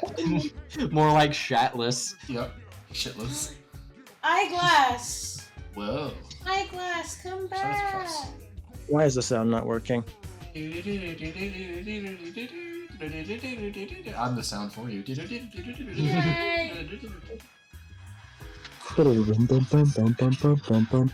Oh, that's funny. Women's also want a fucking RCA TV right now. I am! Look game. Wow! 10 years. But Also, do yours doesn't help have that my AV dogs? cable's kind of fucked. Oh, fair enough. Aww. But does your RCA have dogs? No. Didn't think so. 10 years in the joint means you a fucking century ahead. Oh god, so chewy. I love that song. Okay, you know what? I'm gonna see you do this, and then I need to go defecate. If I'm not back in time for me to do nothing, then just skip me, and I'll just do an Uber. I'll just drop a fat load. I'm already at the Uber? social link, so Okay, good. Yeah, here we go. Fool. Yeah, Max Magician. Cool. Emperor. Oh, I have at to 9. student council? Yeah. Where you go Okay, couple? Fortune. 5. No. Fortune 5. Gotcha. 1. Yeah. Good enough. No, fuck. What's her name? You love her in this game. Oh yeah, he hasn't started Justice. Yeah, no Justin. I think I'm about a month away from Justice. I'm in July right now. Gosh. No, I think you can start her before Yeah, you can start July. it. You can start before. There's July. something you have to do before that, I think, though. No devil yet, unfortunately, either. No devil from the Bible. No. You need, I think, strength to be at least 4, though. I keep fucking neglecting her. Yeah. I forget her name for strength. Yuko. Yeah. Yuko. It's alright. Shit fathers be like, I keep neglecting her. Abandon your daughter quick time event. Exactly. Oh, God of War be like, yeah. I swear to God, her only requirement was you needed to get to a certain rank of Emperor because she's in the same fucking, like, club as you guys. Same tax bracket. Because she's the treasurer. I don't know what the fuck her... Fucking, like... Yeah. Gotcha. Okay. Fire Jack. Epic stuff. Oh my god. Wait, is that me? Yes. It is. Oh, That's right. Okay. Oh, let's go. Yeah, he's a pussy. Damn, I look hot.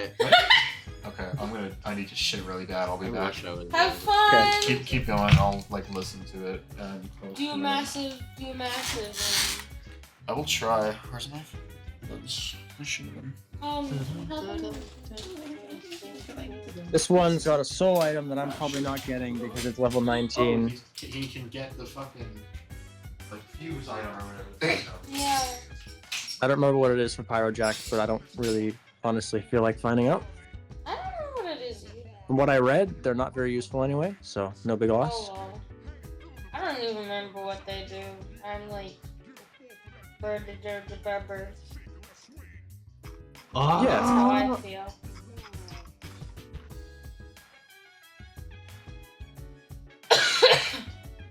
Yeah, cough a little Apologies, I have harder. COVID. Good. COVID long affliction. Yeah, Ashay gave me the COVID long. Like, Thank Ashay, God. you could have not given me the COVID long. Why on earth did you give me the COVID long? Trying to max my academics. Fuck! Because it's the only thing I can actually kind of affect. Because courage, I don't know how the fuck you do that.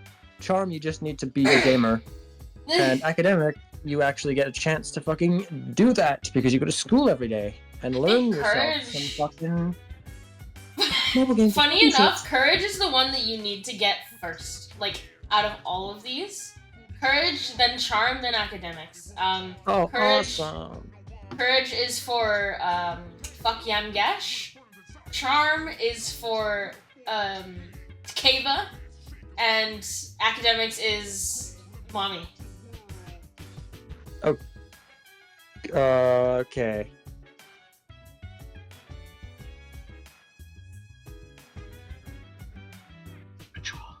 Wait, yes, yeah. Because it's academics, I think, was... I was trying to max out the stats so I could start her, social link. And actually... I think you start hers in, like, I want to say fucking November or December. Later in the year. Or maybe it's October. What? I think you start it, like, pretty late in the year. Huh? The social link, the fucking mommy Huh? social link. Huh? Oh, yeah, it starts in, like, September, I think. I wrote it down somewhere. Oh, lol, yeah. I love that guy.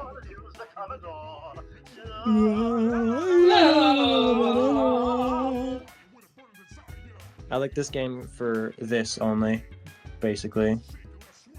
The fact that I can love do the that walking everywhere. in the pockets. It's so great. Oh, he's so edgy. He's so stupid. Such a racist. Such a You mobile are game. racist. Mobile games are fucking shit. Report card time. Fuck off.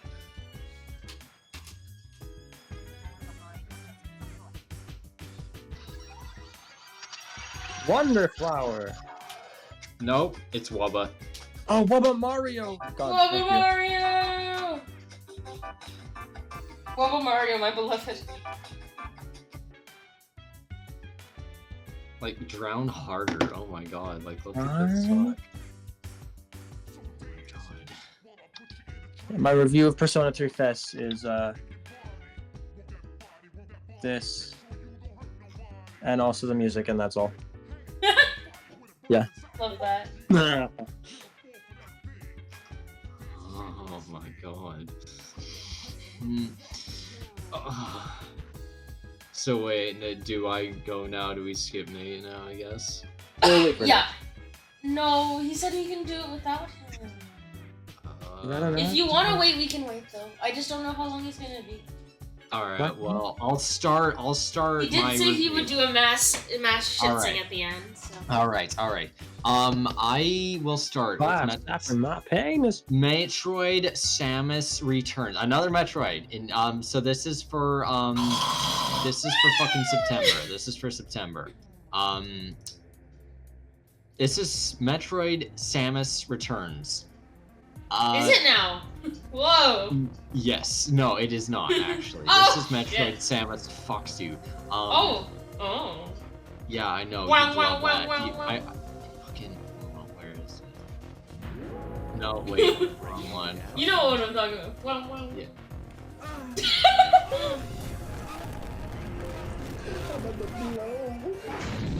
All right, there we go. That's That was it. great. So yeah, Samus Returns, 2D Metroid, very solid. Yeah, very solid.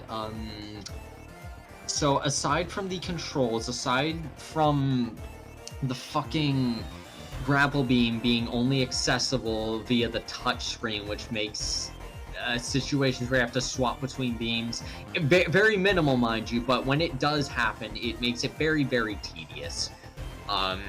Control-wise, some of it I feel like could have been tweaked a little better, but overall experience, visually very, very nice 3DS game, very, very good looking.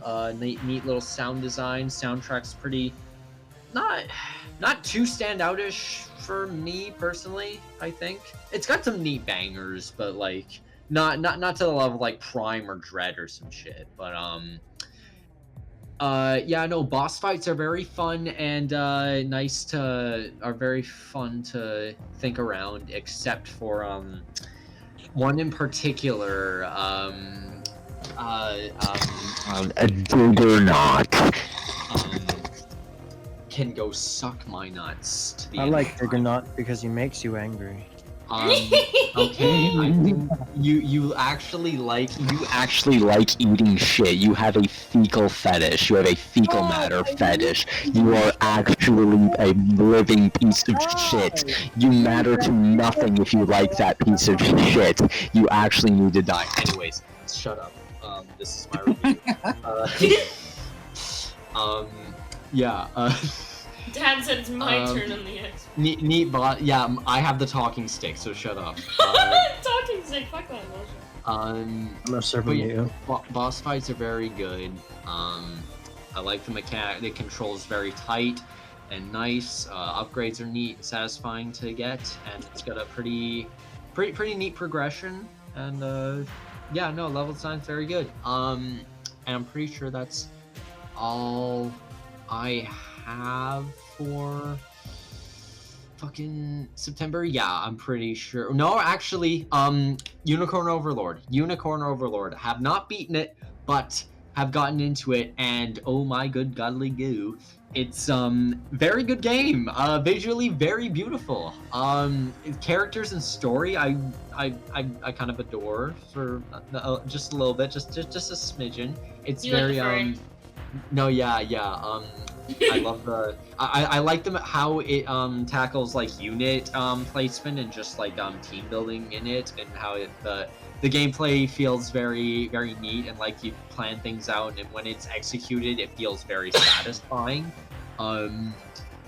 Yeah, no, the characters are very some of them are very gemish and have neat little side stories that you can get into with like optional quests. Like, you don't have to do them, but I think it's fairly worth it most of the time, just to get extra units and just like experience, you know. It's very worth it. Yeah, battles feel very nice to do. Yeah, I think yeah, the music, I've already said, but the music is fucking goated as shit. This is goated as shit. And I look forward to beating the rest of it, and I think that's all. It's all I've been I did in September. Yeah, I think that's all I did in September. So now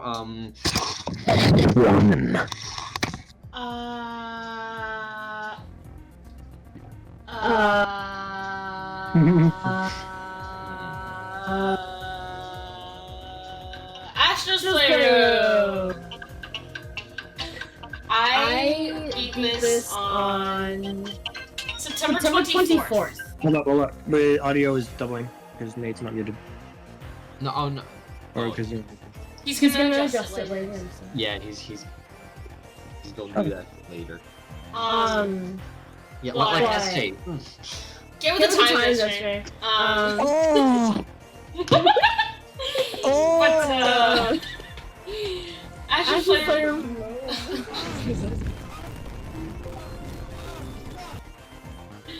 Got me hyped for Astrobot. I'm gonna talk about Astrobot later. I really enjoy that game. I think it's very cute. I love as Astro, little boy. I have a plush. He's sitting upstairs somewhere in the plush void. And I thought going through, like, you go through, the levels are different parts of the PlayStation. And I thought that was pretty cute. They had like themed names and all that. I was like, oh, that's adorable. Platformer. I kind of sucked at it. just suck at video games in general, but I had a good time. And I think that's all that really matters. The music is pretty cute. I love the little sound effects. I'll go into more of Astro Bot when we get there. Fucking bot affectionate. Literal bot affectionate. Exactly. There we go. Happy birthday, Mike. But yeah, actually, that was the only game I played in September. Sounds like some very fun. sounds like some very accurate girl boss bait for you. I'm such a girl boss. You cannot get No, me actually, girl failure bait. Sorry, I missed. No, you said girl boss. You can take out what you said. This is literally on recording. Well, too bad you said girl boss. I called you girl boss. Failure. Well, too fucking bad. Okay. Oh my god. Yeah, Starbucks girl energy with that game. I love Starbucks. Oh god, of course. Fucking Denny's employee. What do you drink? What do you drink then? My fucking drink water. CC's! My Starbucks water. order? Starbucks, Jackson. I drink water. Not good enough. And I apple drink juice. I drink water better, stronger, and more efficiently than you ever could.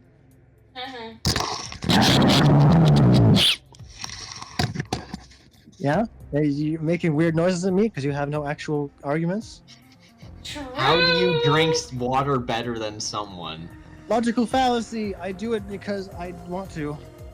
And I do it because I want to as well. So your point No, doesn't I make any want it fucking harder than you. sense. It's different. My fucking god, you actual deluded homeless person. Like, oh my god, like, I hope Nate's shit finds its way into your drainage and puts all over you in the shower. I source my water only from the greatest Laotian lakes and rivers. Oh my god, you are an actual Malaysian supporter. You need help. You Nah, need he's good. professional help. No, he's alright. Oh my god. Let him cook. Like, get good at Tekken before you come at me. Get good at Tekken before you come. Ain't no water like slave river water. Say that. Slim Shady shat in your shower. It's just... Yeah, that's alliteration for you, bitch. Always gets you every time. I know your weakness. You fucking rock type. You're ice type. No, you got bars with that. That's fair. Slim Shady shower. No, exactly. Don't ever come at me again, boy. No, boy. Oh, you just undid it. Oh, Oh no. Oh, you sound like you are 11 years old. Oh no. Your mommy packed you water in your lunch. Shut up, you Lucio! You got a little peanut butter. You Lucio fan! Gotta be careful with those, buddy. Dickhead. You might be a peanut allergy Wanker. all over the class. You're actual roadman, yeah? You gotta check that.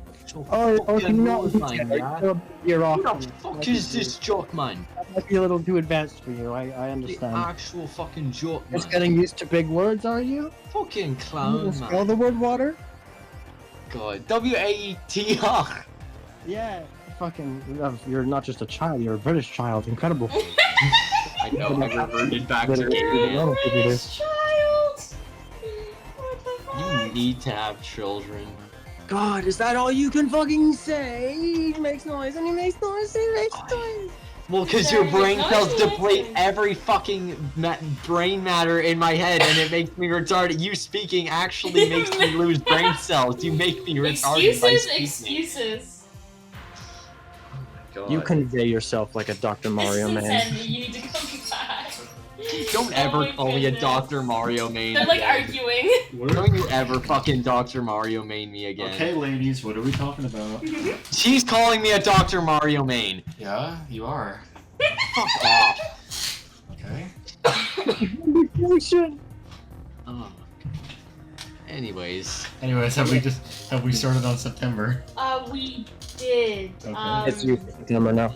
Oh my You god! can do, yeah. Actually, before that, I'd like to show you what I've got in P3, and then we can do that. yes. God. Yes. Just get your fat hairy tits in the camera. He doesn't Yes, know what this yes. looks like.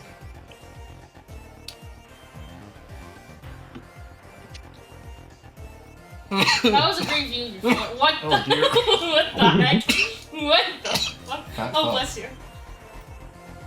I'm What doing about that. I Jim? can see your rib cage. What about the gym? Little rib cage boy, ribby boy. What about What about? Skeleton. Get it? I have the diet fucking rat. You're a skull emoji living.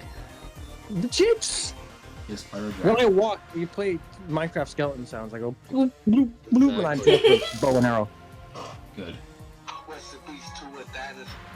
Yeah. Oh.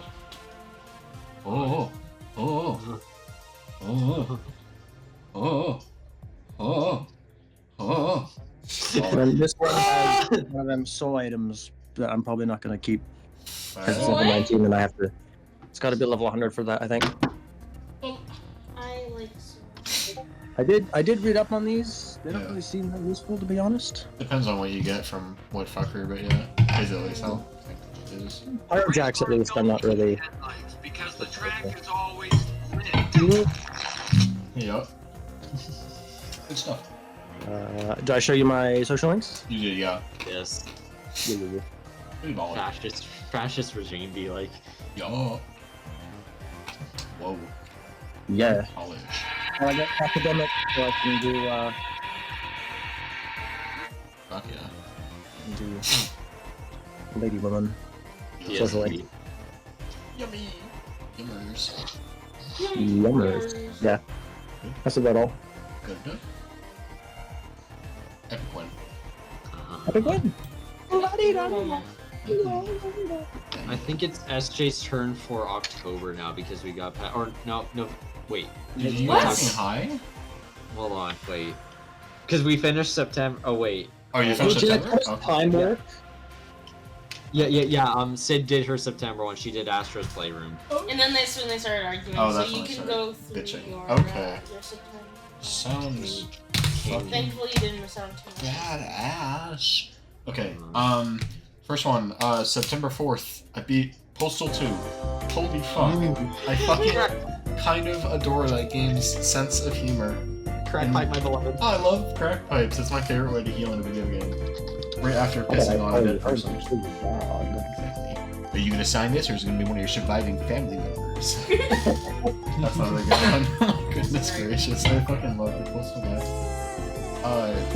One of my favorite performances for a fucking like character in a video game. His voice is so fucking good and epic and fun. Gameplay wise, it's like it's a funny little fucking source engine game where you go around and you do chores. It sounds menial, but it's a sandbox game, so decide how you want to do that. It's not very deep. Sometimes it gets a little buggy, which is funny. Sometimes the NPCs are goofy, and there's like 50 billion difficulty options, and I want to try playing along some of the other shit. I want to play the difficulty mode where fucking everybody has rocket launchers and will shoot you on sight if they see you. I'm pretty sure that's the difficulty. What? You have to Metal Gear the game. Yeah, exactly. But no, yeah, fucking epic as fuck. Good stuff. I wish more games. One and lighting them on fire. Yeah, I wish more games were written like it. What the fuck is that? I don't know. Who is this Mario? Fucking hominid. Fast boy Mario. Symbiote. Why is a Yoshi there? Why is he throwing things? Average Nintendo tuber. Okay, so I technically beat this in September. This was a game that I otherwise hadn't touched for like 3 years. I played a bunch. Then I stopped. And then I booted it up one day and realized, oh shit, I'm at the final boss and I never did it, so I'm going to do it. I think that's a more interesting story than anything that happens in Kirby Star Allies, which is the game I finished. I think I would need to replay it again. It used to be like a Final Fantasy VIII thing, where I replay it now that all of the fucking like 30 billion playable characters are in it, that I can like really like decide whether I like this game or not. Because I don't think I did. I bought that game on launch, and I thought it was really fucking flaccid. Like just the most, like even more new Super Mario Brothers than like Triple Deluxe. It was such a fucking like of a video game to me. Welcome. Exactly. Yeah, I don't know. I had to replay it, but I beat the final boss. The final boss was like a big snooze fest. The game ended. I was happy because the game had ended. That's good. Yeah, that's all I gotta say about Kirby Star Allies. It's fucking nothing about the video game. Anyways, better game. Fucking Octopath Traveler 1. Holy fucking fuck. What a fucking RPG. Fucking gorgeous game to start with. Even on, like, epic funny, shitty hardware Switch. This is still one of the best looking games on that console. I don't know. I'm a sucker for like fucking SNES era RPGs and pixel art, and this is the kind of game for you if you also like that. If you want to see it with like fucking Unreal Engine lighting where everything looks really pretty and shit, good looking fucking game. Soundtrack as well, especially for I think his name is Yasunori Nishiki, I believe the composer's name is. His first time composing anything. Really fucking impressive work. There's a lot of really, really good fucking tracks in that game. The basic ass battle theme goes insane. Holy Christ, Battle 1 is so good. Holy fucking fuck. Fucking gameplay wise as well. Really cool. I really like the, like, almost, I don't know if like Dungeons and Dragons-esque fucking gameplay with everybody having a path action where like you go into fucking town and it feels like everybody kind of goes off to do their own thing. With the way that their path actions work, like if you're like fucking Ulbrich or Hana, you're like fucking squaring up with motherfuckers. If you're like Prim, you're trying to like seduce motherfuckers to follow you. Cyrus is going around trying to fucking learn every intricate detail about somebody, and then there's Therion trying to steal shit. It's cool. It's fun. It adds, I think, some level of replayability to the game, because while you can have 4 people in your party, whoever you pick as your starting character, you're stuck with until you finish their story. So, you know, you're always gonna have at least one of these in your party, and you can kind of build the rest of your team around that, which is interesting. You can also give everybody a second job that's either one that either the party member has, or there's 4 secret jobs that you have to do boss fights for to get a hold of, and that adds a fun extra little bit of gameplay. So yeah, you can get your skills from that, and everything uses a different weapon type. Like modifies your stats differently. Everybody can kind of do something like sort of well if you put it in enough legwork to make them good at that. But there's obviously some stuff that if you fucking stick Cyrus in something like cleric or sorcerer, he's gonna do better because that's gonna go off his better magic stat than if you stuck him in something like fucking hunter, for example, where that's like a physical class. Everybody's got, for the most part, an interesting story as well. There's, you know, a lot of different stories being told. There's stories about revenge. There's a story about, you know, losing everything and then finding the reason to live your life. There's fucking... then there's being, like, roped into doing shit against your will because you fucking suck at your job. Fuck you, Therion. And then there's shit like, I want to go out and I want to be a good person. I want to sell things. Exactly. There's a lot of different stories being told, and what I appreciate is that there's no real, like, overall narrative to this game. It's just whatever the travelers' tales are going on, that's the plot. But the game still feels lived in enough with a lot of, like, I know, Jack, you mentioned something you liked about Metroid Prime was the scan visor and all the little pieces of world building that adds to a game like that. Right. Using something like either Alphen or Cyrus's path action and getting to talk to every single NPC, where then you can read a little blurb about who they are as people and like what they contribute or like what they're up to, like what their whole deal is. Sometimes you just learn about how they feel about life and shit, and it really makes Orstera, I believe is the name of the world that OT1 takes place on, it makes it feel really lived in, that there doesn't really necessarily need to be like a big overarching world. The world feels like it has enough of a story that it's telling through even just little fucking NPC Joe Schmo that you would have just ran past in every other fucking game. It makes you want to like talk to these people. They have like and interact with individual them. like dialogue. Yeah, exactly. Like even just like with shit learning about them. And that on top of that, for the most part, each character's story is also really interesting and endearing. There's some that are written a little better than others, and some of them unfortunately kind of feel like filler, but I think that's more so a byproduct of the games. Every chapter follows the same formula. Like I noticed when I was playing, every chapter follows, like you always start in a town, you do some meandering, then you go do a dungeon phase, and then it ends with a boss fight. Every single chapter for every single character follows the same formula. It's really cookie cutter, and it kind of leads to some chapters feeling a little meandering, like they don't really need a certain section in it, but we're just gonna throw it in because it needs to, because that's how every other chapter is structured. Like Ophelia's chapter 2 or like Tressa's chapter 4 really don't need boss fights, but we're just gonna throw it in because every other chapter has one. Therefore, we need to come up with something. So it kind of leads to it feeling a little Formulaic. like, yeah, exactly. It gets a little predictable, and then they like start just pulling shit out of their ass to like call up plot or whatever.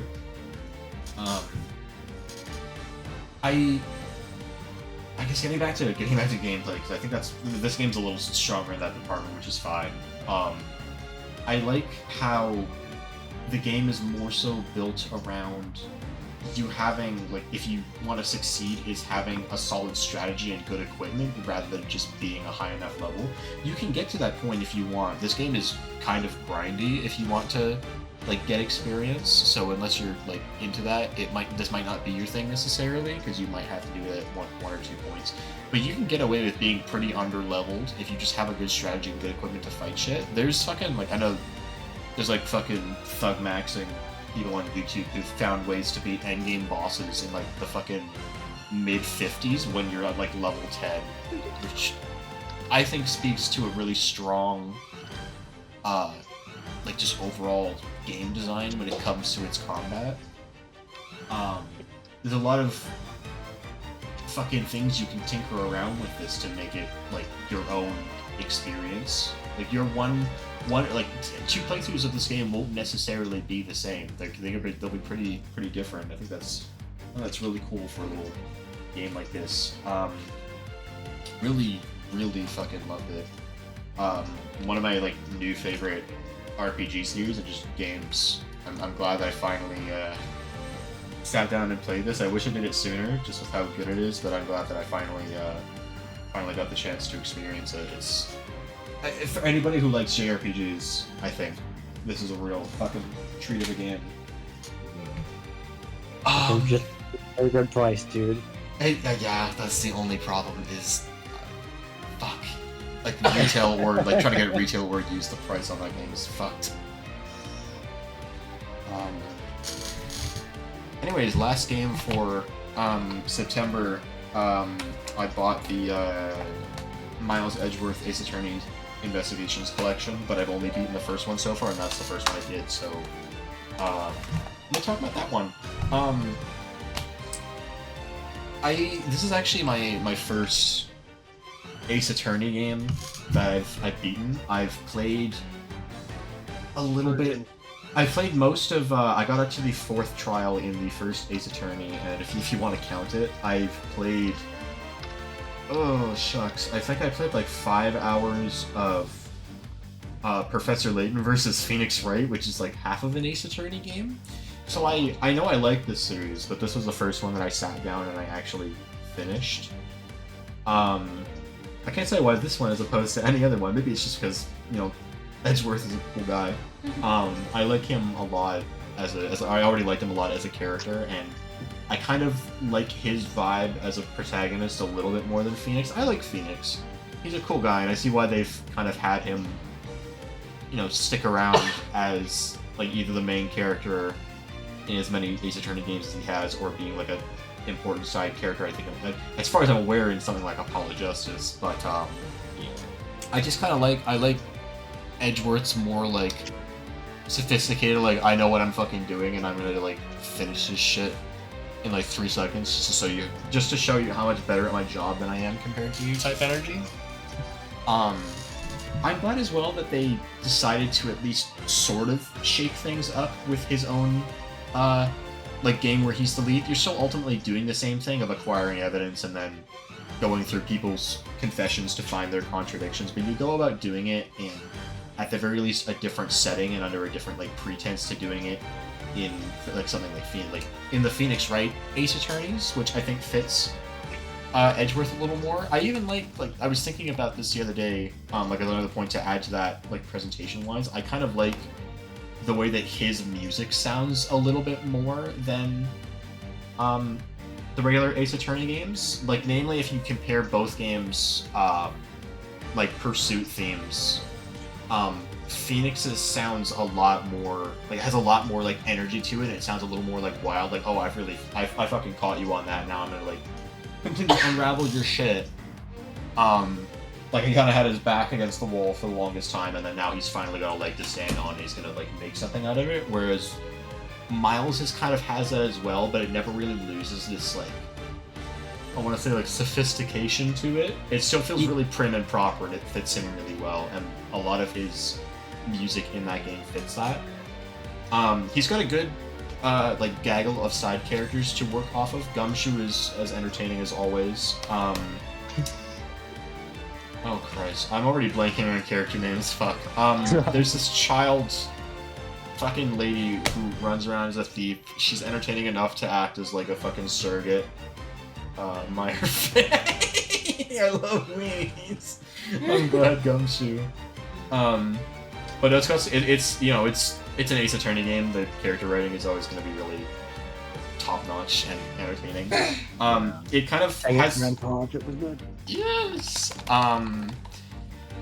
It still kind of falls in the same problems as, you know, Danganronpa and other Ace Attorney games with visual novels, where they're like this, where they have one set story path that they need to follow in terms of how you get to your like destination, which is, you know, solving a case or whatever. So the game has one way of figuring it out. There might logically be maybe upwards of like 3 I would find at some points. I need to write these down when okay, you know what, next time I go play another Ace Attorney game and I notice a contradiction like this where it's like, okay, I technically have the correct answer and I've solved it way before the fucking characters, but now I need them to get on my level and I just somehow pick the correct option that the game wants me to pick so I can advance the story, because clearly mine, for whatever reason, the game doesn't like, even though logically it makes just as much sense as whatever the game actually wants me to pick. I need to write these down better so I have better examples, but I found that a lot even with this game. I found that with like pretty much every... I found that with the first Ace Attorney, I found that all through Danganronpa, so I think I just have to accept that that's something that just comes with this medium, I guess, which is frustrating in the moment because then I feel like an idiot, but I'm not actually an idiot. The game is just a little fucked like that, and it gets kind of annoying in the moment. But otherwise, really fun game. If the collection / even the DS original weren't so fucked in price-wise, I would recommend it if you like Ace Attorney. Otherwise, cool game. That was me for September. You make a little mini-series called I Prosecute the Ace Attorney Games, and you go into the answers about how fucked they are. How fucked some of these get, yeah. Fuck yeah. But no, yeah, you like, I can tell you definitely like his overall vibe, the theme, and just his character a bit more than like Nick. I do, yeah. I like Nick, but Miles is dope. Because Miles, from what I hear you describe, he doesn't, within the conveyance of his music and as a character, he doesn't lose his footing as much. No, yeah, he still has like people who can kind of like catch him off guard and he'll react to that or whatever. For the most part, he tries to keep this like, it's almost like smug air of superiority to him that I appreciate in a protagonist, especially when some of these people can be really fucking stupid. Oh yeah, and he's just done with it. I like the average straight man. When the cast has got a bunch of gooners in it, I like someone who's gonna have a little sense in their head. Yeah, the one sane person. So cute. Exactly, I fuck with characters like that. That's him getting down to his own music. Oh wait, this one, I love this. You absolute failure. That's all we get is you absolute failure. Did Gumfuck not tell you? Budget cutting noises. This motherfucking updated autopsy. Oh my god. Good stuff. Alright, Is that is that for on your, October? That's it for me for September. So yeah, I forgot. Now we're on to October. Now we're on to October. I've got nothing for October. Oh boy, do some of the malts want to go before me then? So I'm not. Alright. I'm not doing it. I'll try and think of something. I don't think Wayne, you had anything. No, you have nothing until December now. I have 2 in December, so I can always yap for a hot second. It's 2 games that I fucking love, so I'm gonna yap for these for 2 seconds. Oh, please do. Yeah, but we're on. Please tell me I have some shit in October. If not, then you're gonna yap off again. How many have finished? I have 2 for October. Okay. Um, Oh, December, you finished a lot. I didn't even realize. Yeah, I got quite a bit done in December. Some of those 6? are short games. I do. 1, 2, 3, 4, 5. Yeah, 6 games. I'm gonna quit. He's gonna quickly. Hurry up then. If you're gonna quickly, hurry up. No, I'm trying to Let me quickly yap search now. out fucking. Oh my god, I can't. Okay, I can't. Love Discord. Love freeware. Try the freeway. God. Okay. Oh my god. Like Christy, give me some shit. Oh my god. You are Christy Montero? useless. Christy Montero, yeah, that's what I thought absolutely immediately. Useless fuck. Maybe his Okay, love is I get- Jin Kazama. God damn it, I guess I don't have fucking anything for this month. I'm so glad I'm So starting. you're the only. I'm starting to. guess. Wario Who's Becky Barter Patrol Simulator. I guess I can double up for. I'm sorry. October. I'm No, it's sorry. okay. No, it's all good. Okay. On 14th of October, I finished the very first Castlevania game. There's another one where I've reposted Wario Slaps and Gotcha Kid. I'm reposting that like 10,000 times. I want them all to die. I hate Gotcha Kids. Me too. Okay, I know that shit was kind of waiting for this one. I'm curious as to why, but yeah, Castlevania 1. I have tried playing it a few times now.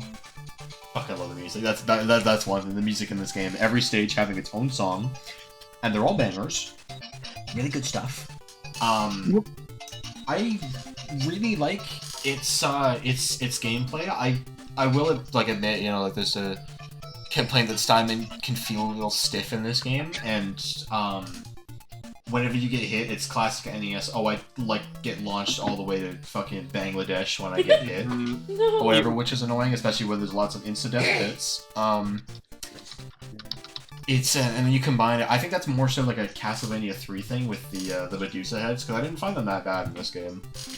I kind of learned their patterns not too bad on some of their stages, but yeah, it was fun stuff. I think I've got a thing for NES 2D platformers right now, because like that I've been playing Mega Man. That's some good shit. Good stuff. It's hard as fuck, and I like that, but. Like the GIF you posted for Ninja Gaiden, it's the kind of hard where it's, for the most part at the very least, pretty much going to be the same every time, so you can really, like, get good at playing it, and you can, if you memorize it, then you get it down, then it feels really satisfying You can to play. speedrun that shit. Yeah, exactly. Like, I feel like I could do, especially, like, some of the, like, especially the earlier levels of the game, I could just fucking breeze by, and I think it'd be, like, I'd be trying to, like, get hit. It's a little fucking smug to say an idiot, but like I think I got Try to get head. Yeah, exactly. Try to get head. I'll say like I know it's an NES game or whatever, and the color palette's a little fucked. Sometimes I had a hard time telling what was part of the background and what was part of the foreground, like in terms of what I had to jump on. When you have to do platforming and there's fucking NPCs and everything around you, that can get a little hard. I'm more so like this last point is nothing against the actual game, it's just the format of the game that I played it in. I'm playing, for most of the game, pretty much everything up until, I kid you not, a screen before Dracula. Sorry, 2 screens before Dracula. I was playing the Anniversary Collection on the Switch. I think this is just a thing with the Anniversary Collection. It uses it uses a fucking broken version of the first Castlevania where if there are more than 6 sprites on screen, the game freezes. Now, be me, I don't really use save states, or I try not to use save states too much when I play games like this. I want to try and beat it as authentically as possible. I get through a really kind of hard section. I'm like, okay, I'm just going to use this. I'm going to use like 1 or 2 save states I want to use. I'm going to use one here. I use it there. The second I go to use it, 4 enemies spawn on screen, and there's already 1 including me, so the game freezes. No biggie, I think. I'll just reset the game, and then it should probably, like, at the worst, take me back to the beginning of the final level. No, it boots me back up to the game when I try to load my save state, and if I try to load my save state, it's frozen game. So I just ended up going on an NES emulator. I just downloaded one quickly, and I boosted the game in like a half hour. I just used an invisibility hack to get up to Dracula, and then tried to fight him normally. Fuck yeah. He's hard. It's like there's ways to cheese him like every boss in that game, and it's fun because fuck Dracula otherwise. But like that was kind of frustrating. But otherwise, I liked Castlevania 1 quite a bit. I know I also started around the same time. I started working on Simon's Quest, but I haven't. I need to re-pick that one up again because that's pretty fun. But aside from that, Castlevania 1, pretty fun. Cool game. Yeah. Then other one I played a listed. bit. Okay, yeah. I want to hear. Sorry, I want to hear what you gotta say about Castlevania. Just a quick addendum. Yeah, I haven't played a bit of Castlevania 1. Yeah. I like the way jumping works in this game. Yeah. Because Simon has some fucking stiff-ass legs. He doesn't want to move. So everywhere you jump, you have to be so fucking careful, and especially because you get knocked back Very so far, committal. and the platform is so thin. Yeah, it's very committal. And I think for a platform, it's really interesting. Yeah, for sure. The limited game mechanics of the time. Yeah, really interesting. No, No, it's good. It's actually No, fun. I- It's fun as fuck. I'm clowning on it for no No, reason. Oh yeah, the haterade. Yeah. Fun stuff. Well, yeah, no. Cool game. Other one I did in October. 3 days later, I beat Octopath 2. I love the first one so much. I dove fucking immediately into the second one. And I have my opinion on this is mostly the same as how I feel about the first and second Mario Galaxy games, where I don't know how common, at least this is amongst Galaxy, but I concede that for the most part, from a gameplay perspective, this applies to how I feel about Octopath 1 and 2 as well, by the way, in case I didn't make it clear, but I concede for the most part that I think the second one is gameplay-wise a better game, but I more so respect the first one for, you know, being the first one and really doing something with what it had. I think that's a fairly. I think actually, I don't even say that's common amongst Octopath. I think most people even just agree that 2 is just a better game overall. And I can see why. I don't necessarily argue too much against that. Big gameplay thing that's cute. Game adds a day and night cycle that you can freely change whenever you want, which affects what enemies you run into out in the field, but it also affects whatever your character's path action is. Like, they'll have different ones during the day and during the night, so you can... That's further, like, team customization, so if you want someone to fill 2 roles in terms of path action-wise, they can, because they'll be, like, wildly different things. The game lets you... in Octopath 1, if you wanted someone to be in a subclass, only one person could be in... Like, there was only one person who could have a subclass job as being a cleric, only one slot for being, like, a thief, for example. In Octopath 2, you have to grind a little bit for it, mind you, but you could get to the point where, at least for all the basic jobs, you could have 3 additional slots. So you could have a team consisting entirely of dancers, or a team entirely consisting of merchants, for example. Which is... that's another thing on top of, like, the core gameplay being the same as the first one, which is fine because it was already really strong there, and they just add more stuff to it to make it even better. Everybody in this game has, they call it latent powers. They kind of work like limit breaks from something like Final Fantasy, where you get like a big special move unique to the character or whatever. And more often than not, they just amount to being something like Hikari or Ochette, where you get to pick from like a list of like 3 moves that all deal like a shit ton of damage. And then there's something interesting, like for example, your thief character Throne gets to perform 2 actions in a turn. Your merchant gets max. In Octopath, you use a resource called battle points or BP. Brother points. Yeah, exactly. Which points? Or you can use that to enhance your skills that you use. Pretty much everything outside of using an item or basic attacking, which increases the potency of whatever you're doing. It'll make you deal more damage. You'll heal more. If you're casting a buff or a debuff, it'll last for longer. And so you get that to like once per turn if you didn't use a skill that would have costed BP normally. But then the merchant class gets a skill that lets them give up their own BP to give it to someone else of their choice, and go figure, the merchant character gets a skill to give himself max BP, so you can use that to give as a resource to other characters. Like really, pardon me, sorry, cool and like creative stuff. That's like a good thumbs up. I like the couple gameplay changes that they made to it. The stories are all once again really good. There's a really excellent cast of characters. Some like somewhat similar themes to the first game, but like different takes on them, which is cool to see. Something that helps the game better from a story perspective as well, is that this game doesn't follow the same structure as its chapter structure as Octopath 1. Now characters can have up to like 5 chapters or even as little as 3 if their story is told, and that like it's not like told, like it's not a very complex one or whatever. And not every chapter follows the same formula. There's some chapters where you do nothing but fighting. There's some chapters where you don't do a single fight at all, and it's just story. And they do that. They tailor do that to fit whatever that character's story is supposed to be. Something I realize now I forgot to mention as well about Octopath 1 that kind of like disappointed me a little bit with its story is the fact that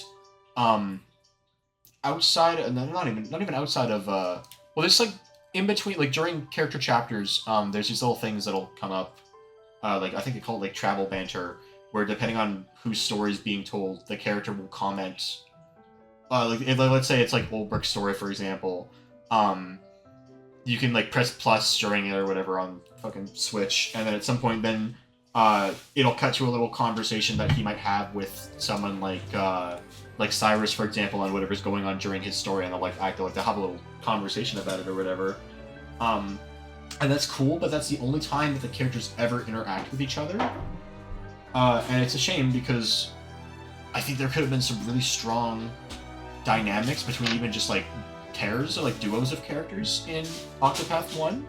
But in 2, they actually capitalize on that by pairing up, like they have like 4 pairs of 2 because it's 8 characters.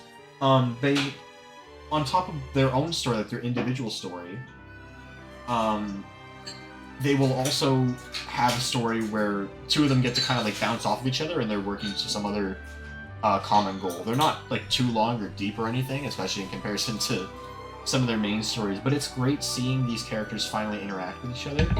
Another like plus with that is in battle, they'll actually like, in Octopath 1, they would just silently sit there like they had no social skills and they'd spout off their own one-liners to each other, not really caring what one way or the other what happened to that character.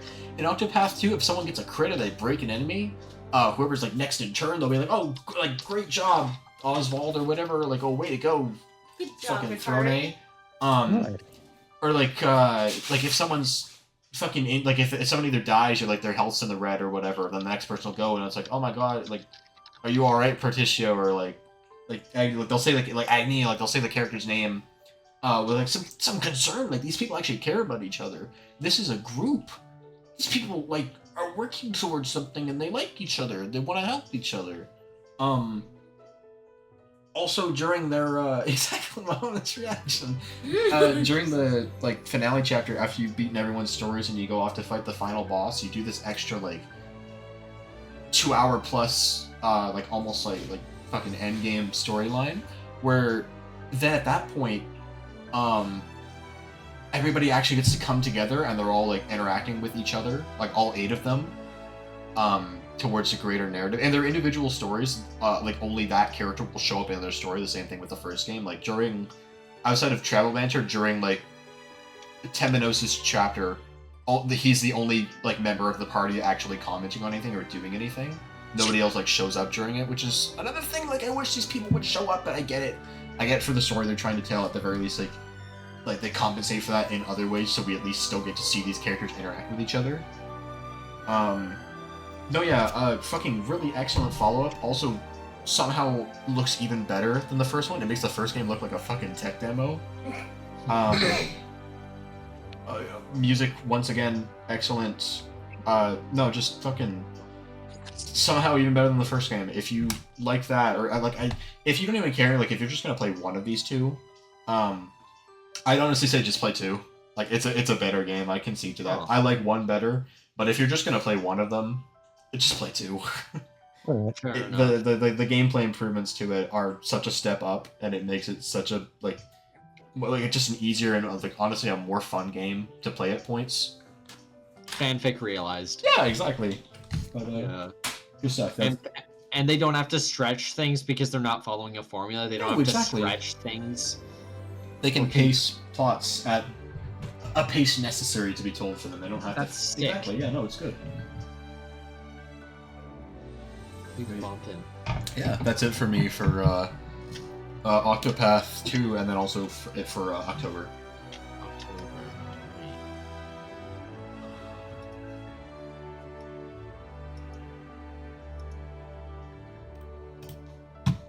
Yeah, so then I think it's now SJ with September. Because I don't think anyone Oh. I can't right now. I'm tired for this shit. I need a drink. Okay, which number month of the year is October, Jack? 10. Okay, and what about September?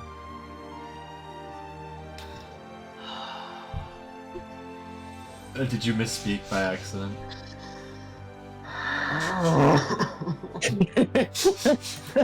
No worries, no worries. All of the worries. What are you talking about? I'll just shut the fuck up.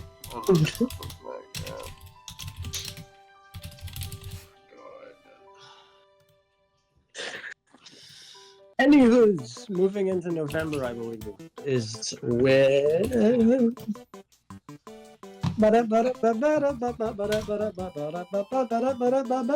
Actually, wait, no. First, it was Kirby's Super Brothers, Super Duper Suicide Brothers. Offensive.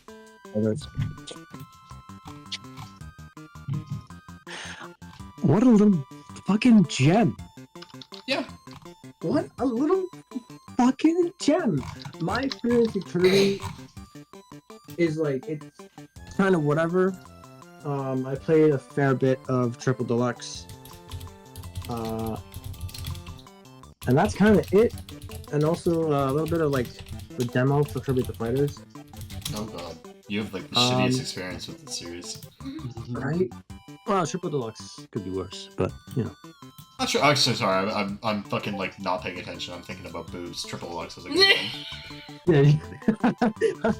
I glazed that game kind of hard when I talked about it. It was fun.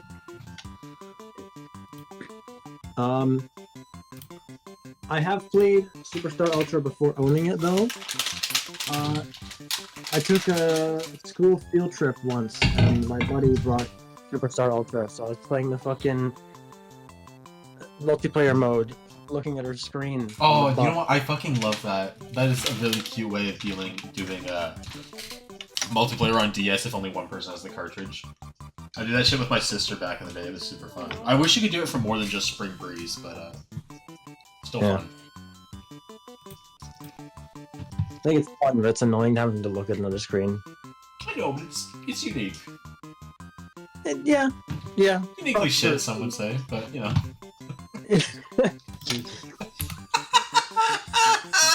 Yeah.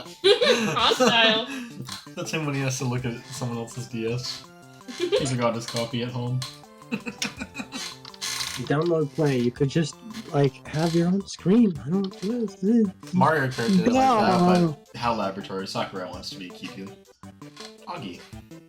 Innovation, even if it isn't good, it's always innovative. Would you remember? Would you have remembered its download play if it wasn't like that? Probably not. Sometimes it's better to be remembered for being weird and dumb than not to be remembered at all. Good point. True. Me. Aw.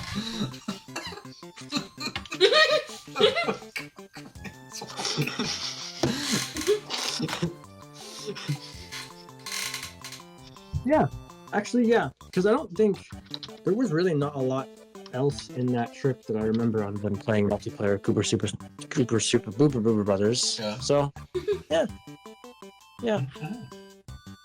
But yeah, the actual full ass game that I got CIP for $10 at Willow. Unreal. That's crazy, honestly. Right? New Super Mario Brothers 2. Oh god. Don't remind me. Alright. I would even go to say that as much hype as Superstar Ultra gets, it's never enough. This game is awesome.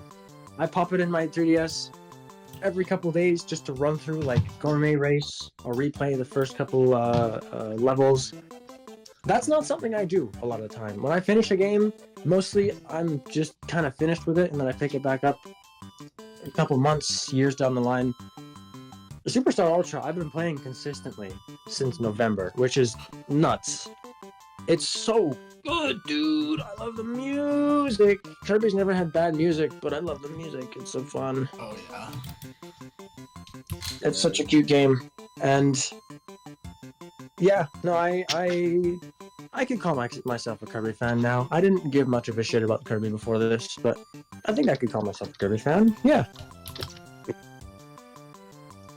I'm glad that was the game to convert you. Yeah, I've been indoctrinated now. I can't say there was a better game in the series to indoctrinate someone to Kirby with than Superstar Ultra. I actually have it right behind me on my shelf. Good. Good game. Also, one of my, like, side tangent, one of my favorite, like, box arts for a DS game. Right? Fuck, it's so pretty. It's so fun. Bakugan. I'm glad I said Pocket Paradise. Yeah, Pocket Paradise. Look at how cute Yeah. Kirby is. Why is he like jerking it to Kirby? Why is he like breathing He's getting out. heavily? Yeah. It's so nice. Alright, hoping with your veiny hand. No. Oh, it's gone. He shot on the cage. He shot on the cage. Oh The card is in my 3DS case currently, but no. Oh, there we go.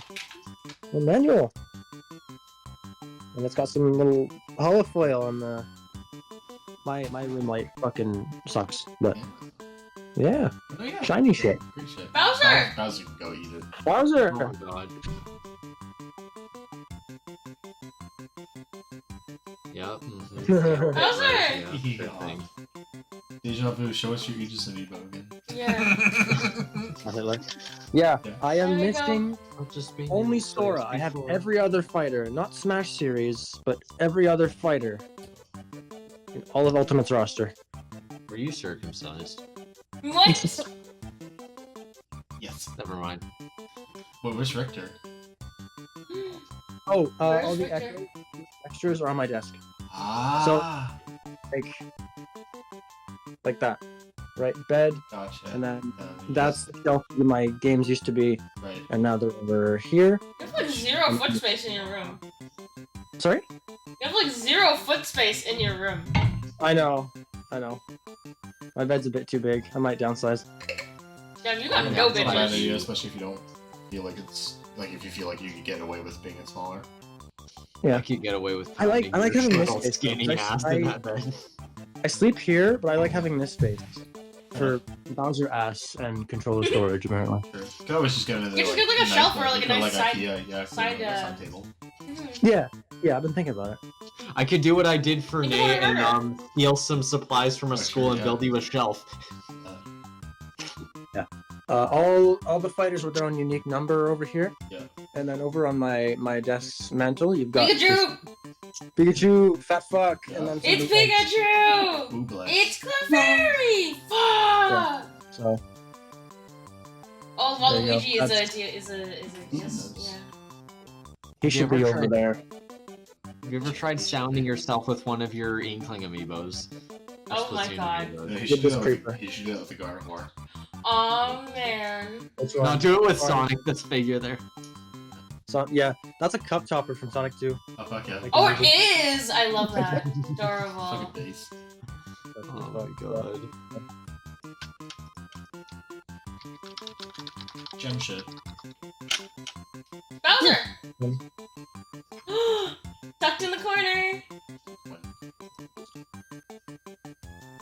Oh fuck it. You know what? Completely off topic. I'm gonna show off my little pin board. I think I showed you guys, but Fuck yeah. I love this fucking thing. The Inkling are hanging good. Yeah, kind of doesn't mean to which all his penis. Yeah. Oh, penis. God, I love the fucking like dark green they chose for Bowser's Smash 4. Like his on his box and shit. Such a nice It's so green. nice. I kind of wish it was the original print though, because Yeah. just having this red part here is That's fair. is- It's ugly. whatever. But I ain't Just like complaining. yesterday. Exactly. Play my dogs. Get on Rocket League. Come on, Rocket League. Beautiful. Very So cute. that's Kirby Superstar Ultra. Look at that. Again, All of that whole bit was crazy for Zero. My whole room. It's Kirby Superstar. Whole room perfect for me to knock you up and kiss you hard on the mouth. Knock Right? everything over.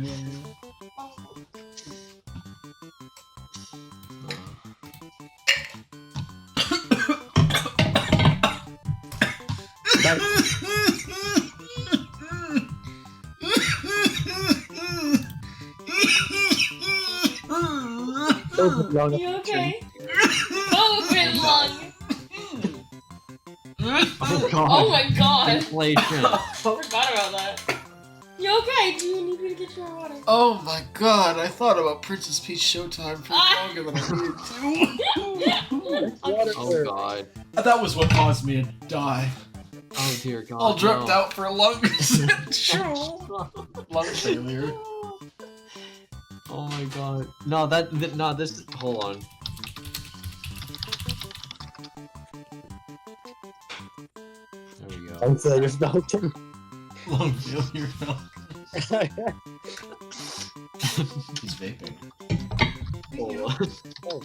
When I ever get a chance to show you guys my Sponge Boy Advance? No, Okay. he's gorgeous. Oh, he's adorable! God. I love This it. is actually not the Walmart exclusive SpongeBob SP. Right. It's just the shell from it. Fuck yeah. I put the top part of the shell onto my regular SP, but the rest of it wouldn't fit. Hell yeah. So the top half is good side is SpongeBob, and the bottom is evil side is Mr. Krabs. So it's the one I keep up to see. Yeah, So cute. gorgeous. I want to maybe. I've been thinking of replacing the red shell with a green one, so it's like the abrasive side SpongeBob from that one Oh, episode. yeah. Hell yeah. But DS Lite! yes, I. Gorgeous console. I want one just to have one. Yeah, I want to rebuy. I mean, I still have one, but I want to get the red one. Yeah. Oh, that handheld is so sexy. This is Nice color. Choose some- You sounded very orny when you said. Dude, are you gonna like sit here and not tell me that the DS Lite is not like one of the best looking game consoles? That's a cute little like Famicom themed DS Lite you got there. Oh yeah, that is very cute. That is very. I won't deny. I Did won't deny it's Tombstone very- worthy Miko the Fox make that one for you? Oh, That's right. She made both of these actually. Oh fuck yeah. Forgot fuck it, I thank you. forgot that. I forgot she existed. I want to go back to the gang shoot. Oh I yeah. hope she never sees this then. Gets this far into it. Miko, if you see this, what's up, gang? Fucking, I don't know, play Tekken and get good at it. Oh. all things. No, you won't. She has a 360. She's got like every fucking console that ever exists. Oh, there you go. Oh, okay. Well, yeah. Then you have no excuse, Miko. Get on Tekken. Hop on Tekken. Hop on. I better see you playing against Knee within the year. I want to see you at Evo. If you thirst for one of those patchwork DSs, I got the pink one for I think 70 or 80, and then the Famicom DSi was a birthday gift. So If I want a patchwork DS, I'll go anywhere but there. Birthday gift from a All birthday right. to Anyways, birthday gift yeah, from that was birthday to SJ's. My birthday. sorry, What's birthday? I caught none of that. Meme. Okay. Schizoiding. Oh God. What the fuck is that? I thought I was bad. That was a Switch screenshot that I took. Is that Ryder? Hey, at least I didn't. know. At least I didn't mistake the previous month for the next month, huh? Anyways, was that it for November? That was not it from November, but Oh. I still Oh have my. one more. Okay. I think you need to come a that's little right. quicker. Yeah. Oh, yeah. Super Mario RPG. Hit that. Oh, I kind of wish they kept the original Legend of the Seven Stars, Subtitle? Uh, Yeah. but no big thing. I think branding it to sort of be like, so that the English and Japanese versions line up, I think is a better choice. Even if they had to nuke Yoshi from the box art. True that. Not like he was important, but yeah. No, completely optional area. I completely forgot about him until I beat the game, and I went back just to meet Boshi. Oh, yeah. But yeah, no, this game is cute as fuck. Believe everything everyone says about it. It's so fucking good, dude. Oh my god. Before playing it, my only experience with Mario RPG was those animated music videos that made by Chris Niosi, I think, or Oh, fuck Christopher, who the fuck, like Lost Forest and that. Mm. So I thought before playing it that this game was kind of like serious. It's not. It's sillied the fuck out. Like everything about it. Imagine if Earthbound didn't hate you. That's what this game is. Spinning Raiden, I love that one. The combat feels really fucking good because they added these timed attacks where if you press A right before an attack is supposed to land, you get a little bit extra damage, and it builds towards a triple attack meter that can do anything from basically healing your whole party, including reviving them, blocking you from being damaged by any move, or just doing a fucking load of damage. Also, you can switch party members in the middle of battle, which is really, really useful for some fights, where you just need to keep switching people in and out to do different shit, like the final boss. Yeah.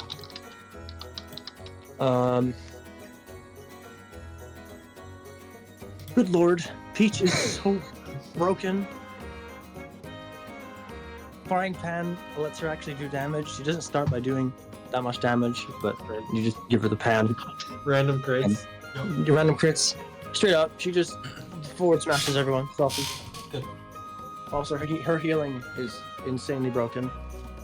For 2 FP, you have Therapy, which completely heals a party member and restores their status. For 4 FP, you have Group Hug, which is the exact same thing, but for everyone currently active. And then for, I think, also 2 FP, you can just revive someone at full HP. Okay. So she can basically use items for FP, and you have a lot of FP, so it's fine. Like, I think I ended the game with like 57 total. Like 57 max FP. It's kind of nuts. Holy. Continuing a good trend of every game I played last year having fucking good music. This game, Christ. fucking good music. Yeah. Holy... Yeah. There's a reason there's like 4 songs from this game that are all iconic. Right, yes. Activity is a sexual activity involving torture of the One that people sleep on a lot is Somewhat Stronger Monsters, which is the mini boss theme. Oh, I love that song. That's a The good record scratches, dude. Yeah. Oh, that is like fuck. That's a good one. everywhere I've driven in the last week, I've been playing that song. It's so fucking good. Bass, yeah, no, excellent music. You know what's the one I really like that I don't hear too much too much talking about is I think the official name of the song is "Let's Go Shopping in Rippletown." Yes. Yeah. That's a good one. That's a fun little That's a great one. style too.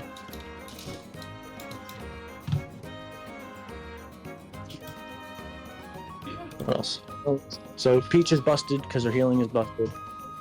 Bowser does a lot of damage. Big damage. He's a fat fuck. In return. Like, I think right after I got Bowser, up to that point, I was doing 50 or 60 maximum damage with Mario, Mallow, and Geno. As soon as I got Bowser, first attack he did, he was 110. He just hit a bloke for 110 and fucking destroyed them. Okay. Buffalo steak, KGB. Yeah, that's what Yeah. Yeah, no, he just fucking dishes it out.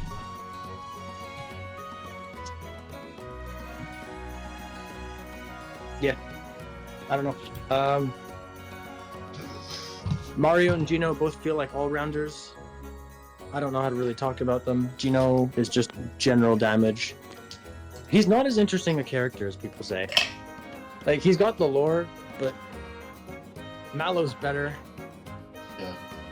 So Yeah. Mallow should have been added to Smash instead of him. Yes. I mean, Mallow has honestly, I would elemental agree. power. If I was gonna pick a character from that game, like an original character of that game, who's a party member to add, I would have picked him. So out of Spider-Man, Geno, and Mallow, it would be Mallow. Yeah. Yep. I like Gino, don't get me wrong, but I see what you're saying, where I almost got overhyped. I was like, okay, I just see this guy's like, this dude's gonna have like the best fucking like backstory. He's gonna be the coolest motherfucker. I walked away from that game. Okay, I liked him. That was it. Yeah. Cool Yeah. guy, but like, yeah. I think Geno's special attacks do more to increase his cool factor, but Yeah, for sure. it's still Mallow. Come on. He can make lightning! That's a snowstorm! Sits there and he has a big fat cry. I love it. Yeah! he Discord raises his argument. hand. Something like that. That was on me and SJ earlier. Yeah.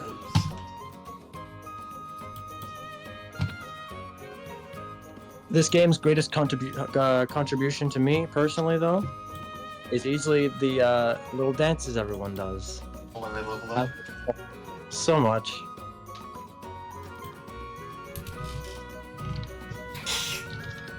Love that song. God, he's such a joke.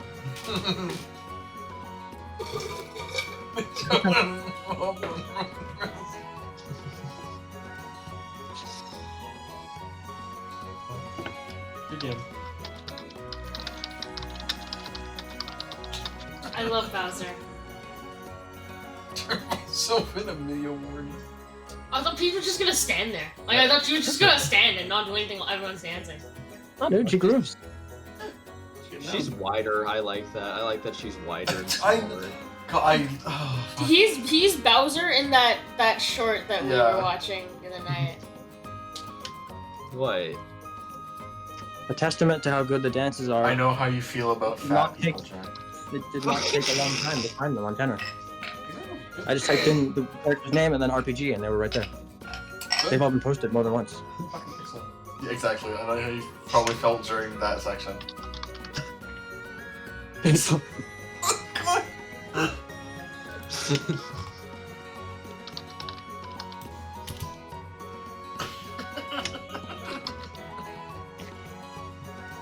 Oh my god. What is this AI Goku? That looks so weird. He looks Oh, right.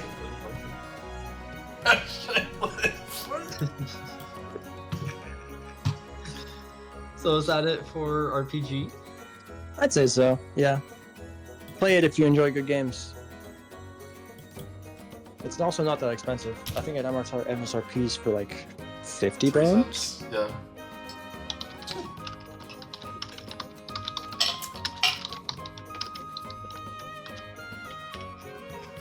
Licking noises. Oh, good stuff. You see on site. It's on Yeah. site.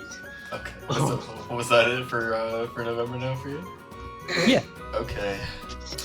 Okay. It's funny that you got Superstar Ultra for $10 at Willow, because I also got this game for $10 at Willow. Yet the quality difference could not be fucking bigger if you tried. Oh no. Fucking Star Fox Command. Oh. Oh no. Holy fucking fuck. Okay. Since like us trying to redo this shit again, I've also gone and I've played a little bit of Star Fox Adventures. This fucking series is so confused with what it wants to do. We either A, just remake the OG Star Fox over and over and over and over and over again until we can't think of what the fuck to do. And then when we can't think of what to do, we get high as shit and then we do weird shit like Star Fox Adventures and this fucking garbage. So it's like you're the general fuck. God, I love that fucking game's cinematics. Okay, where do I begin with this game? So because it's a like pretty early life DS game, when you're actually doing, when you're actually getting to fly in an R-Wing, the way that you do it is you use the fucking touchscreen and your stylus to actually fly around. It sounds as clunky as it is because the game will also ask you to perform tasks like either speeding up or slowing down, where you double tap on either the top or the bottom of the touchscreen to do that.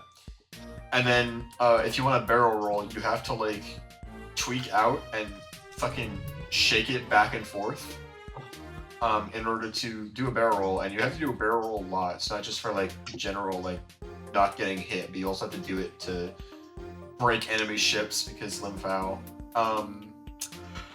The Thug Shaker. Exactly, you have to perform the Thug Shaker in order to do anything.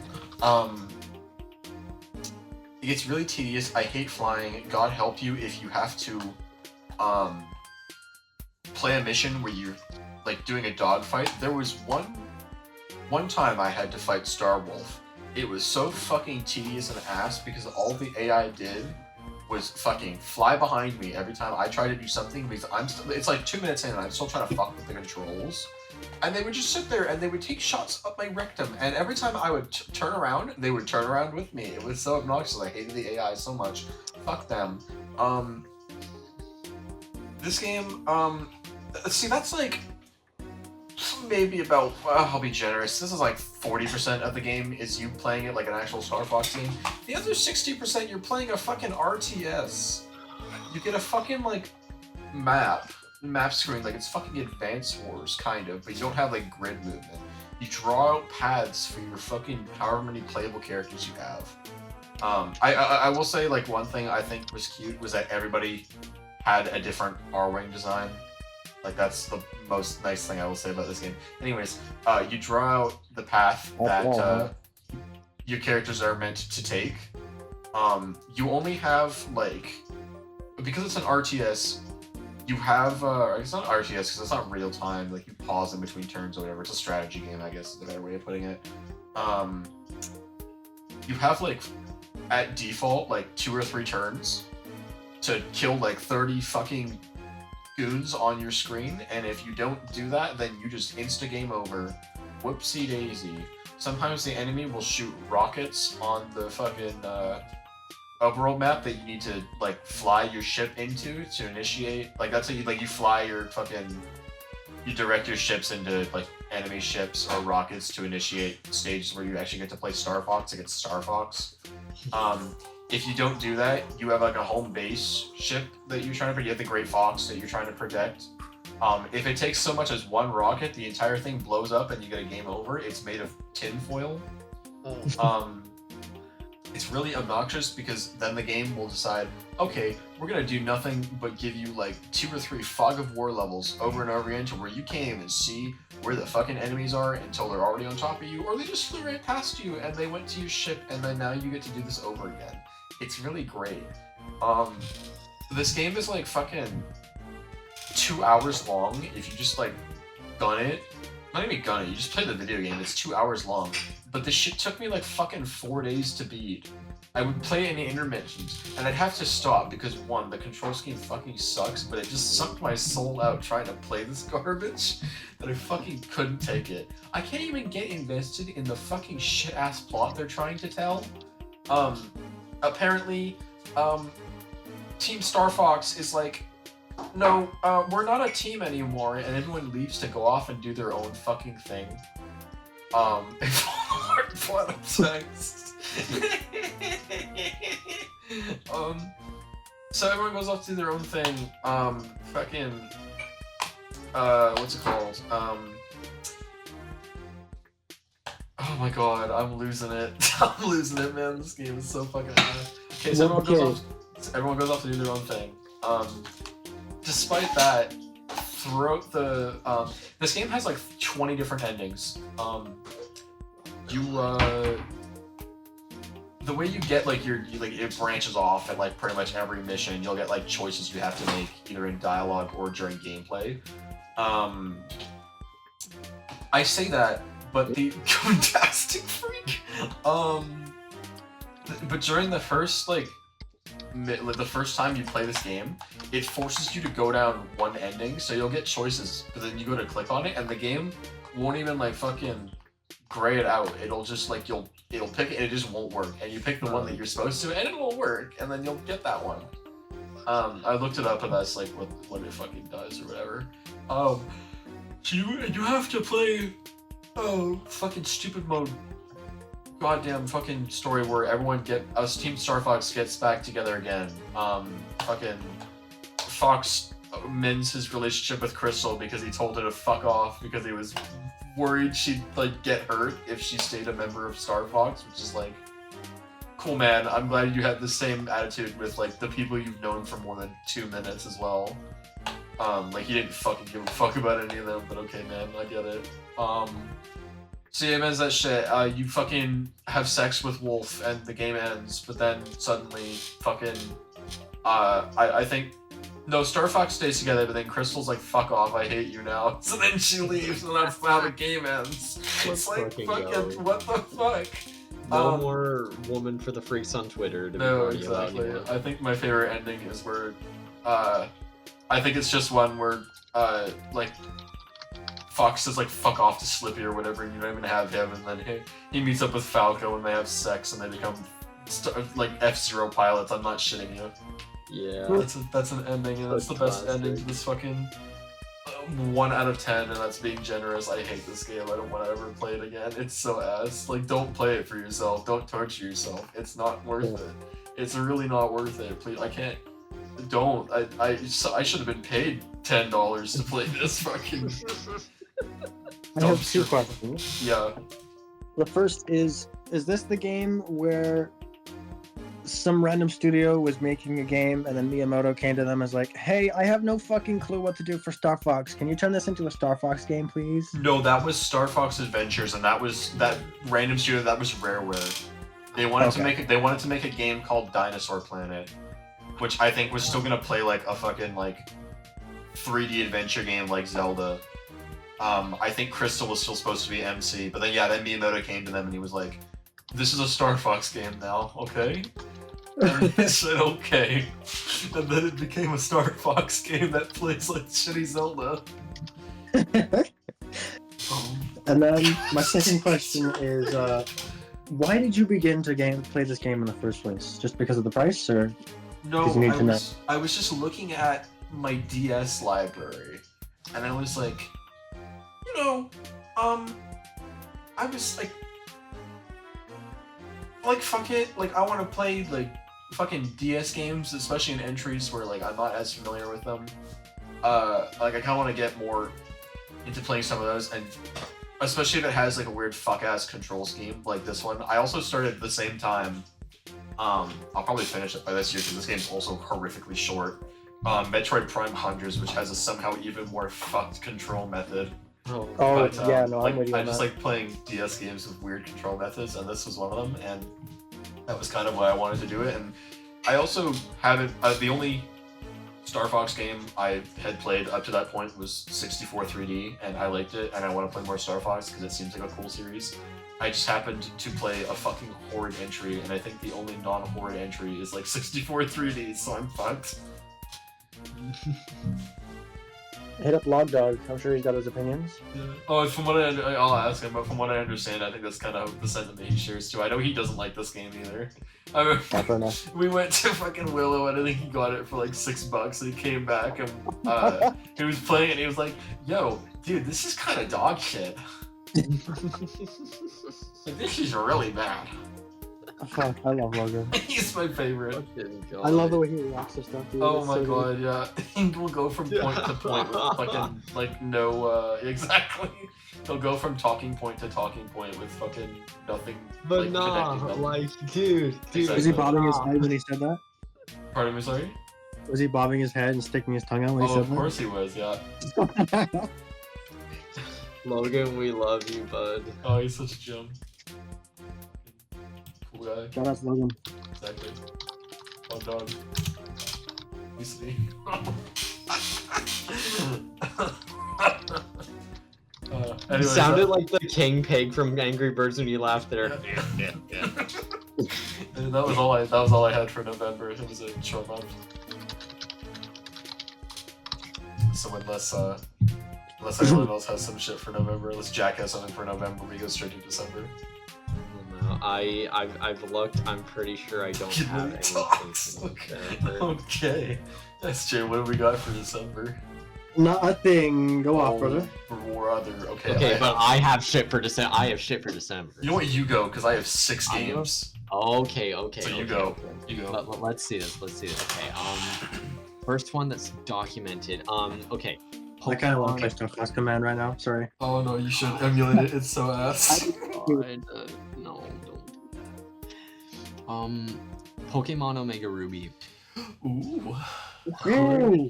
Hood, instant Hood classic from the moment I fucking got it. Thank you again, woman, for. You're welcome. Thank you. Yeah. Yeah, like, can you sound more distant than a Bangladeshi in the mountains? Alright, so yeah. You're Clap welcome. Yeah, sure. Why did you have to do that when I posted this? Oh god. No! Kill me! Perfect timing. Fucking I want a Persona 3 myself. Okay. Pokemon selection is awesome. The environment looks beautiful, unlike fucking certain Switch games as of recent year. Yeah. Ha ha ha. I know You are love the- not at odds. I agree with you. Yeah. No, it looks so beautiful. It sounds amazing. It fucking soundtrack. Oh my god, soundtrack is just oh bust. It's got I like the little shit that they have. I know it didn't introduce it, but the Pokemon on me and the super training or whatever it's called. I love that shit. And the little mini games that it has. The plot's very neat. I do enjoy that, and I'm fond of the fuckers that I used. Oh my god, Weezer, like get a life, hipster.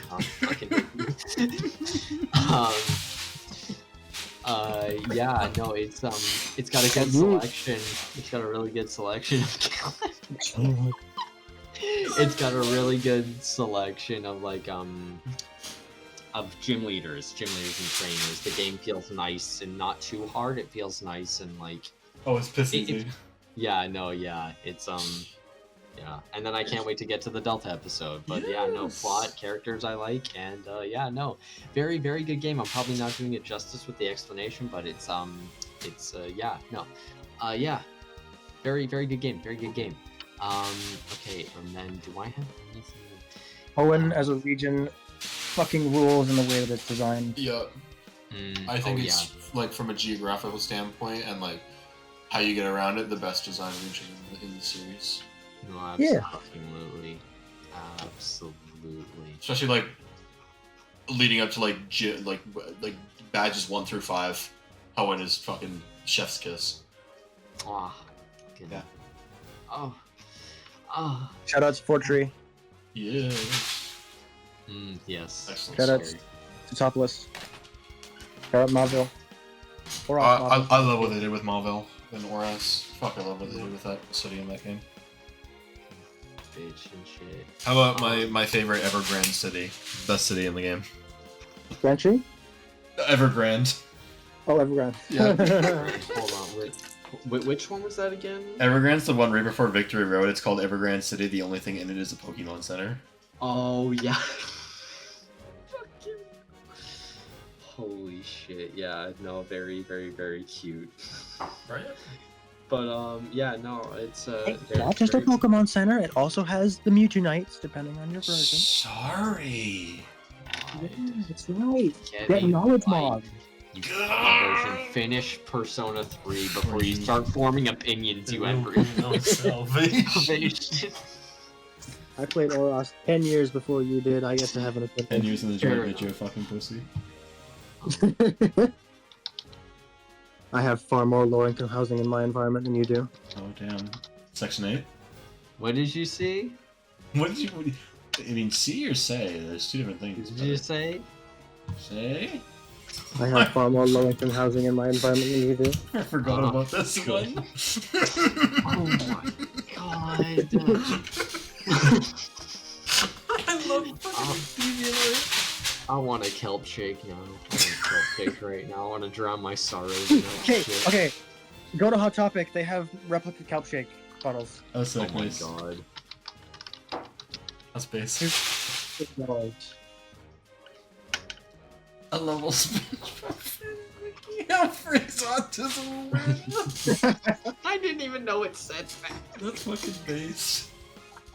That's kind of fitting, given a lot of people like to say that SpongeBob has autism.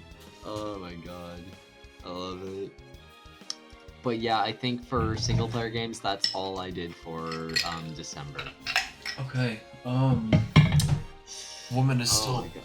doing whatever the fuck over there. So I What guess is I'll... she? What is she I don't doing? know. What are you fucking doing? Yeah, come back over here, pimp. My turn now? Drag her over Yeah, here you can talk by the now. Okay. by the ham wallet. You can talk. I'll finish. So we're at December. We're at December, I have yeah. 2 games for December. I have. Okay, let me start with the first one. On December 10th, I finished. I should turn on my mic. Icon. Oh, the mic is on. The mic is on the whole time. So I finished Dragon Quest Builders, the first one, on December 10th. And... what... It is literally, quite literally, just the better version of Minecraft. And it actually has a plot. Which game is this, sorry? Dragon Quest Builders. Oh, gotcha. I gotcha. There's a lot, the one big thing that I really liked about this game was the dialogue between, like, the MC and the, like, oh, there's so many goddamn named characters in this game. Like, could not even count. But, the way the player interacts, I guess the character interacts with the other characters, it's very charming. You've got little, like, snippets of the, like, for example, you go talk to this, like, one of the guys in the town, and he's yapping up a storm, and then all of a sudden he's like, "Oh, what are you looking at me with that face for? What, did I say something funny?" And it's like little charming. I can't do this justice. It's been too long. I should have quoted some stuff from it, but the Romanian anti-air. Oh my god. But the music was great. If I remember correctly, it was mostly just music from. Was it mostly from 2? Poached from like every other game. Every other. Okay, it was music from the other, like, shit ton of other Dragon Quest games, and Dragon Quest music is great. So Romanian anti-air. music was great. Oh my god. I'll get to the second one at some point. I'm in the progress of playing the second one right now. And I really love it. I'm not doing this justice, unfortunately. Hopefully the content that you get for me yapping about this will do it justice. But build it. What you do in Dragon Quest Builders War Crimes. There's I think there's 4. I'm pretty sure there's 4 different areas. And you go to each area basically to kind of, I guess, revitalize or revive the area because the Dark Lord has shrouded it in darkness. And so you basically bring light to those areas. And in each of those areas you get to build a base, I guess, like a castle. Not quite a castle, but you build a base. You have to quite literally there's some Fortnite. We like Fortnite. There's of course there's some broken down walls and shit because it was a former castle or whatever, but you gotta build all the rooms and stuff. It's very customizable. Of course there's sometimes what the heck? Hi. You look baked out of your mind. Yeah, you fucking do. It's a great picture, man. This is really good. I lost my train of thought now.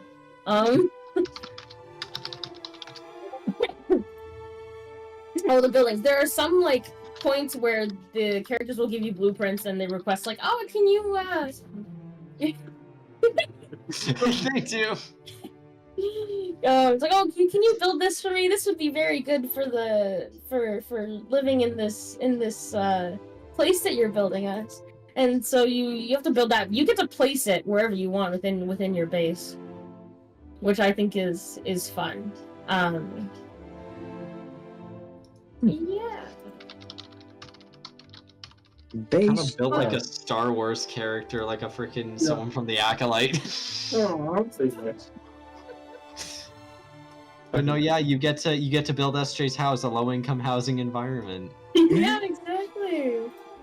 Super Mario. Super Mario 63? Ooh. No. No. And then the last game that I beat of December, which was funny enough on December 31st, I beat this New Year's Eve. Is what the heck? Oh, Jackie. Oh, big guy. I'm sitting there. Is now it's my turn to yap about the Octopath Traveler, the first one, at least for a little bit. And you said most stuff already, but beautiful game. This is, I want to say, one of the most prettiest games I have played. There's some other up there as well, like there's Red Dead 2. What other games are phenomenally beautiful? And nothing else is coming to mind, only Red Dead 2 because I played it semi-recently. Octopath 2, which I'll get to at the end as well, stuff that about it a little bit. I'm in the progress of playing Octopath 2. I think I'm 45% complete, or 40-something, 42% completed. But I like 2 better than 1, but 1 was a phenomenal game. I think all the character stories were well written. My favorite character was Prim. That's who I started with. I loved her story.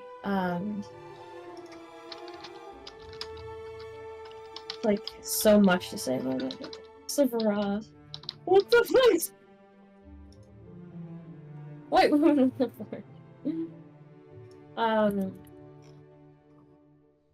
yeah, I had a very good time because it was a long game, but I enjoyed it. I enjoyed every second of it. I think Octopath 2 improves on a lot of the things that Octopath 1 was lacking. Tongue emoji.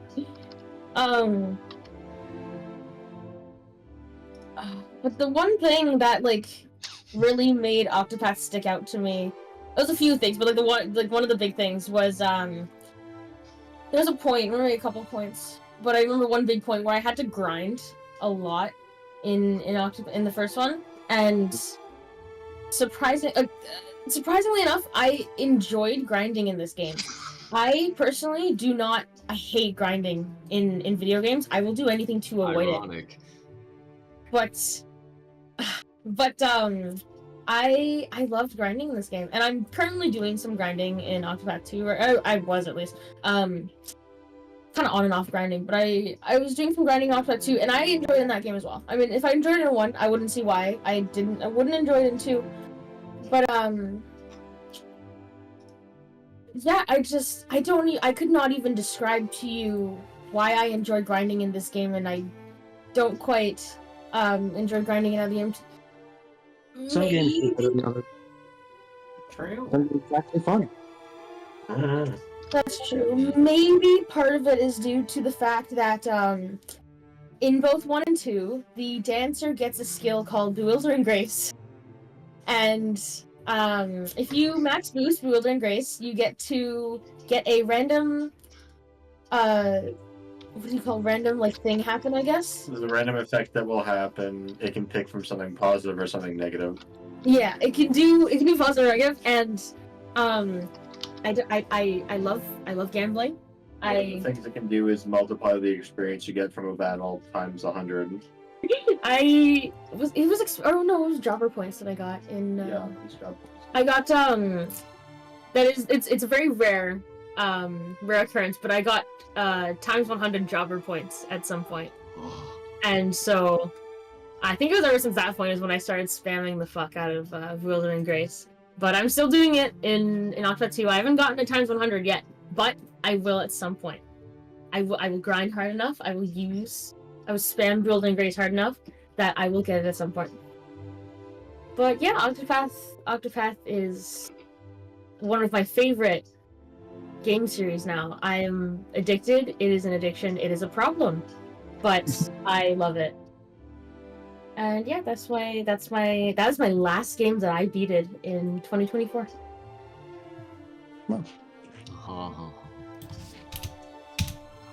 Wow. Oh, Varric. You're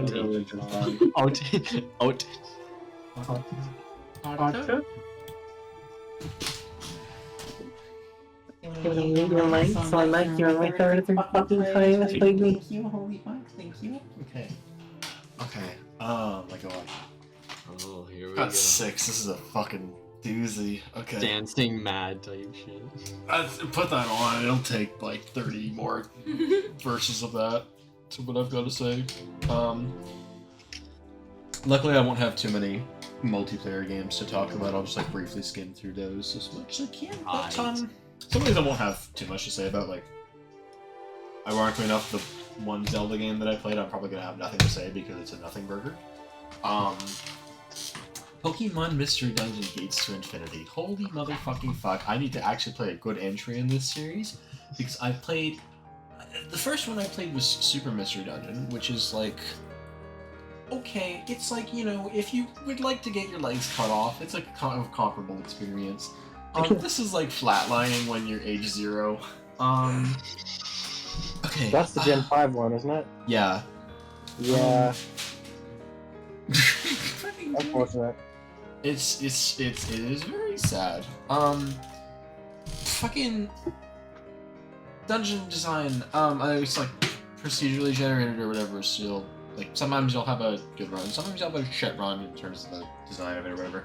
One thing I liked about this game, I wish that they did for more than 2 fucking dungeons, was sometimes as you're going through it, you'll come to these sections where it'll force you to do a puzzle.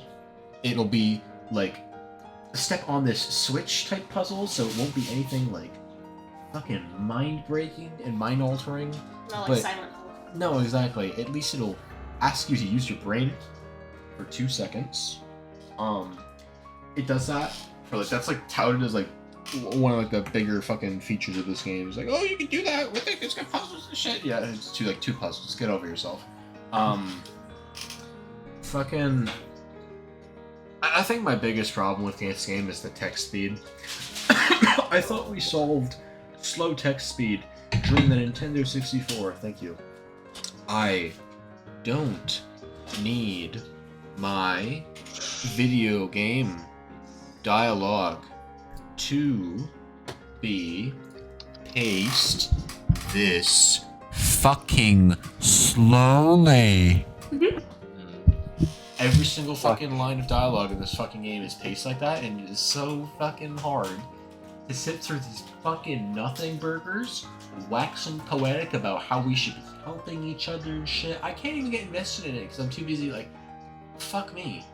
It's not even like they're saying anything interesting about the topic either. These people just sit there and they say words. It's like Dark Side filled. They say words. Nothing intelligent ever leaves these people's mouths. Twitter It's users. inspiring, exactly. Twitter.com, motherfuckers be like.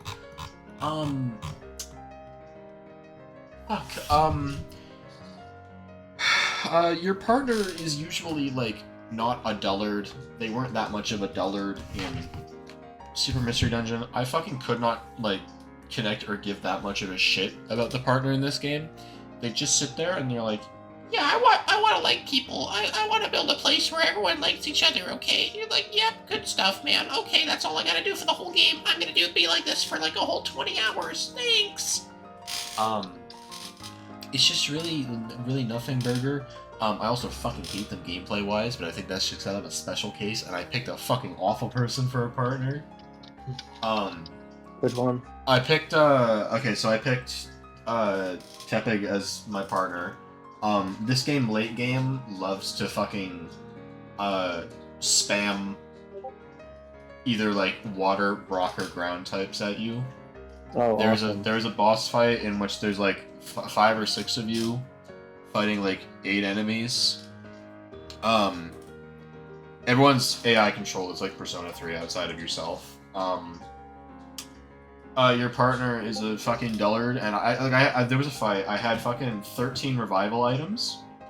10 of them went to this useless fucking jobber, choosing to. Okay, keep in mind he's fighting a fucking Pokemon that's weak to rock. He has rollout. He did not use rollout once during that fight, and he sat there and kept trying to spam fucking Ember. Well, it resists fire, but it's weak to rock. It's like, Christ, man, please fucking do your job, you dullard. Your boy Everyone- could never. Everyone else is pulling their weight, and then there's this fucking jobber. You missed me with that shit on how post-game makes you play as your partner before you get your MC back. I refuse, or you know what? I will play this game's post-game just to get to the end of the dungeon where the game's like, hey, do you want to come back to the Pokemon world? And I'm gonna say, fuck no. That's how I'm gonna do it. The final big fuck you to my fucking partner in this game. I fucking hate you, you fucking waste of life. Christ. Otherwise, it's fine as a, like, mystery dungeon game. If you like them gameplay-wise, you'll probably mostly like them in this game. I mostly just had, like, shit to say about the plot and not too much about, like, the fucking gameplay. One thing I'll give it gameplay-wise was I kind of like that they got rid of the, like, stamina mechanic in these games for this one at the very least. It really didn't mean much to me. Like, it didn't add anything to me in playing the, like, game. I played a little bit of one of the other ones. I got to play a little bit of, like, Explorers of Time, where it's also in there, and it's in the Super Mystery Dungeon. Like, it doesn't mean much to me for it to be there, so I don't really care if it's there one way or the other, and it's like, cool if it's not, whatever, goodbye. Yeah, fucking game. Sometimes the writing is fun. I liked a couple of the, like, side goobers in this game. Dunsparce, my goat. I've never given a shit about you until now, but you're pretty cool here. Yeah, otherwise, this fucking game is not worth playing. It's horrifically easy if you do want to. It's not even like a fucking challenge, it's just fine. I would want to play something like this on fucking story difficulty, on game journalist difficulty to get through it. Just to say I played it and then fucking never look at it again. Fuck this game. Next game. Oh, I actually get to talk about something good! Dragon Quest III HD. Oh yeah! Yes. Oh, yes! Okay, where do I begin? First of all, HD 2D art style somehow looks, like, even better than, like, Octopath in some aspects. this British reaction. Yeah, that's one of the games that I really. Yeah, it's... keep in mind, I'm playing these on a fucking Xbox 360 or Switch, and it's like, it still looks fucking gorgeous on that console. Wish it hit its target frame rate a little more. It tries to go for 30. Sometimes it's a little closer to like 23, 24. Not important for a JRPG. I'm gonna ignore it though because I like this game. If I didn't like this game, I would care more. Scarlet and Violet moment. Yeah. Super fucking cool. I appreciate with this game because they're trying to adapt an NES RPG where they didn't really tell you. You kind of had to figure out for yourself where to go. The game will like give you like a header objective and it'll kind of point out on the map. I think if you want, I think you can turn it off if you would like. I guess where you're going and what you're doing. So if you either just don't know or like you're coming back to the game after a little bit, then you're suddenly like, okay, so this is what I'm supposed to be doing type deal. You can still like play it the traditional way where you go around and you talk to NPCs to kind of get your way and like find your footing, like you do in every other Dragon Quest, and you still do that to get items and shit. But it's nice that they have that for people who might not want to care and they just want to experience this game. Also cool, they added difficulty options. I like which ones they did add to it, where you either get one where it's game journalist difficulty, you can't die. It's nice for grinding, I like it for that, and you sometimes you have to. I did for a little bit just because I wanted to unlock certain spells and shit on the hero and my one sage that I had in my party. Speaking of classes, I kind of like the way that this game does its classes. It's nothing like revolutionary or anything, but like I like the hero being able to be like a decent all-rounder. You can kind of have him spec into whatever is lacking on your team. You get to pick what classes everyone is, and there's a reason to have everybody in your like any class in your party. You can like pick from presets, or you can make them like you can create your own party members, like their classes, and pick their hair color and shit, like their fucking Fire Emblem avatars. The only thing I don't really like, I understand just because that's how they wanted to do the game, was that the only person who ever contributes to story content is the hero. That's pretty much the only person the story ever acknowledges, and I get that. But you can also, like, you don't need to recruit anybody else. You could play the game using only the hero, and that's probably why it was written like that. But, would like if, like, even they said one or two things, let's just have some preset dialogue rubbish like Final Fantasy III did for your, like, jobber characters. But like that's a mini gripe.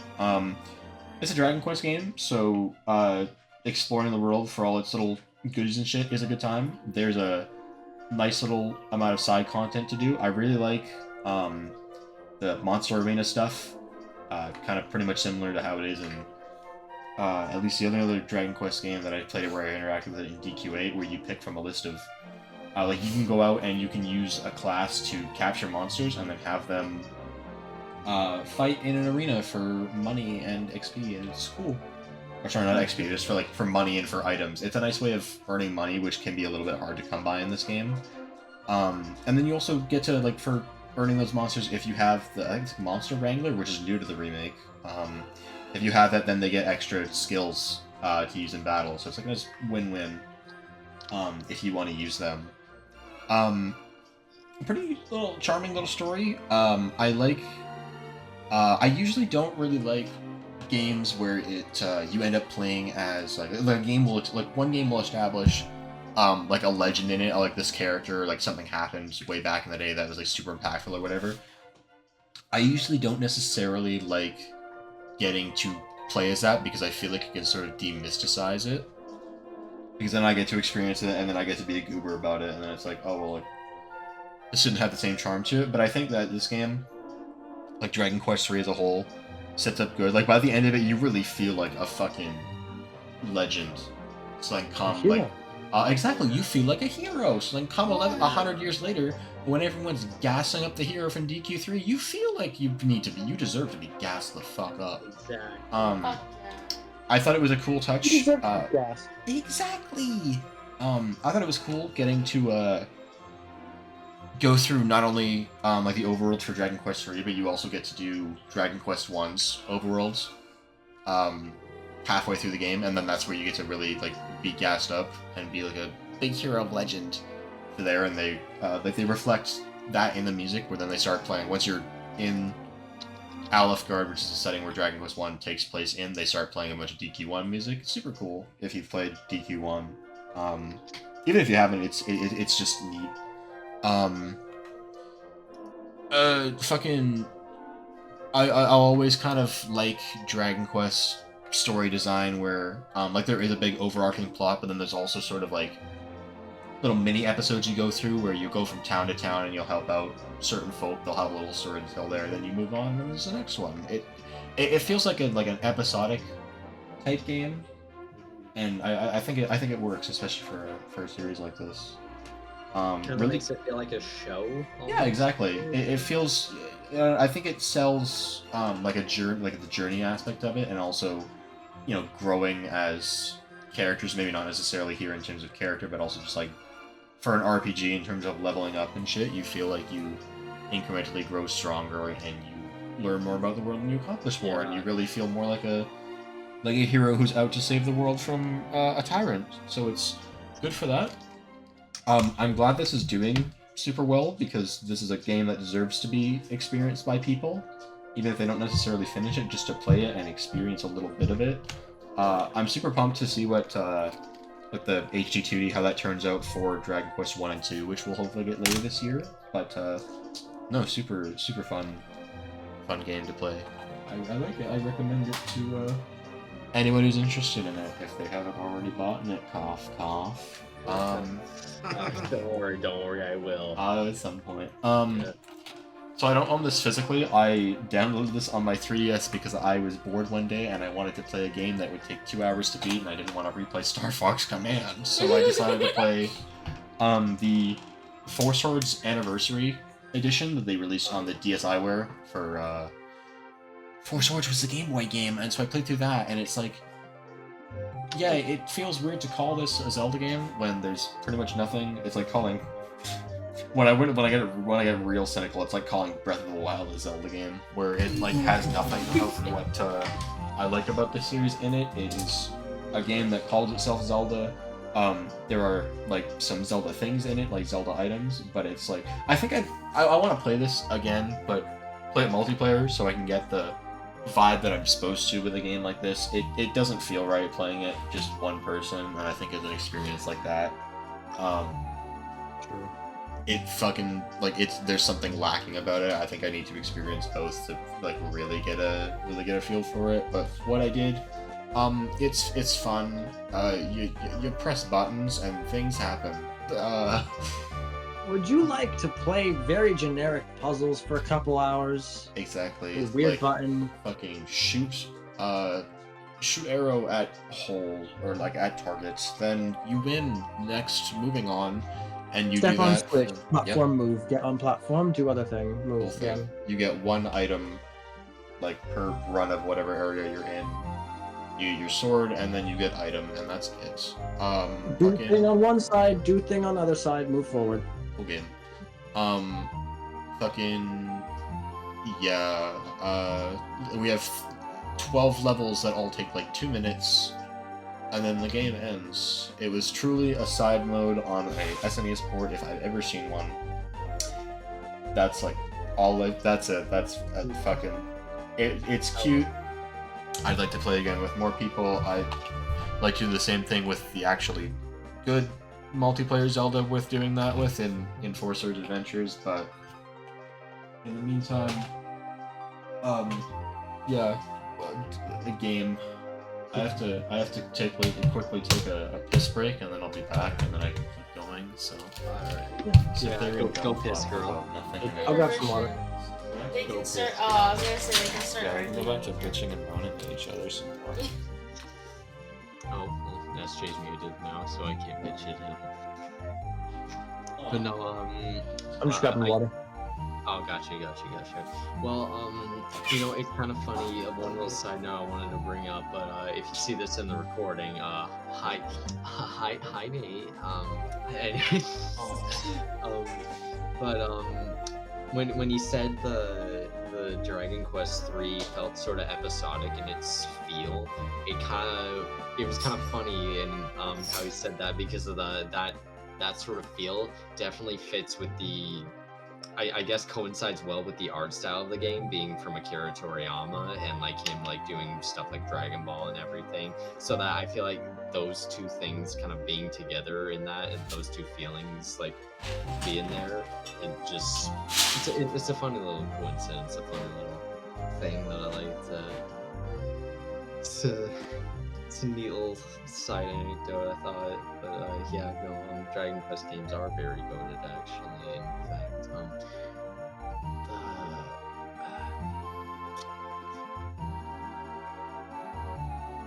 what else? What else did I think? I don't think. Legend 27. I don't think anyone's even. I can just shit a lot. The Legend 27. Yes, the Legend 27. You forget I exist like 90% of the time. Well, it's because you don't say shit. I don't even know if you're there half the time. Fucking hell. Well, I don't have much to talk about. Oh my god. Yeah, you can still say shit, you know? You can say. I say shit, but you ignore you don't even listen to half the shit that I say. Okay, then because you don't say anything of worth.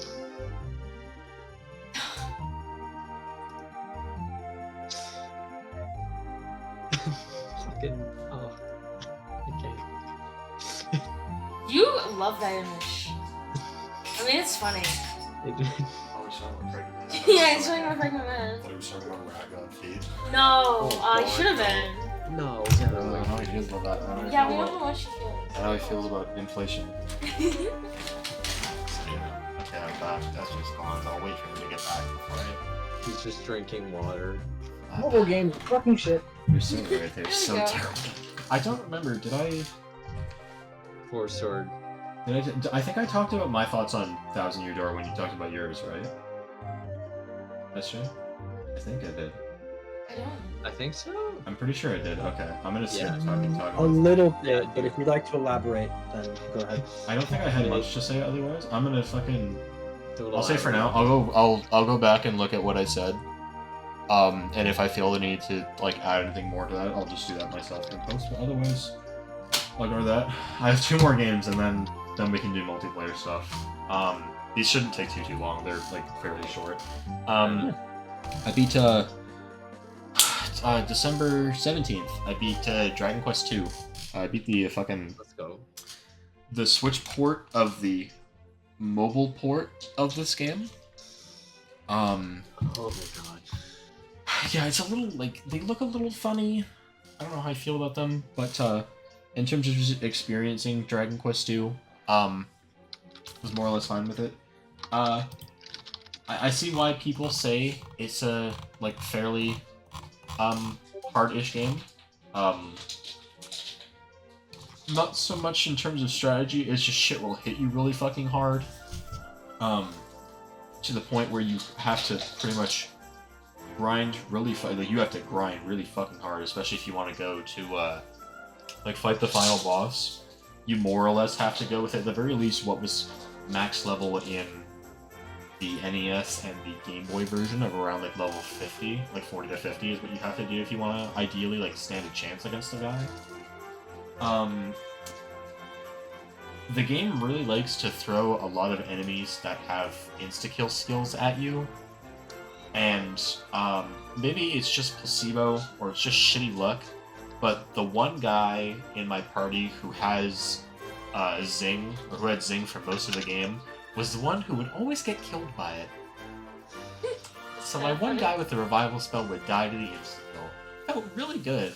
Guy in question, Prince of Cannock, I think that's... Yeah, Prince of Cannock's the other dude cousin you have. He didn't feel nearly as bad as I was expecting, since I've heard that this guy is, like, beyond dog shit. He was actually okay. Maybe the mobile version buffed him in some way, but, he was okay. I kind of liked having all 3 party members, like, you know, do their own thing. Like, you have MC, who can't use magic, but he's built like a brick wall. You have Cannock, who's like a middle ground, and then you have the one woman where we have to make the woman the mage because har har har. Women can't fight. Act. At least she's good at her job, so I don't really care.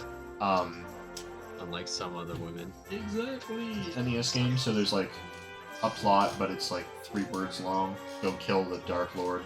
Okay. Whoa. Go kill Whoa the there. We're He's, getting a he's, little. he's killed a couple people. Like he's too fucked much. over your whammon cousins, like family and shit. Sucks to suck, but we have slimes to butcher, so like, you know, move along. It's really fucking grindy. Unless you like want to play every Dragon Quest game, this is a game I fucking cannot recommend to you. You recommend I would recommend one mostly that you everything, and completely, I like this game, but I like Dragon Quest and I like grinding. Otherwise, fucking stay away from this game. It's a fucking, like, nothing burger. You're gonna get nothing out of it. I would say if you're gonna play it, wait to see if the HD 2D remake is for you. If they, like... Oh, Because they'll make some improvements to that. I doubt it'll for coming one out, like sometime in this year. It probably will not be as, like, bullshit hard. At the very least, they'll make Kamikaze not a guaranteed hit, which just insta-kills you as well. Like, outside of, like, casting, like, whack and thwack. Guaranteed. Yeah, What? no, Kamikaze is a guaranteed hit and just insta-kills all 3 of your party members, and you just game over. If an enemy casts it, you You nothing. There's literally nothing you can No, do. exactly, like Dark Side Phil. Oh my God, Truthfully, I hate that. nothing I could do. Please, I hope they change that. Don't play this game, at least like in this version. I guess we'll wait and see if HD 2D fixes it, but otherwise, it's fucking whatever. Fucking, I don't know, I didn't write about this game. On the 18th, a day later, I finished, Yoshi's Crafted World. Oh no. This was a pretty fun little, 2D platformer. I'd heard that this game was kind of, you know, a nothing burger, and I sort of feel like it was a nothing burger. I want to play, like, I want to play more Yoshi. I've only really played this and, fucking Yoshi's New Island, so I've played, like, the kind of shitty ones. I need to play, like, Woolly World and shit to really get into Yoshi, but I think it controls... Yeah, exactly. Or the SNES original. I will play the original. I will play the original. Thank you. Or DS. DS is basically the same game. Yeah. I'll play both. I'll satisfy both audiences. But Yeah. Alright, yeah, good luck. it's still a fun game. I fuck with the like crafted / woolly aesthetic. I'm sad that we got this fucker over Black Yoshi, but that's for a different game and a different rant. But we got this greasy mess.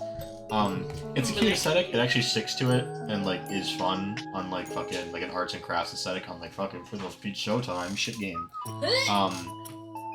This one actually has like a consistent frame rate, I'm pretty sure, from what I remember, which is cool. Like, good stuff. I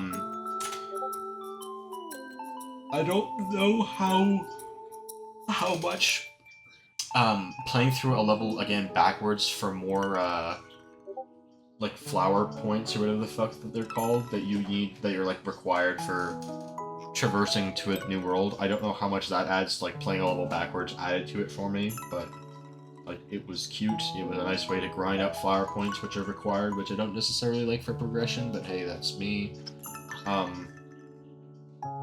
Easy as fuck. This is a this is a fetus game, so you know. A children's It's a Yoshi game. It's like expecting a Kirby game to be hard, until sometimes they can be. So that's a shitty analogy. Yeah. You know, I don't need every game to be fucking hard though too at the same time. Like I've been saying that about a lot of stuff tonight. Like I wish it was harder or whatever. I don't necessarily need everything to. If I'm going to it for that vibe, like I'm not going to Yoshi for it to be a hard fucking game. I'm going for it to be like a cute little romp where you eat a Shy Guy because you know eating red people. But it's vor. This is good. And you know what? For that, I think it's good. I think it's a cute little game. I just want to talk to it. So that's finally it for single player for me. So we can Single player. We got through single player. and we can. It doesn't really matter what month. We can just do multiplayer now. Yeah. Yeah, for multiplayer. Yeah. I don't think there's really much in the way, most of it for us. Not for me, at least. It's just got some stuff. I have some stuff I can say about I have some multiplayer. stuff too.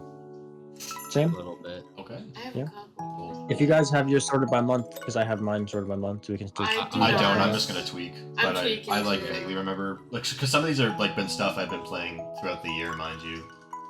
Right. Like I go yeah. hop on and off, but some of it I know by month at least. Hop on Rocket League. Yeah, exactly. Hop on Rocket League. Just want to talk to it. So, what do you want to start with, Sussy? I will start with Rivals of Ether, the first game that I got into in March, because the second game wasn't out yet. So I tried this at a friend's house. After kind of ogling the game from afar for like 6 years, I actually tried it, and wow, my eyes have been opened. This is the perfect 2D platformer fighting game. Fuck, dude, it's so fun. It's so fucking fun. Like, it doesn't feel like any of it sort of slowed down. You can get so creative in this game. Like, the shit you think would never string, the shit that actually would never string in Smash, you can just do that in Rivals. The characters are all so creatively designed. I main Sylvanos and Rano. Sylvanos' main gimmick is that, so he's a dog. Why my dogs? Dogs. He is the heart of the forest. So wherever he walks, it grows grass. His down B lets the grass attack from wherever it is, right? It does a wave and all the grass grows into plants. The birds and fly in the sunshine. That's right. Grass grows. Sun, bitches cry. Sun lives. And brother. brother, I'm jolly. Me checking on my dementia patient. Yeah. You even know who you're talking to.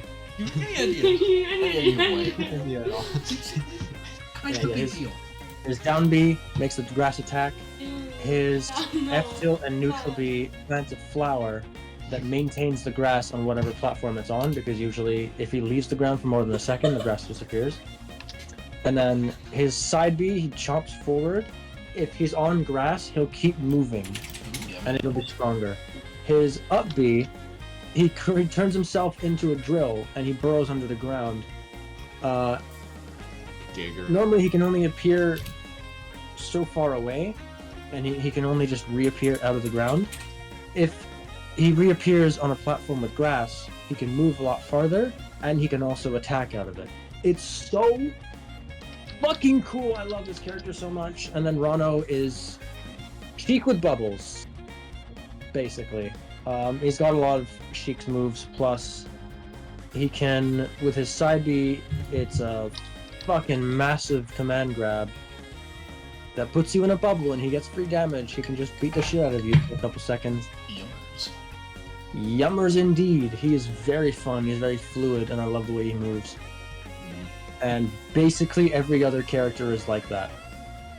They're very playstyle tuned, but like the pinnacle of each of those playstyles.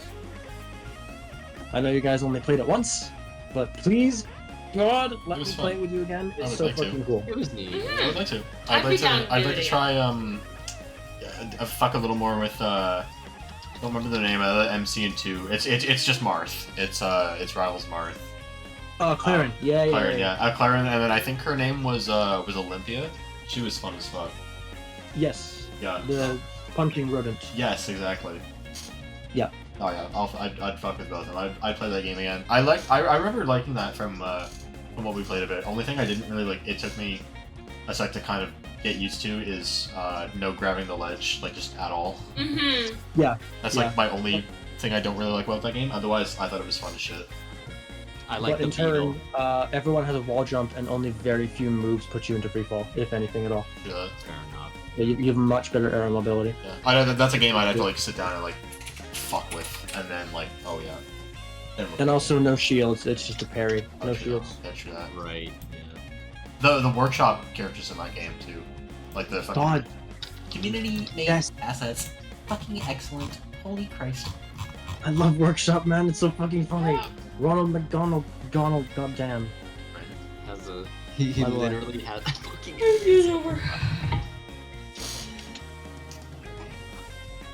But yeah, no, they literally gave him like SVC Chaos Flash Mm-hmm. Super and just Legit. Like if you just press like attack and special, he shoots a fucking burger beam yeah. that does 99 damage instantly. It's awesome.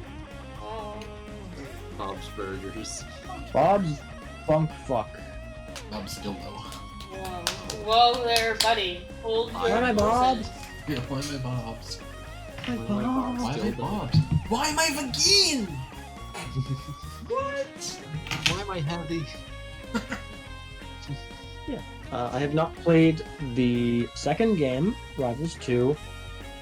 I don't honestly care to, Fake if fan, I'm honest. Fake fan. Well, it's Isn't that the because one that's like someone I pseudo hate. 3D or some shit. Yeah. Someone I hate plays Rivals 2, and if he sees me online, he's gonna ask me to play with him. Rift. Oh. Rift. Fucking Rift. I swear I've seen him play Rivals too. Oh, It's no one you know. It's no Oh, one you okay. know. I wouldn't say Oh. that. Oh. Yeah. No, don't worry about it. But It's weird. I see I- see you know- when Rift is online, but he's not I see my Brighter friend. plays this game. Oh yes, I've seen He Rivals. does. Oh yeah, it's like I don't know how I feel about Rivals 2's art style. I'm gonna be real. It looks Yeah, a bit off. I don't know if 3D really works for it, and they just turned it into Smash basically because it's got grabs and shields and ledges, and it's yeah. At that point, like you're trying to be Smash. At that point, I just want to go play Smash. Yeah. I'm sorry. I don't want to like. I'm not for like monopolies over anything, but I really don't think. At this point, I don't think there. I'm arrogant to say I don't think there will be another platform fighter like Smash. There won't be anything to compete with it. It'll just be its own thing. Yeah. Everything will fall short. Everything. Every other plat fighter kind of just orbits around Smash, Yeah. and it's what you do with different Everything that makes it. is in its own Rivals way. had a lot different, but Rivals 2 does not, and that's kind of sad. Exactly. It released in October, and has kind of died down for the most part, from what I've seen. Edilus releases in a couple of days, so there may be a small resurgence for the games. For like 2 weeks. Yeah, for like 2 weeks, and then people remember that Edilus is dog shit to play as. At least I don't like him. I don't like how he moves. He's a fucking heavy-ass ice bear with some moves that cover the ice, cover the ground in ice that he can slide on, and then he's got some moves that he can break the ice with, and it turns it into armor for himself.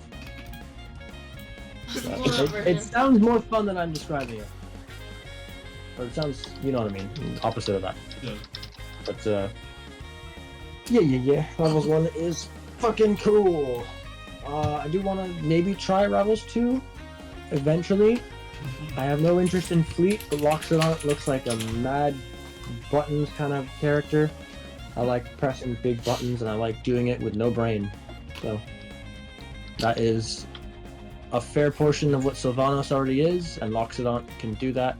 But he's an elephant man with an axe, and that's fun. Good stuff. So that's all I got from Rivals. Okay.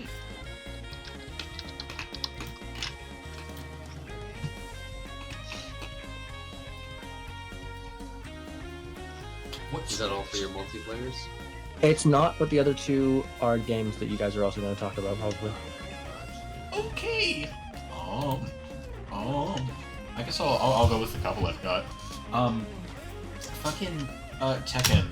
So as I'm sitting down to edit this video at about 1 in the morning, that I realized I forgot to talk about during the podcast. I forgot to talk about a game that I also finished in September. I think I glossed over this, but I beat The Legend of Zelda: Echoes of Wisdom.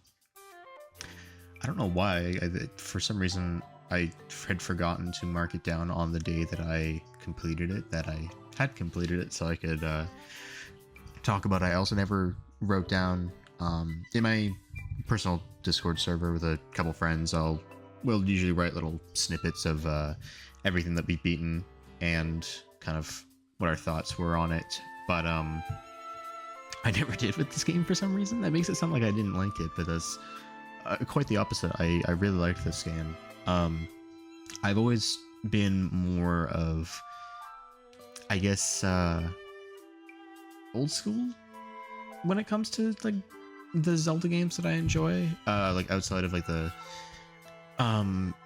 3D games, in which case, pretty much, at least for me, everything that isn't either Breath of the Wild or Tears of the Kingdom, I consider pretty good. So already gonna ruffle some feathers, but like I like a lot of the 2D games, like Link to the Past and Link Between Worlds. Those are really good. I'm kind of weird. I also like Zelda 2 a lot. Minish Cap is really good. So are the Oracle games, and so I was pretty excited when I'd seen the the reveal trailers for this game, and that it looked like it was going to be kind of going back to like a top-down 2D perspective, something like Link's Awakening, and that same engine, with Zelda finally as the protagonist in a game that isn't CDI slop. So it's understandably a little excited. Sat down to play it. I thought it was pretty good. I like the overworld. It's kind of what I'm familiar with. It's a lot like Link to the Past and A Link Between Worlds overworlds, but a couple little things they throw in here and there. The plot being pretty alright. Like nothing revolutionary even for the series, but it was nice to have a game that kind of treated its story like a Zelda game in recent years, where it treated its story like that was kind of the main focus of it, outside of the gimmick of the game, that being using your rod to copy enemies and copy objects like your fucking Kirby, and then use them for yourself to solve puzzles. I thought that was fun. What I guess I would have preferred is if, at the very least, when it came to this game's combat, that wasn't really your only means of doing it as Zelda, because you have what do they call it? I think your sword fighter form, where you just turn into Link and you play as Link for like an extended period of time or whatever, and like that's fine. But I know this was supposed to be more of a game about like how Zelda would go about solving puzzles, and she's not gonna be. This isn't like Hyrule Warriors where she's gonna be super acrobatic and shit. She's got her own way of doing things, and I get that, but it's still like it almost makes me not want to engage with the combat at all. And I don't know if I know Zelda's never really been known for having great combat. Like it's been fine, it's been serviceable, I guess, but like it's never really been something that the series was like known for or excelling at. But I never really like actively avoided it in any of the games, even in a game like Zelda 1 or 2, where at least Zelda 2 is kind of difficult. I find the combat in the game kind of rewarding to play. But with this game, I eventually got to the point where I kind of just wanted to ignore everything and just run around and solve puzzles with like the tools that I have, and that's fun. Kind of just ended up being the same thing like Tears of the Kingdom, where I found one solution to everything and I just kind of used that for the whole game. So so much for creativity, I guess. That's another thing I guess I can compare directly to Tears of the Kingdom with this game is, holy fuck, is the like the menuing for scrolling through all of the different echoes you have fucking abysmal. I don't know what has happened with the series in recent memory to have such dog shit UI and crap menus, but it's not fun. It's just a copy paste of Tears of the Kingdom's like little resource menu, and it's got all the same problems as that. I shouldn't have to scroll for like 15 seconds to maybe find the thing that I'm looking for. I know there's filters. They don't really, like, they're not adequate more often than not that I found for what I was looking for, so they might as well have not really been there. That's like my main negative with this game out of the way. I think this was kind of like I've been kind of negative, but I did still like this game. I had a good time. I always kind of do with Zelda. It's a series I hold very near and dear to me. But I'm hoping that if Grezzo gets to work on their own, like another original Zelda game, and they want to do something like this again with Zelda as the protagonist, they kind of take what maybe didn't necessarily work with this game, with its menus and its kind of lackluster combat, and they can find ways to improve on that, because there's a really good game here. It's just brought down by issues that I don't think would take a whole lot to end up fixing. So that's what I thought of Echoes of Wisdom. Really good game. I still definitely recommend it to anybody who is remotely interested in it. That's one. There we go. Okay, I guess specifically 8, but just the series in general, because I've gone back and played the rest of them now as well. It feels good to finally have like an actual fucking fighting game, something other than Smash, that I can sit down and say like, this is my fucking jam. Like Street Fighter's fun, Fatal Fury is fun, Mortal Kombat is fun, but I think I'm not. 2D fighters are just not my thing right now. I don't know what it is about sticking that third dimension there, that Z-axis, that gets me. But Tekken just gets me. I don't know. If no one got me, I know Tekken got me. Exactly. Fucking, I don't know. I think maybe just the way it's animated, getting to like see everyone from 360 degrees, it looks cool as fuck. I like the idea of your environment actually like playing into effect on like the stage you're playing on matters outside of something like fucking like platforms and something like sussy. Like you, from what I understand, like wherever you're playing on something like Street Fighter, the stage doesn't really matter. Yeah, it's just like corner, like yeah, it's exactly. just box. It's a set. They're all built the fucking same. Whereas Tekken stages are like unique in that aspect. I guess getting with 8 specifically, I think it does some like cool stuff to like actually like bring new people into it. Shit like Heat, shit like the fucking tutorials, the whole like fucking what's it like the Tekken World Tour like in-game mode or whatever is great at like teaching people how to, and it's catered to every character. There's like 32 fucking characters base roster. Yeah. There's gonna be someone that you click with, no matter like what your fucking whatever your play style is. There's gonna be someone who you're gonna fuck with. I've already found like 50 billion. It's hard to pick characters to want to put time into because they can get really complicated. Even if it's like a character who's like I think for the most part, every character who I've gravitated towards in Tekken has been relatively straightforward and not too hard. Like Leo's pretty easy. Paul is pretty straightforward. He's not that complicated. Clive isn't too complicated. There's characters I do want to like put time into who are hard. Like I want to learn Mishima. Like not necessarily to like compete with it if I ever get to that level, but I want to get to a point where I'm familiar with everybody, and like if I just want to like have fun and fuck around, I want to fuck around with a Mishima. Yeah. I'll get the Super Paper Mario was so good. Even Clever loves it. Fucking.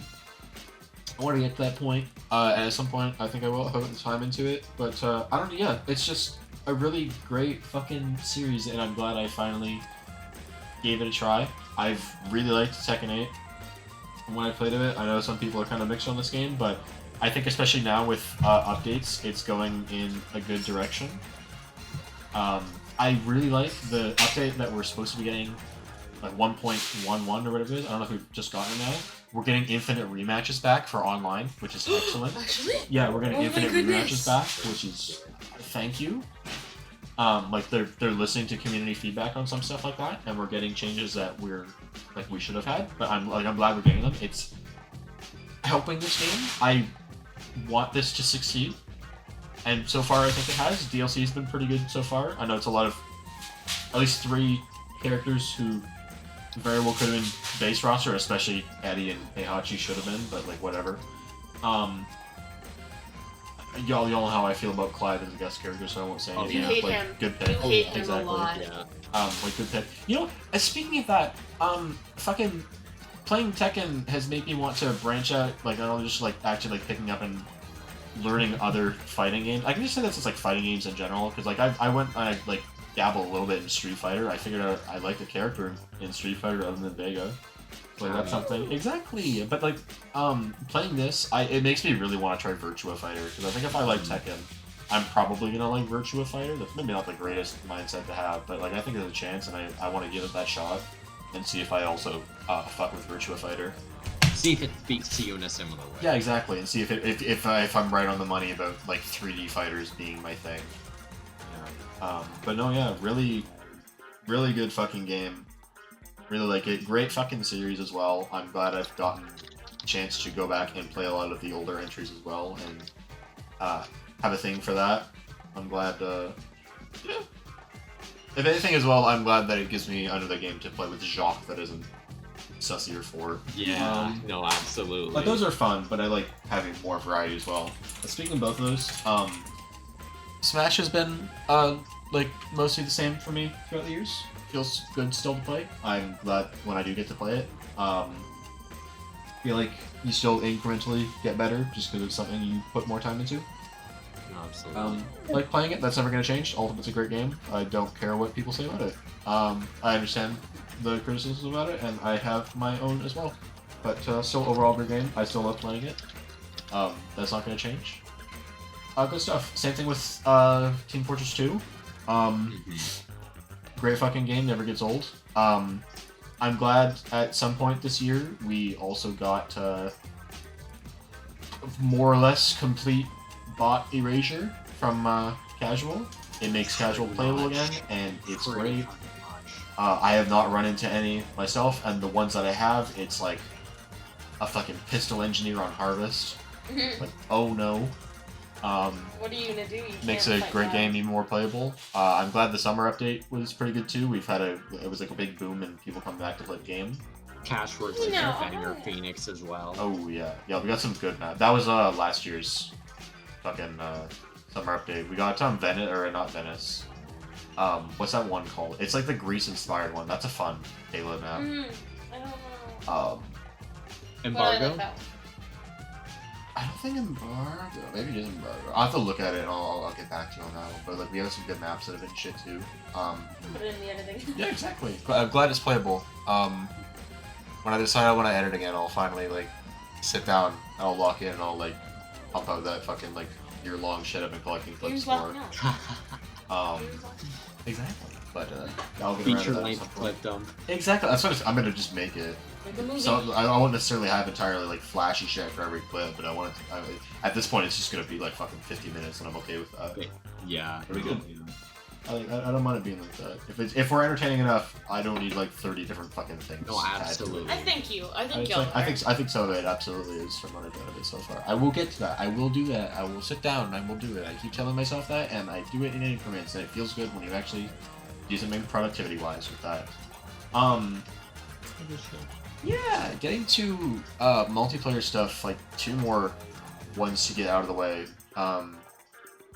They're like shorter ones. I don't have too much to say about it as well. These are both ones I've played with my dad. The former I also did a little bit with my sister and shit. But I finally got back into playing Call of Duty with COD 6. Black Ops 6 on Xbox Game Pass. Really glad I did. I don't think it's the kind of game I would necessarily pay money for. Certainly not fucking full retail for. But it's a fun game to play. It's the most fun I've had with COD since like Black Ops 2. The most fun you ever had? 13 years ago. But it's a really well designed COD game. It's just fun. It's fun. I don't know how else to put it. I have a good time when I do play it. Sometimes you just need a game that's just plain fun. Exactly. Like that, and not really anything else. Like its map design's a little like fucked, but I'm used to playing FPSs with weird map design, so it's not too bad. Whiteville. Exactly. I love Whiteville. This one's a different one. This like other one other than COD. I have a little more to say about this one. It's a game I don't think any of you have ever fucking heard of. I found it on Game Pass, and my dad like got me into it and what we play it. It's a fun one. I think it's called Isonzo. It's yeah, you're right. Never heard of it. Okay, it's a fucking. It's another FPS. It's a World War I shooter. How do you spell that one? I think it's. You know what? I will look it up. I'll sound it out. Sounding? Oh yeah, yeah, I sound it. Video game. Oh, I watched you play for like two seconds. You did that. I remember I came down and you were like. But it's like a more slower paced World War I shooter set on a bunch of maps where certain battles in Europe took place. Okay. It's like one of those that's trying to be historically accurate and shit. A little bit more like Battlefield in that sense. Yeah, exactly. That's what I think I liked about it. Is it plays like Battlefield, especially where like the maps will be really fucking big. It's like a 64 like player count. Yeah. It's like 32v32 on like big ass maps, and depending on the attacking team, like if they're good at pushing the objective or whatever, it'll get like certain parts of the maps will get sectioned off to add in new parts. It's a little bit slower paced, which I'm okay with. Like it's a little more of a tactical experience, especially with it like pretty much it doesn't matter even if you're using like a fucking pistol or whatever. It's a one-shot kill game for the most part. Okay. And like even like your basic rifles and shit, because it's all like weapons from 100 years ago. You fire your rifle and it takes like 30 fucking years to load another chamber and another 60 years to reload it. Oh, it's that accurate. Yeah, like, exactly. It's that Like yeah, that's what they're letter. going for, and Oh, they're really good at it. So like it feels punishing if you fuck up, but it feels rewarding if you do well. I want to try and see if I save this as an Xbox record that clip. There was a moment on a map I was playing on where I went on like a fucking 11 kill streak, like back to back to back to back to back to back to back. Well, I just went on a spree for no reason. Like I never had that again when I played that game, but it was really memorable to me. When I just Were went you on a using thing. like the M1 Garand or something like that? I don't know. I'll have to fucking find it. But I think like a couple of them I just got through melee kills, like just ramming people with your bayonet or whatever. Spy gaming. Exactly. But no, it was a fun game. I'll if I boot it up again, I'll take a look at it because it was a fun game. I liked it. No, it sounds neat. It's a different kind of pace. Not every game needs to be fucking Valorant. Yeah, exactly. Like I don't mind a more like slower paced shooter. Methodical. Yeah, exactly. I think that's why I liked what Middle Light played of Counter-Strike. I liked it for that reason too. Yeah, definitely a lot more like methodical with that because you gotta like sit still when you shoot. Actually, Yeah, exactly. lower your sense and like. Isonzo's like that too. There's also like fucking bullet drop and shit, like wind resistance and fuck to it. Like especially if you're using a sniper. Like I like that in shooters. I like me a fast-paced one, but I can also take one that's a little more methodical in your gameplay of it. Quick question. Yeah. Regarding your COD experience, what was the last COD game you said you played? The last one that I had fun with was Black Ops 2. I played the games on and off until about after that, like after Black Ops 2. Played a little bit of Ghosts, didn't really like it. Played Advanced Warfare, did not like it. Played a little bit of Black Ops 3. I thought it was okay.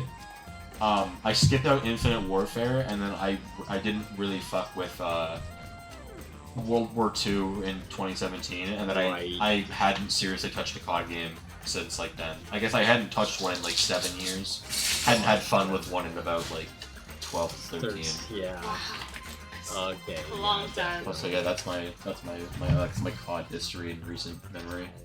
Definitely, yeah. No, yeah, maybe after I'm done like fighting game, like grind or whatever, whenever I'm comfortable doing that, I might dip my toes into more FPSs like Battlefield. Or There you go. Yeah. Oh, Battlefield's fucking like old Battlefield is so fucking good. I want to re-get on Steam Battlefield 3. That's the best one. Battlefield 3, yeah. Oh, fuck, I've heard Battlefield 3 is so good. Bad Company 2, Bad Company 1. Bad Company's good. Those ones are good. I didn't even say what the last good one was 4. Don't play anything after Battlefield 4. Fucking Hardline is 2042. Oh yeah, I played 2040. Fuck me. I remember that shit. That was fucking game, quote unquote. Fuck me. What a game that was when it launched. Mobile games are fucking shit. Dude, they're so fucking shit. I am fucking looks and plays a mobile game. Oh god, I'm so glad that I don't play. I'm kind of glad I don't play mobile games anymore. I wish And I I'm could say I agree, but I do play a mobile game that I have fun with, so. Yeah, I know you and Woman both play Faye. Gambling addiction.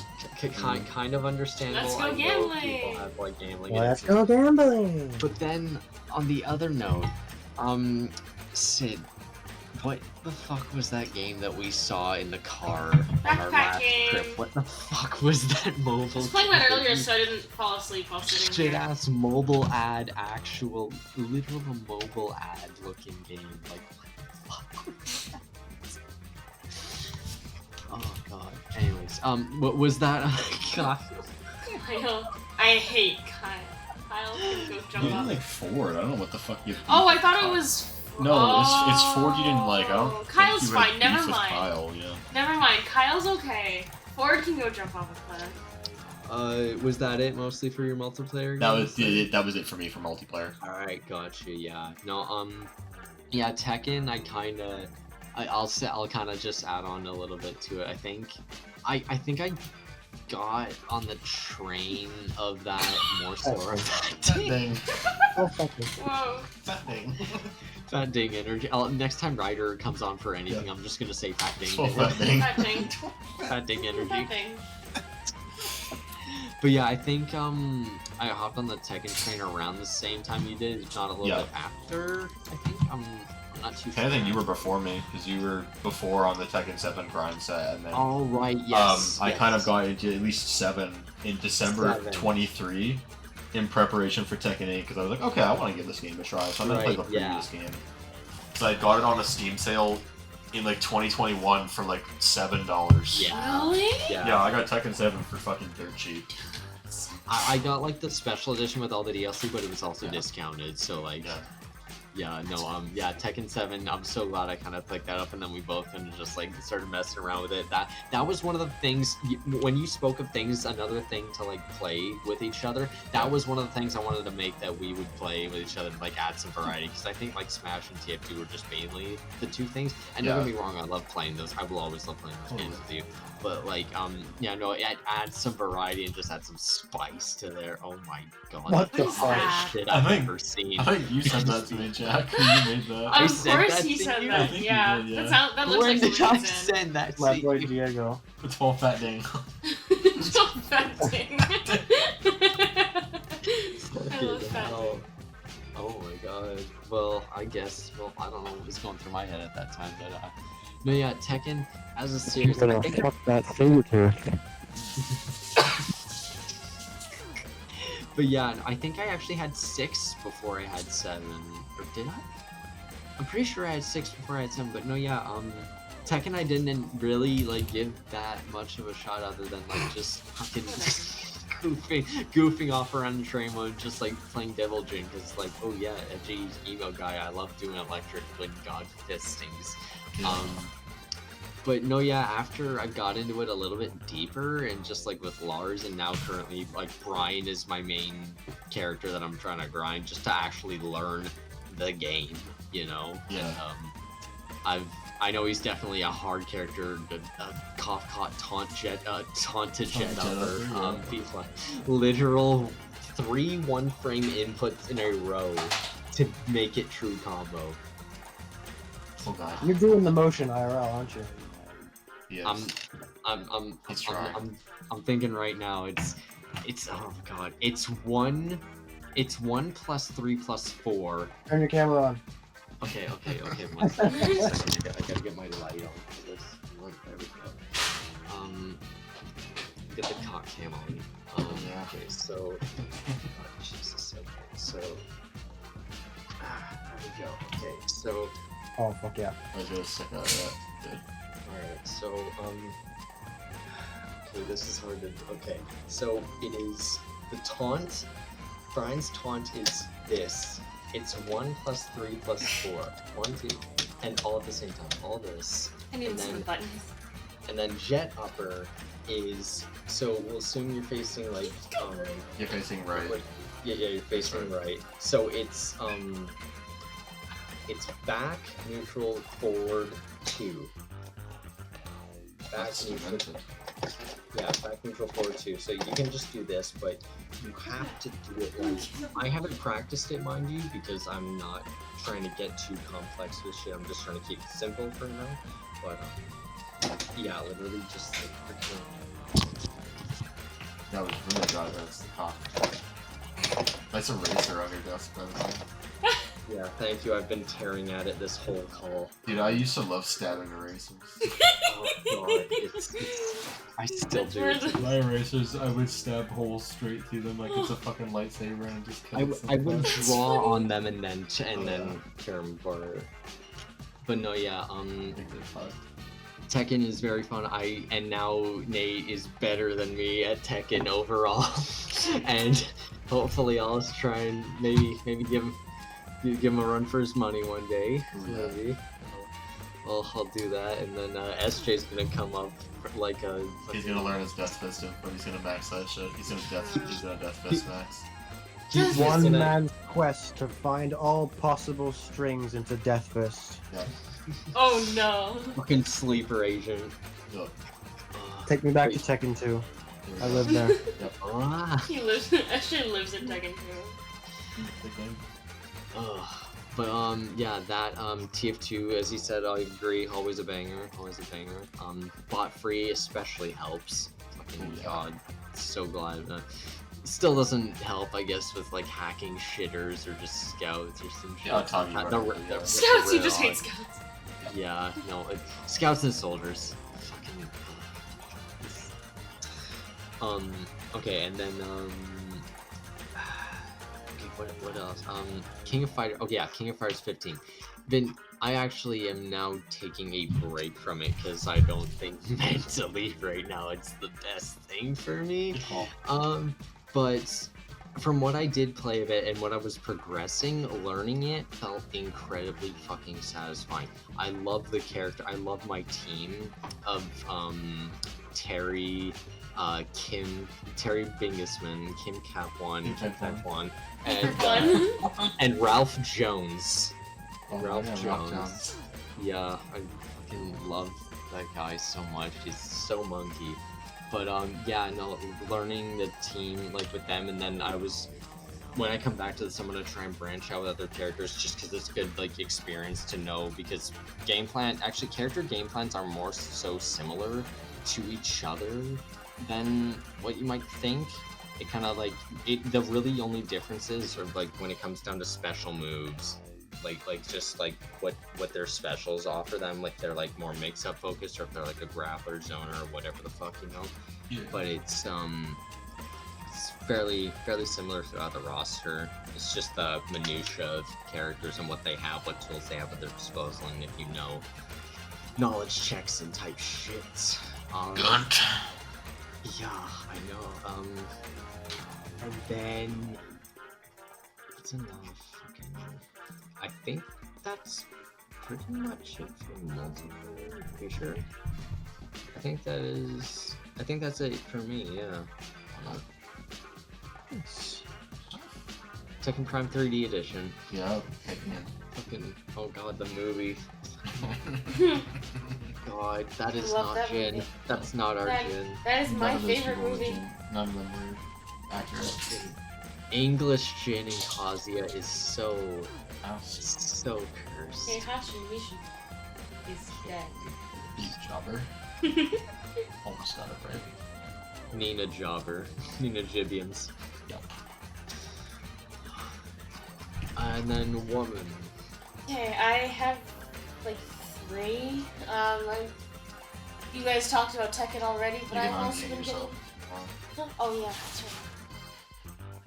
There you go. That'll be easier. Tekken games are fucking peak.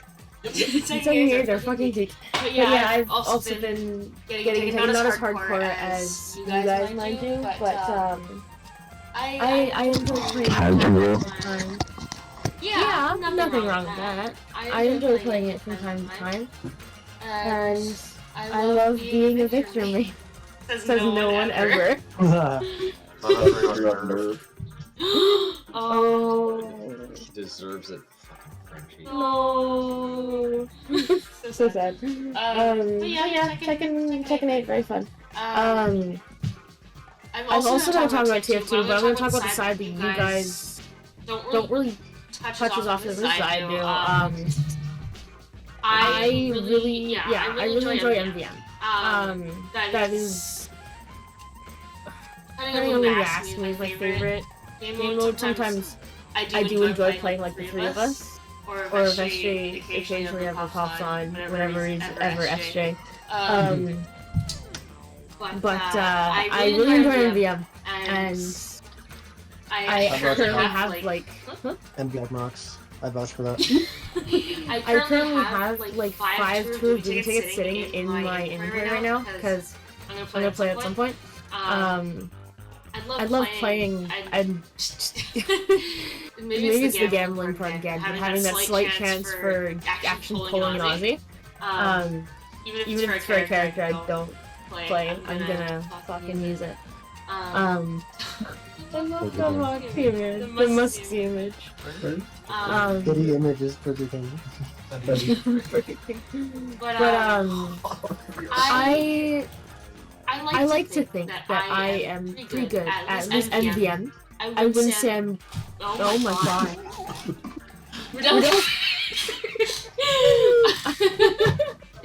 I wouldn't say I'm necessarily very good at like if we're playing. We're playing casual. Playing casuals. Yeah. I'm not very good, but I would like to. I like to think that I'm pretty good at MVM. And oh my goodness, I play for context. I play in the advanced or like the expert tour. Expert tour, sorry. I play in the expert tour, and oh my goodness, why do people join the expert tour when they don't even know what the fuck they're doing? They're probably just guessing that they're going to get carried, or they're giving you a strategy that's not even gonna work. I had some guy a long time ago. It'd be funny if you somehow watch this, but had some guy a long time ago tried to convince the team that he could take on 2 tanks himself as like a soldier or something, or like a soldier or like a heavy, even though he had the 75%.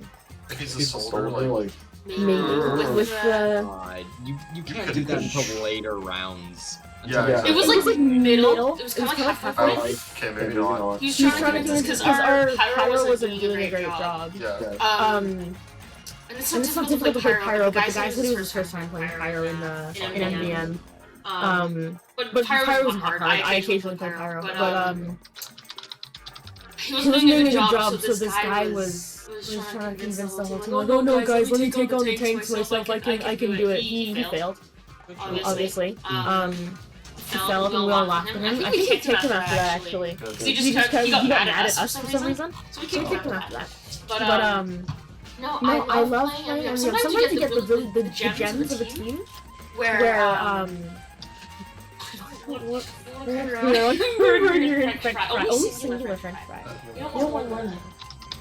But sometimes you get a really gem of a team, and then really fun to play, makes it all better. I still enjoy it, even though some people are shitters. I don't know. I can play a few classes on that as well. Heavy's the easiest. You know, you just shoot things, get the good upgrades. I can play Scout pretty alright. He's not too difficult. You just have to keep moving. Stop moving, you're basically fucking dead. I whip out the Pyro for tanks occasionally if we're not being able to take out the tank. Whip out the Flog Pyro the one time. Flog and Gas Faster. There we go. Where's the mugs? Oh, sorry. Yeah, that's the right way to say it. I have never played Soldier. I've played Medic once. It's nice to have a Medic on the team. I've played Sniper a couple times, but my aim isn't great, so didn't really play him too much. But I know in the coming year I'm gonna be playing MVM more, or at least I'm gonna try. But yeah. That's my part. That's my yapping. Yeah, that's my yappage of TF2. Then this is a game you. I know I've mentioned it a few times. Risk of Rain 2. I haven't been playing too much lately, but it's a game I played only in 2024, so I'm going to mention it. It's fun. It's like Hades. It's the best way to describe it for people who don't know what the fuck Risk of Rain 2 is. Haven't played the first one. I think the first one's like a 2D thing, but Risk of Rain 2 is fun. I've unlocked all the characters. I don't have too much to say about it. I enjoy playing it occasionally. Yeah, it's pretty good. But yeah, the big thing was TF2.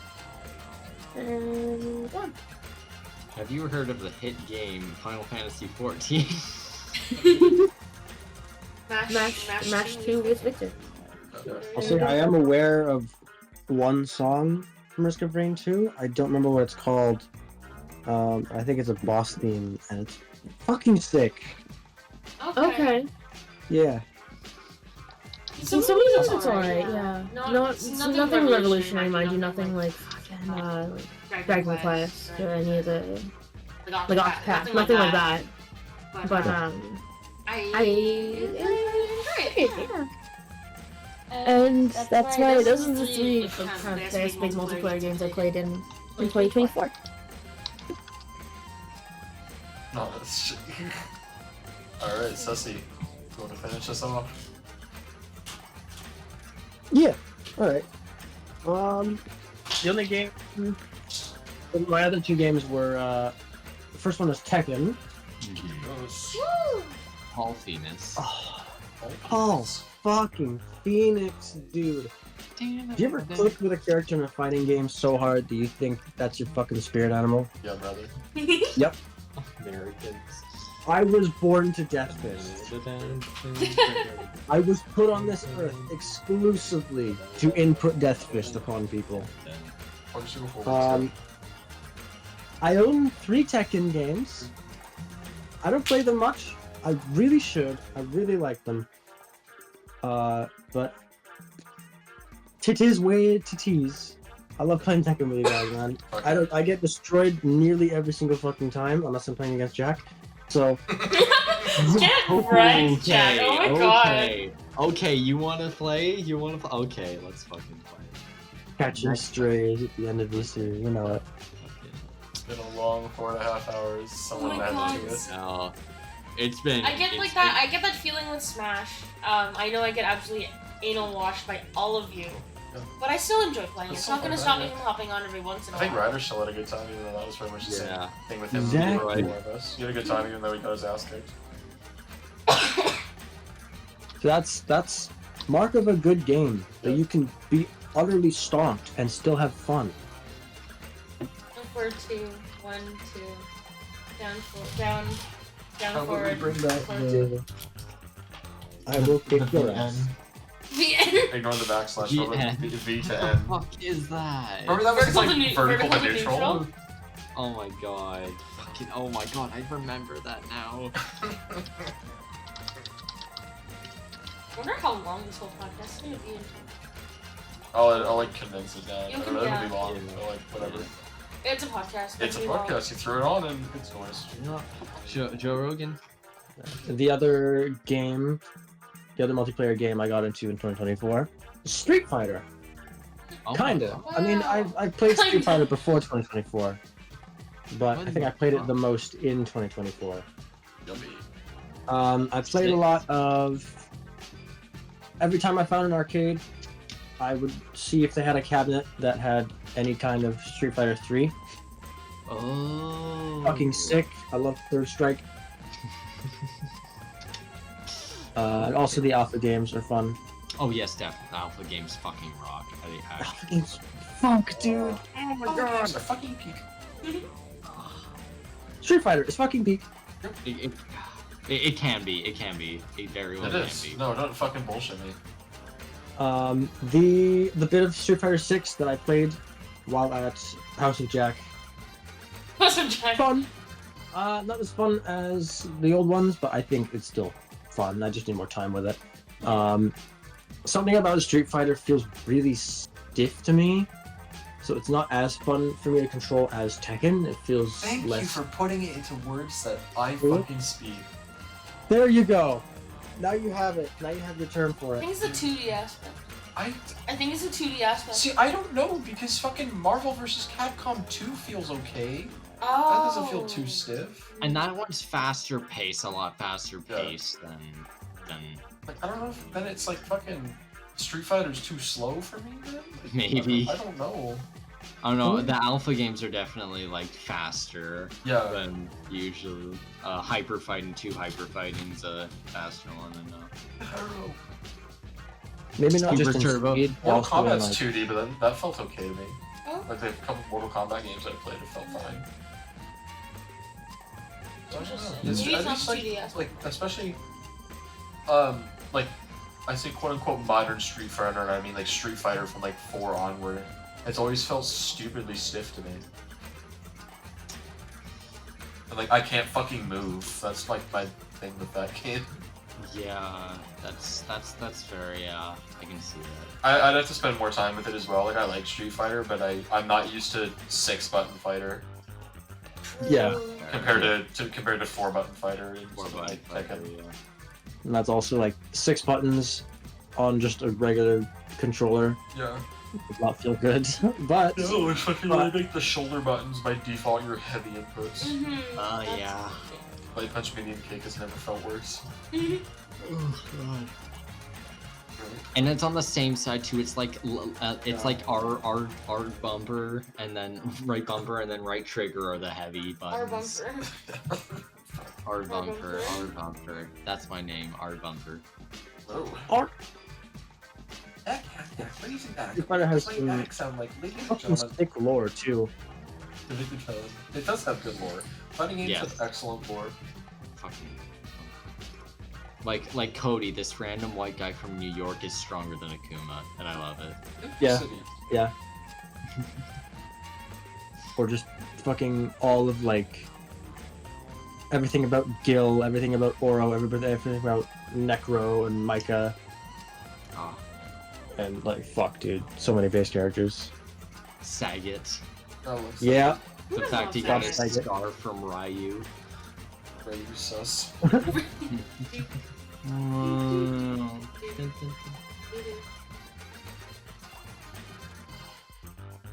Dan. Oh, I love my goat Dan Hibiki. Dan Hibiki. Dan Himiko. No. Did you know he had an infinite in 5? No. Yeah. Why is he the best character? I think they nerfed it like out of the later versions, but he. Exactly. Should have left it. That's right. Yeah, but no, yeah, Godouken loops like but heavy punch, down heavy punch, Godouken, down heavy punch, Godouken, and then repeat the loop. It was actually a season or 2 in Street Fighter V where he was kind of busted because of it. Does my laugh sound like gun? Guns and gentlemen. Does my laugh sound like ladies? No. What was that moan? I don't know. I'm dead, bro. I'm dead. Yeah, I'm over. No, I think that's it. Is that it for everyone? Yeah, sounds like it. Okay. Like and subscribe. Good shit, y'all. Good shit, y'all. We made it. Congrats on making it to the end of the fucking podcast. If you did, I think you need to be checked into a mental asylum. Like and subscribe, but only to me. Be forced to watch DSP. Go support DSP. Keep No, that beggar. no. Keep that beggar afloat. Right? No. I'm also gonna get through another year of Street Fighter 6 unless you give him thousands. True. Let him do top 4 Evo again. Oh my god, right? Super. No, that's why you need to pick up Super Turbo, Nate. So if he ever comes there you back, go. you can beat his ass back in. I need to learn the PlayStation 1 version specifically so I can truly trounce him. Put him back into the dog kennel where he belongs. Oh yeah. Dogs. Why am I dogs barking? Why am I dogs?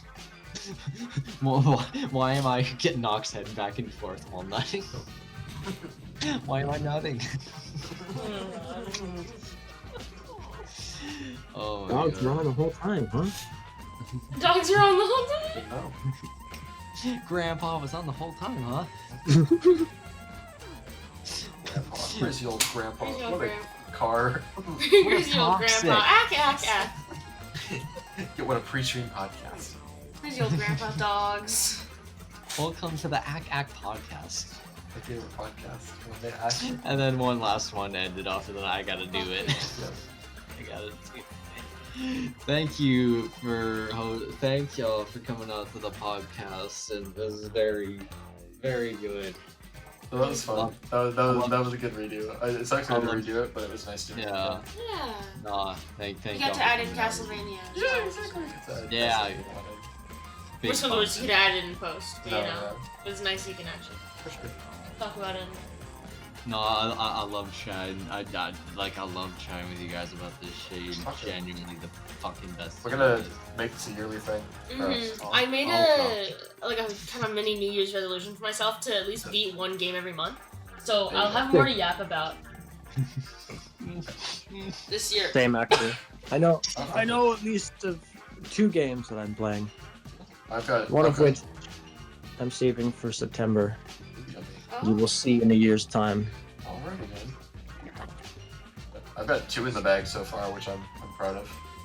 One of them, I mean, granted, one of them was a game I started last year that I finished now, but I'm happy I finally finished it. And then still counts. One of them was a game I finished, like, fucking 10 hours ago now. Oh my god. Yeah. A little less than 3 weeks in, you're already off and on. And I already beat one this year. Granted, it wasn't that good of a one, but you know, we still count. It was still count. I beat one too. What'd you beat? I beat finally after After like 30 fucking 30 years fucking of playing years. it. I finally beat Fire Emblem Genealogy League of Holy War. I think that would be an interesting draft to do. Yeah, Because of how the game is, Yeah, I think that'd be FE4 very would be a interesting. good Boy, do I have a couple things to say about that. Not like a negative way. Like, I did like that game. Were you streaming that in like 2021? Jesus Christ. It wasn't that long. I don't recall if it was that long. Maybe it wasn't that long, No. but it was a long time ago. You streamed FE at some At some point, I streamed Genealogy, yeah. I'm gonna play 3 shit. Good. That's what we're she's starting starting. right now, yeah. That's a good game. I'm having a lot of fun with it so far. No, it's really I see why you like it Original already. hardware. Oh, hell yeah. On a nice. Okay, I'm good. going down to Willow and buying an SNES right the fuck now. Good. You I'm must be on buying- my way to beating You another must be game. buying a right repo card then. Like, fucking Yeah. good luck trying to find an God, original those are card for expensive. that shit. God. You'll pretty much only find it through its fucking collector's edition, and that's like 900 CAD. Double fat 1,000 with shipping and shit. Yeah, one day. One day. One day. Oh. Then that'll be my like peak FE piece of fucking There we like, go. We can put it right in the collector's center shit. of our I feel FE like shop. it has to eclipse Fate Special Edition, which sits at it right now. If I do ever find a copy out in the wild, I'll gift it to you. I'll donate to the Museum Donate of to Natural Yeah. of Natural Shitters. Dude, you're my dance. You're my like Iron Chef Sakai right now. My Iron Chef. See you Yeah, later, that's Jared. a fucking dent for DSP giving him too much money. Oh later, god. Jared. Oh god. Okay. No. I won't donate to you then. I am on the road to beating another game. Probably just fucking bang it out this month at some point. I'll yap about it more. I have a few things to say derogatory about this game. Oh, now What is I know it- what you're talking What is about. it called? I know. What's the full name? Is it just Quidditch? No, it's Harry Potter Quidditch Harry Champions, Potter I think. is what Quidditch. it's Harry called. Potter Quidditch Champions. Boy, do I hate that game. And I'm a Oh, Harry God. Potter fan. Yeah.